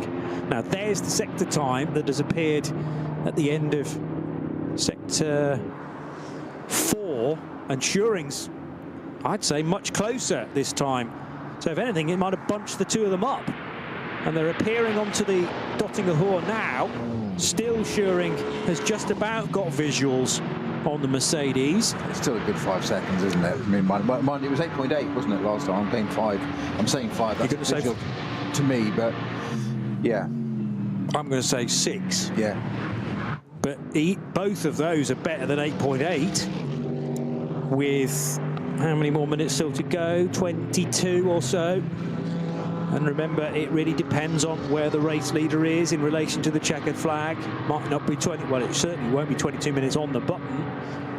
It'll be a little bit more than that, but how much more? It's not 5 or 6, it's 7.5. So yes, it's come down, but not to quite the extent that Maurice Schuring would like. So yeah, 1.3 was the advantage. 1.3 per lap is not enough. No, it's just I was working out. It's not, is it? 1.3, 2.6, 3.9. If we get 3 more laps. And,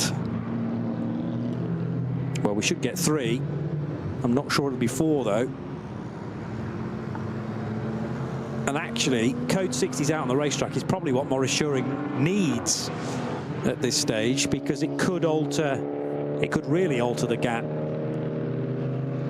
Mercedes may need to slow because it hits a yellow flag zone before the Porsche does, and if it's trapped behind a whole gaggle of slower cars, then Michael Grenier has been going to give little choice but to slow down and see that Grello Porsche, bright yellow and green car in the door mirrors, get larger and larger as they all slow for the affected area.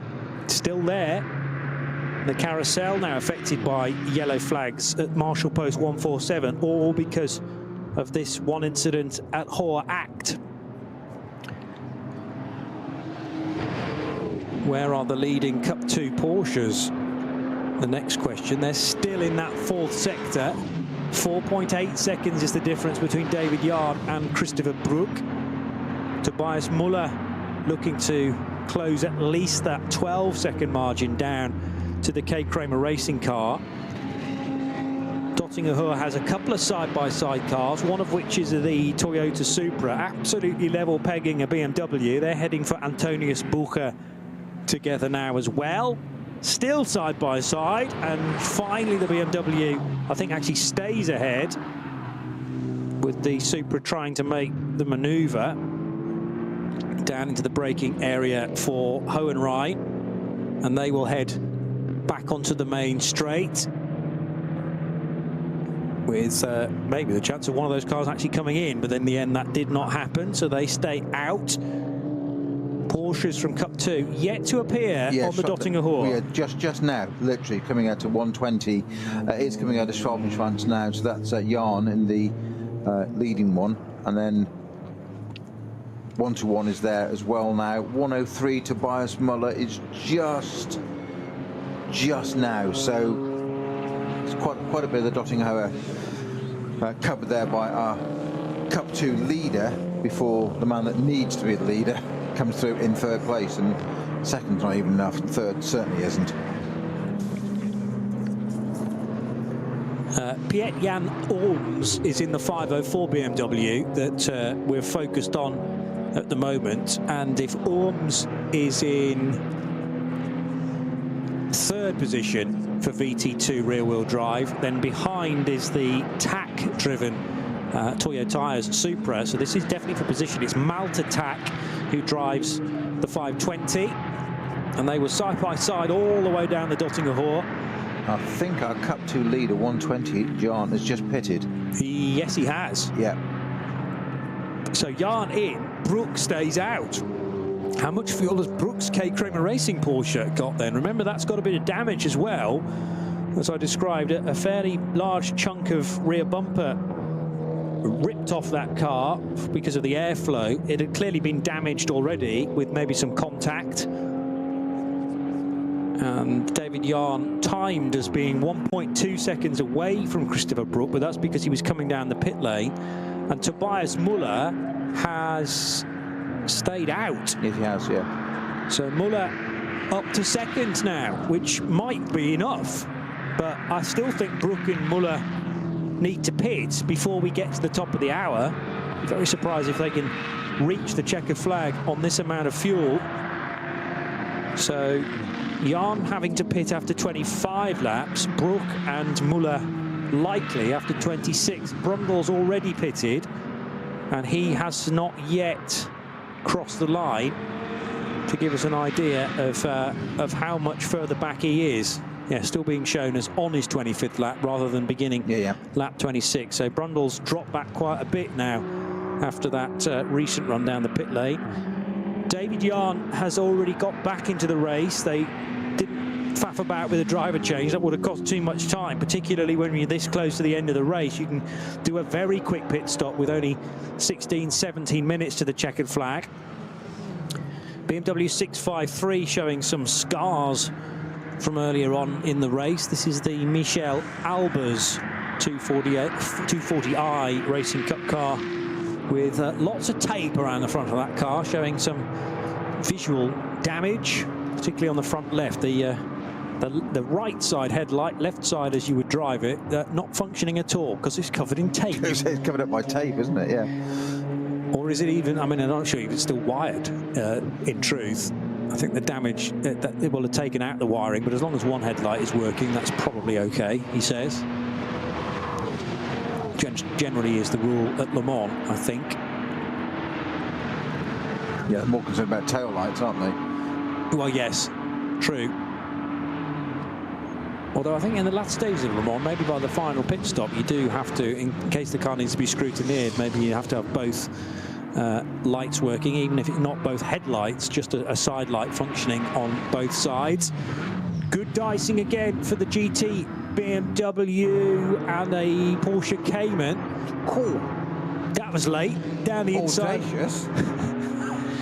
So that was at Hohenrhein, and really rather caught the GT tyres BMW, which is no match at all for the Porsche. I mean, it absolutely just whizzed by that car down the main straight. So this is why the BMW is able to stay ahead of the Porsche, but then seemingly is not as good on the brakes as the purple with the yellow rear wing Porsche. 949. There we go.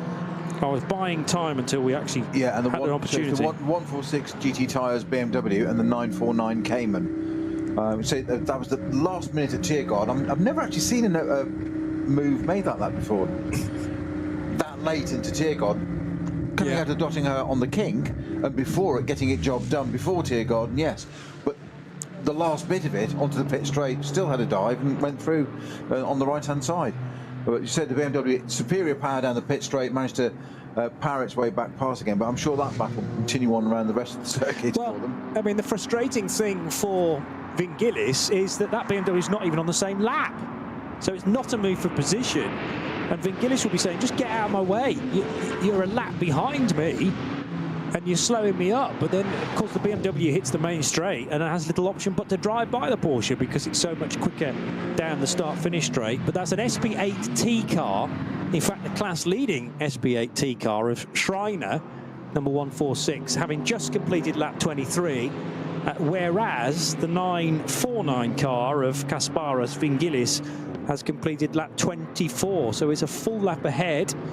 Yeah, and I think also our dual motorsport McLaren number 69, I think that's got an issue. It's in the pit and stayed in there. I think looks like it's out of the race, actually. It's just dropping right down the order. It's had a very long pit stop. The other confusing thing is that purple Porsche that was doing battle with the BMW has just made a pit stop. I thought that's not even possible, but of course it is if you do a lap of the Grand Prix track and then don't go onto the Hatzenbach. So for whatever reason, Lithuanian driver Vingilis is now in the pits. That car seemed, I mean, that seemed to be going really very well indeed. although being hampered a little bit by the GT tyre BMW. Michael Grenier's completed another lap, 13 minutes left on the clock till the checkered flag, and he's extended the gap even more. So it's gone from 7.5 seconds to 12.5 seconds now over Maurice Schuring. And again, is this a case of Maurice Schuring getting on the wrong side of a few of the affected areas by yellows and by code 60s? Is it just a little bit of nous that, with the greatest respect, the 19-year-old doesn't quite have around this place just yet? Whereas Michael Grenier, he's been driving on the Nordschleife for a couple of seasons now with Mercedes. So there are some little secrets about this place that you can only learn after a season or two.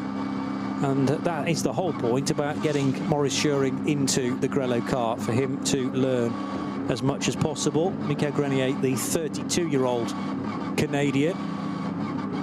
Now, an incident area which is just Flugplatz. No, we're further on than that for the 103 car of Tobias Müller. Much further on than that. In fact, this is, so that was going through Hoher Act. I've realised where we are now in the 103. And now dropping down the hill, down the inside of one of the slower BMWs, but going into a code 60, coming out of the code 60, that is where an awful lot of time can be won and lost. And Tobias Müller at the start of this lap was 7.8 seconds away from David Jahn, but Jahn pitted, didn't he? Yes, so he came into pit road. So now Tobias Müller, up to second, is trying to hunt down Christopher Brook. And if and when Christopher Brook pits, probably at the end of this lap, Tobias Müller will need to do the same. I can't imagine that they can both make the finish from here.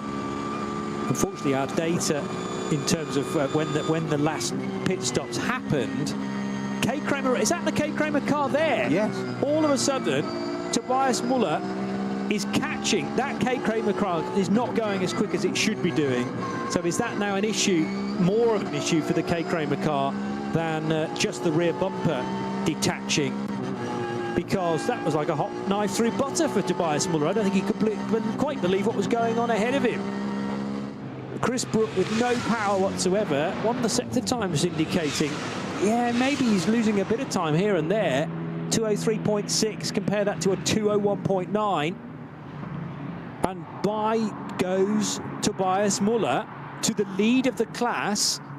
And at the moment, I'm not sure anyone's going to stop him. So is this to the title as well? Well, if it's the lead of the class, but is it the lead of the class? Well, that was a K. Kramer car that he overtook. Maybe it wasn't the K. Kramer car that he overtook. I'm just trying to work that out now. The lights are flashing from Tobias Müller's car. There's still a K. Kramer car ahead, so he's overtaken one of them. And that, I don't think, was Christopher Brook, therefore. Apologies for the confusion. They've turned both cars out in very similar livery.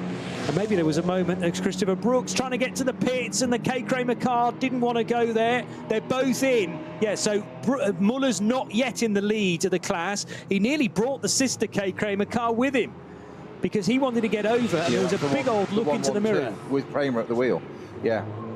So the 112 is not the car he needed to catch and overtake. He had overtaken the 112, but they were not on the same lap. And the K. Kramer car stays out. But as suspected, both of these cars, Christopher Brook in 121, Tobias Müller in 103, these pit stops can be, I think, as quick as it takes for the fuel to go in. They won't be even thinking about a driver change. 8 minutes left on the clock. We're very, very close to the checkered flag. This is going to be a splash and dash, and out goes Christopher Brook already. So on the move, but with Müller pitting technically even closer to the checkered flag. Here's Brook back down towards the first corner. But remember that because Müller was a bit further back, it's done on minutes, isn't it? So maybe they were both in at the same minute, and therefore the pit stop's got to be at the same time. 6.3 it's timed that, but that was as they came in rather than when they returned to the racetrack. And here's Tobias Müller now heading down into the first sequence of corners, the Mercedes arena. But the bad news for him is that getting between the two of them is David Yarn. So that's taken second place away from him again. Yes. That was my concern that you were saying when you were saying is it the class league. So we haven't got the right K Kramer car. There's a 1-1-2 and a 1-2-1. And that's the one he needs to get to, the 1-2-1. But not only has he lost the lead, well, he never had the lead, but he's now lost second place.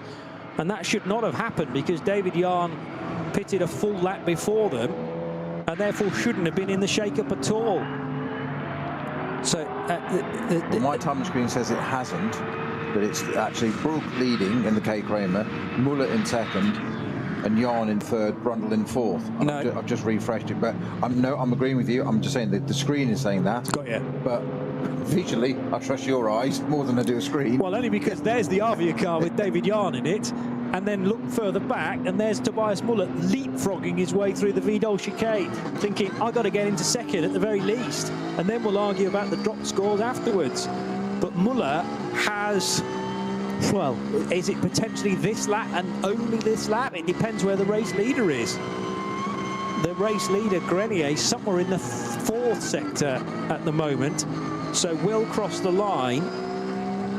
I would think we'll cross the line still without the checkered flag being shown. Tobias Muller has now this visual reference of David Yarn's Avia car, trying to hunt that down. He's got to go around the outside of a BMW now at Hoogeiken as the race leader Michael Grenier appears at the start of the Dottinger Hoor long straight. Also in at the end of this lap is the Cup 3 battle.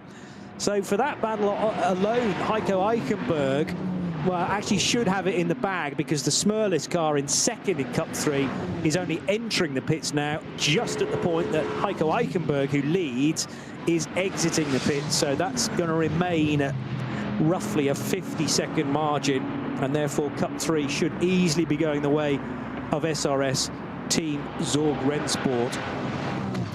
Has Maurice Schuring made any more ground on Michael Grenier?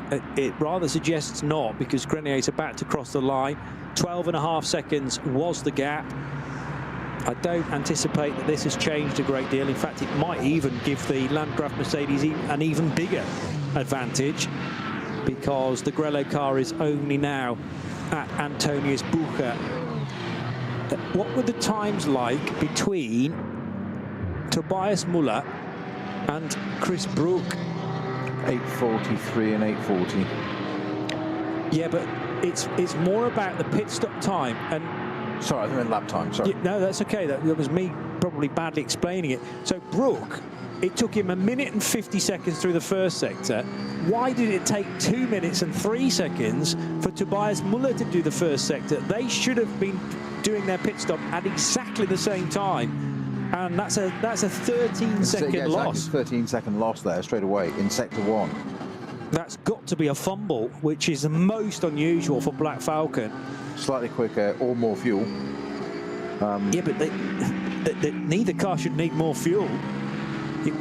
It's literally, you know, an 8-minute run. In fact, they came in with 8 minutes on the clock. There was 7 minutes still to go, unless, of course, Kate Kramer are gambling on one more lap, whereas the Black Falcon crew think it's going to be 2 more, but it shouldn't still be 13-second difference. So have Black Falcon dropped the ball to an extent there when Brook and Muller entered pit road with 6.3 seconds between them? That could easily now be more like 19 seconds. That's a huge margin. And the bigger problem for Tobias Muller is this Avia car that is right in front of him now, being driven by David Yarn and potentially taking a championship away from him. Muller heading up the hill, Klostertal and Kesselchen. He's got a very good run on the Avia car, but is there an opportunity to get alongside it through the more meaningful left-hander at Kesselchen?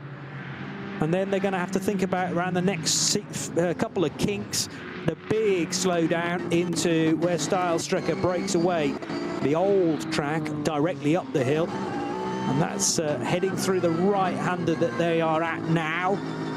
Toyota Supra to deal with as well, and yellow flags, of course, so that will deny Tobias Muller any opportunity of making an overtake at the top of the hill at Hoher Acht.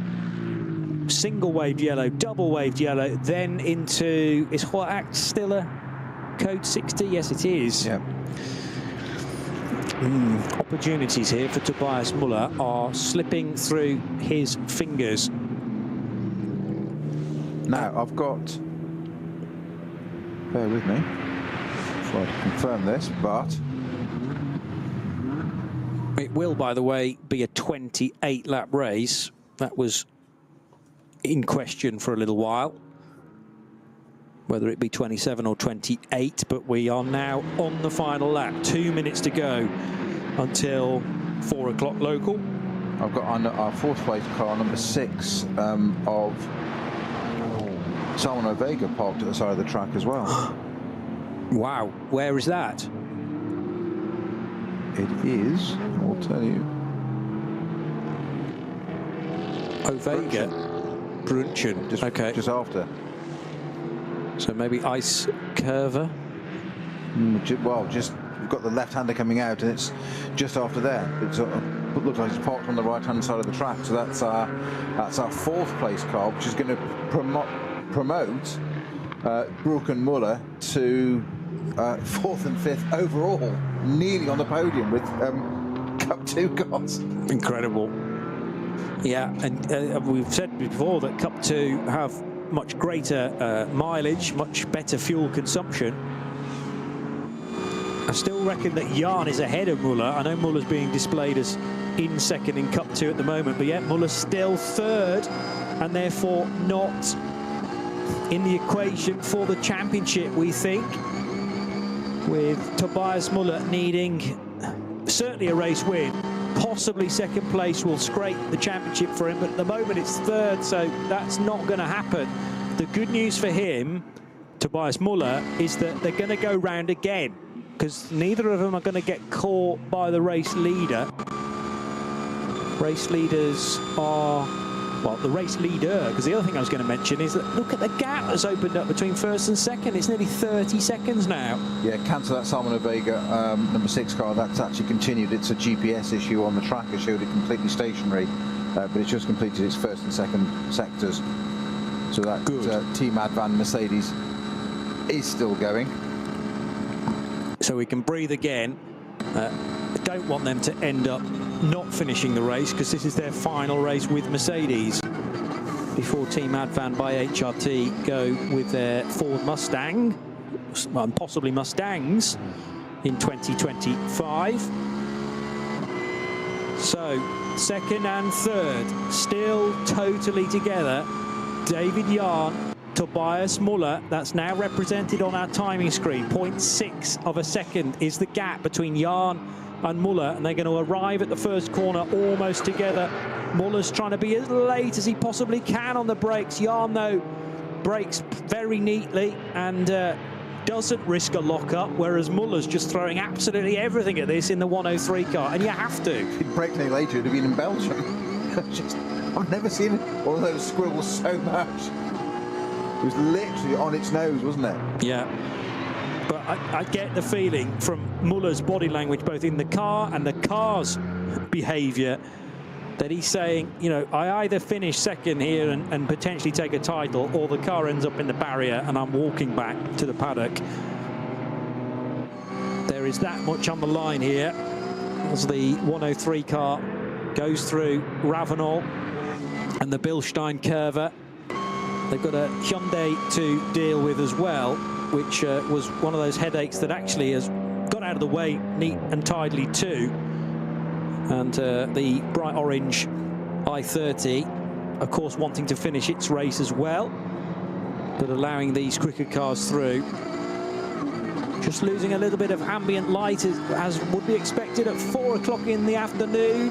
Muller, I don't think, had the ideal line coming off the curb there at Sabine Schmitz, and now heading down the Hatzenbach. He maybe lost a little bit of time having to get off the throttle. Big catch that, wasn't it, from the onboard? Yeah, because the wall was approaching at very high speed, and had he not done that, It's a good time, prudent time to lift, that, isn't it? I would say so. I would say so. There's really nothing between David Jahn and Tobias Müller. They've been hammer and tongs for much of this season, and you can understand why these two drivers were held back for the final stints, because this is world-class driving in Porsche Cup cars, Snowy. It is, means our race leader is on the dotting her for the final time, back to take the flag, Michel Grenier in the what a way to sign off for Mercedes Team Advan run by HRT with that Mercedes final run with this car till they switch to GT3 Mustangs next year. Yeah, that's the car in fourth, though, isn't it? This is Landgraf, who I think are going to stick with Mercedes for 2025. And yes, my apologies, sorry. It's wrong Mercedes. I've got Mercedes, right brand, wrong team. Yeah. Apologies. But my concern was that the HRT weren't even going to get to the finish with their final run in Mercedes. But Landgraf and the 48 crew went off-piste and off-schedule fairly early on with their pit stop for Lucas Auer after only 5 laps. Lukey did the first 2. Michael Grenier, the Canadian, did stints 3 and 4. And it is success in the final race of the year, NLS6, the 56th edition of the Barbarossa-Preis, going to Team Landgraf with their Mercedes AMG GT3. And congratulations to their 2 drivers, Lucas Auer and Michael Grenier. A terrific effort, and done a lot actually from the pit wall in terms of decisions made, and at which point they chose to do their driver change as well. In fact, there was only 1 driver change between stints 2 and 3, and maybe that was crucial as well, not to break up the rhythm too much. 32 seconds back, it's Grello, the Manthey EMA Porsche of Maurice Schuring and Hyanchan Guvin. They did their driver changes slightly differently, as in it was bookended by Maurice Schuring, and Hyanchan Guvin did stints 2 and 3. And Marek Bachmann, we're still waiting for his Aston Martin to appear at the end of lap 28 to seal our podium positions. But that will see, all being well, the Nico Bastian, Adam Christodoulou and Marek Bachmann Aston Martin onto the 3rd step of the podium. That will be somewhere on the Dottinger Hohe right now. But the big question is, can Tobias Müller get ahead of David Jahn? Again, time being found here and there by the Tobias Müller chasing car. The order that they just flashed through the 3rd sector still indicates to me that it's the Avia car just ahead of the Black Falcon example, but that's gone from being 0.6 of a second to probably half that now. A tenth or so gained in sector 2. About that, now more like a couple of tenths gained in sector 3. So Müller is going to be right with David Jahn as they head onto the Dottinger Hohe for the final time, and that's the best place to overtake. So Tobias Müller has not given things up here in the closing stages of the 6th race of the season for the Nürburgring Langstrecken Series. Yeah, I thought as much. Nose to tail between David Jahn and Tobias Müller. They're heading now for the carousel. Are there still yellow flags here? I think there is still a code 60 in place. There were the yellows on the right-hand side. Single waved yellows initially, so obviously no overtaking, but he can get as close as he possibly can. Now they're both on the brakes together, and Müller down through the gears. He had to be so careful not to overtake the Avia car.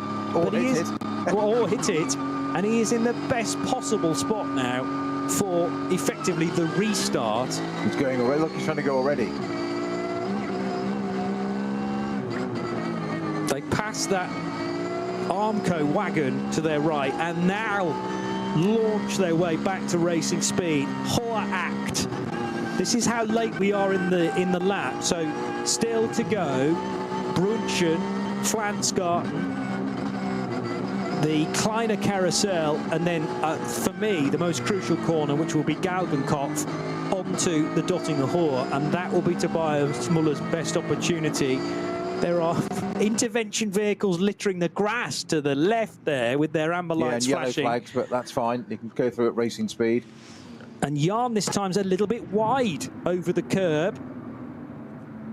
Now heading through Brunchen, waiting for these cars in a moment's time to appear onto the long straight. By the way, I don't think I mentioned that Marit Bachmann got to the end of the race, but he did indeed finish in third as our final podium finisher. He was driving, let me just check the entry list. He was driving a Pro Sport Racing Aston Martin Vantage. So there was an Aston Martin on the podium, Snowy. Not was, there is. There is, and was. There will be, moving forward in the annals of time. Samuel Vega's Mercedes, fourth, and still running. Car number 6 is still going, despite Snowy's best efforts to retire that car. You just thought there was a bit too much threat to Bachmann's Aston Martin, It probably. was absolutely stationary on the track, completely. And that had been right all meeting, all raced it. Now, is Christopher Brook going to win Cup 2? He was a long, long way ahead. The 650 BMW crew, by the way, getting absolutely covered in confetti from the pit wall. And that is after success for the blue and black Sven Merkart and Ranko Mijatovic and Toby Goodman. So they think they've done enough for the championship. Tobias Muller might be thinking otherwise, but he can get a little closer to David Yarn's Avia Porsche in second position.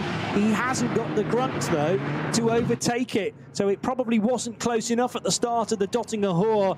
The final opportunity is into Tiergarten. There's going to be no scope to get ahead of the white, black and red car there. And now it's the run to the line, and Tobias Muller is giving it absolutely everything, trying to stay in the wheel tracks, but he cannot overtake car 120. 120 wins the class, though. So what happened to Brook on that final lap? We still haven't seen Christopher Brook across the line. Tobias Muller has finished second, 0.2 of a second behind David Yarn. Christopher Brook's not completed the 28th lap. Now, what happens with the championship now? 650 think they've won it. They were chucking confetti to the Adrenaline Motorsport Meinhack Wheels car.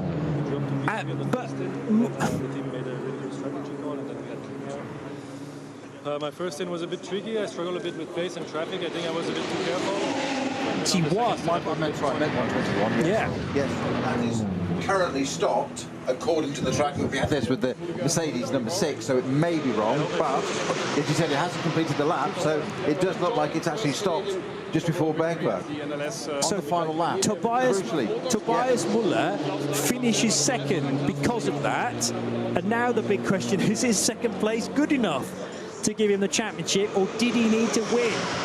And, well, the fact that the 650 crew were chucking congratulatory confetti towards Sven Markart and Ranko Mijatovic and Toby Goodman's BMW, they think they've sealed it, but obviously they hadn't seen the result in the Cup 2 Porsches.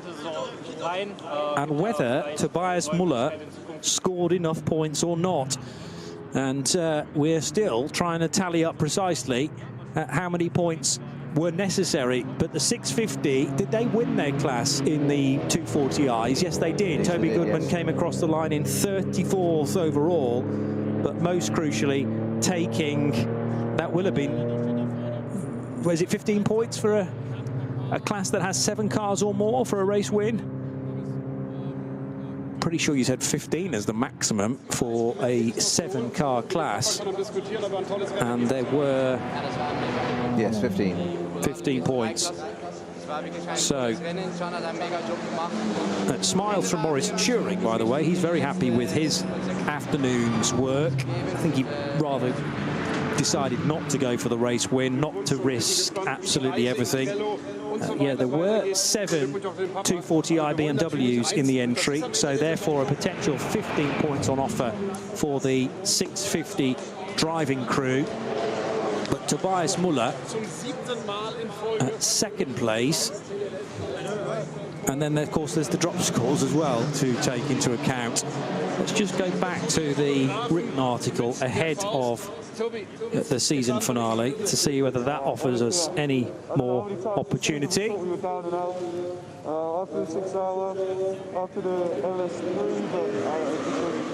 Let's just hear from Toby Goodman.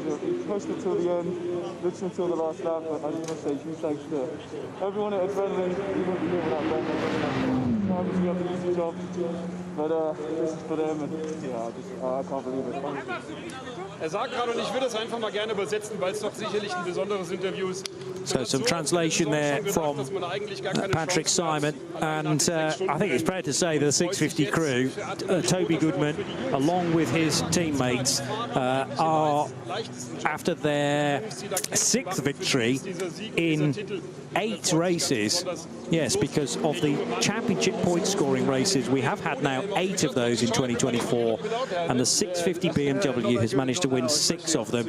Let's get another word from Toby Goodman. He's managed to take his helmet off now. I mean, you have that special magic in your eyes after winning the NLS championship. Congratulations to that. Thank you very much. Yeah, I feel good. I might not look good, but I certainly feel good, and we'll celebrate tonight, that's for sure. And that's most important, to feel good. Nobody cares how you look like if you're a champion. Da kommen die anderen beiden. Meister.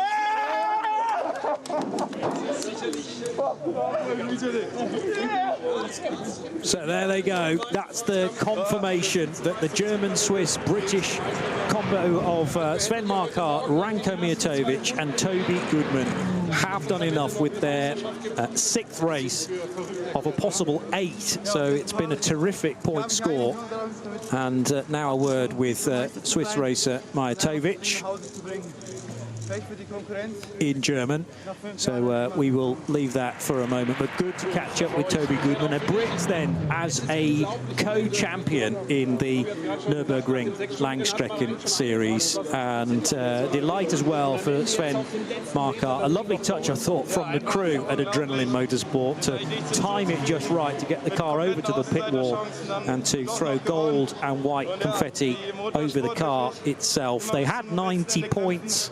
Sorry, Arvia's crew had 90 points ahead of it, and then it was all down to whether Adrenaline could make up the required 15 points. But of course, a non-point score for the Daugard car, 962 at the time. That was the combination of Bednarski, Daugard and Oberheim, results in the 650 car making the necessary 15 points. And then it was all down to countback. So quite possibly they both finished on 90 points here. And because the Bednarski, Daugard and Oberheim car retired and therefore didn't get another win to its name, Adrenaline did, and they have sealed it. The Tobias Muller victory was possibly to seal Cup 2, was it, rather than the overall? Yeah. And he, well, it remains to be seen whether second place is good enough or not, because I don't think it is. You don't think it is? Alex Brundle gets the podium, by the way, with Ben Boonagel because of the difficulties for Christopher Brooks' car, which is still shown as not finishing the race. So stranded on that final lap.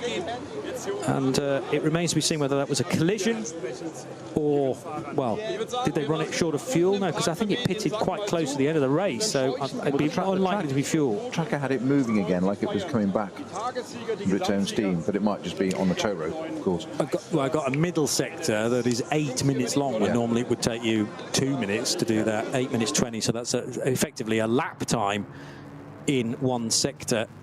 So disaster for K. Kramer Racing. They were already carrying a bit of damage after the rear bumper started to disassemble itself after some contact as well. What a season in the NLS, and we are looking forward to 9 races next year as well. Back to the usual quota after a rather unusual season for the Nürburgring Langstrecken series. My thanks to Peter Snowden and also to Tim Gray, who has been looking after us from a technical point of view, and we've only a few months to go until the start of next season. So join us for that here on the Radio Show Limited network of channels. From Johnny Palmer and from Peter Snowden, it's bye-bye for now.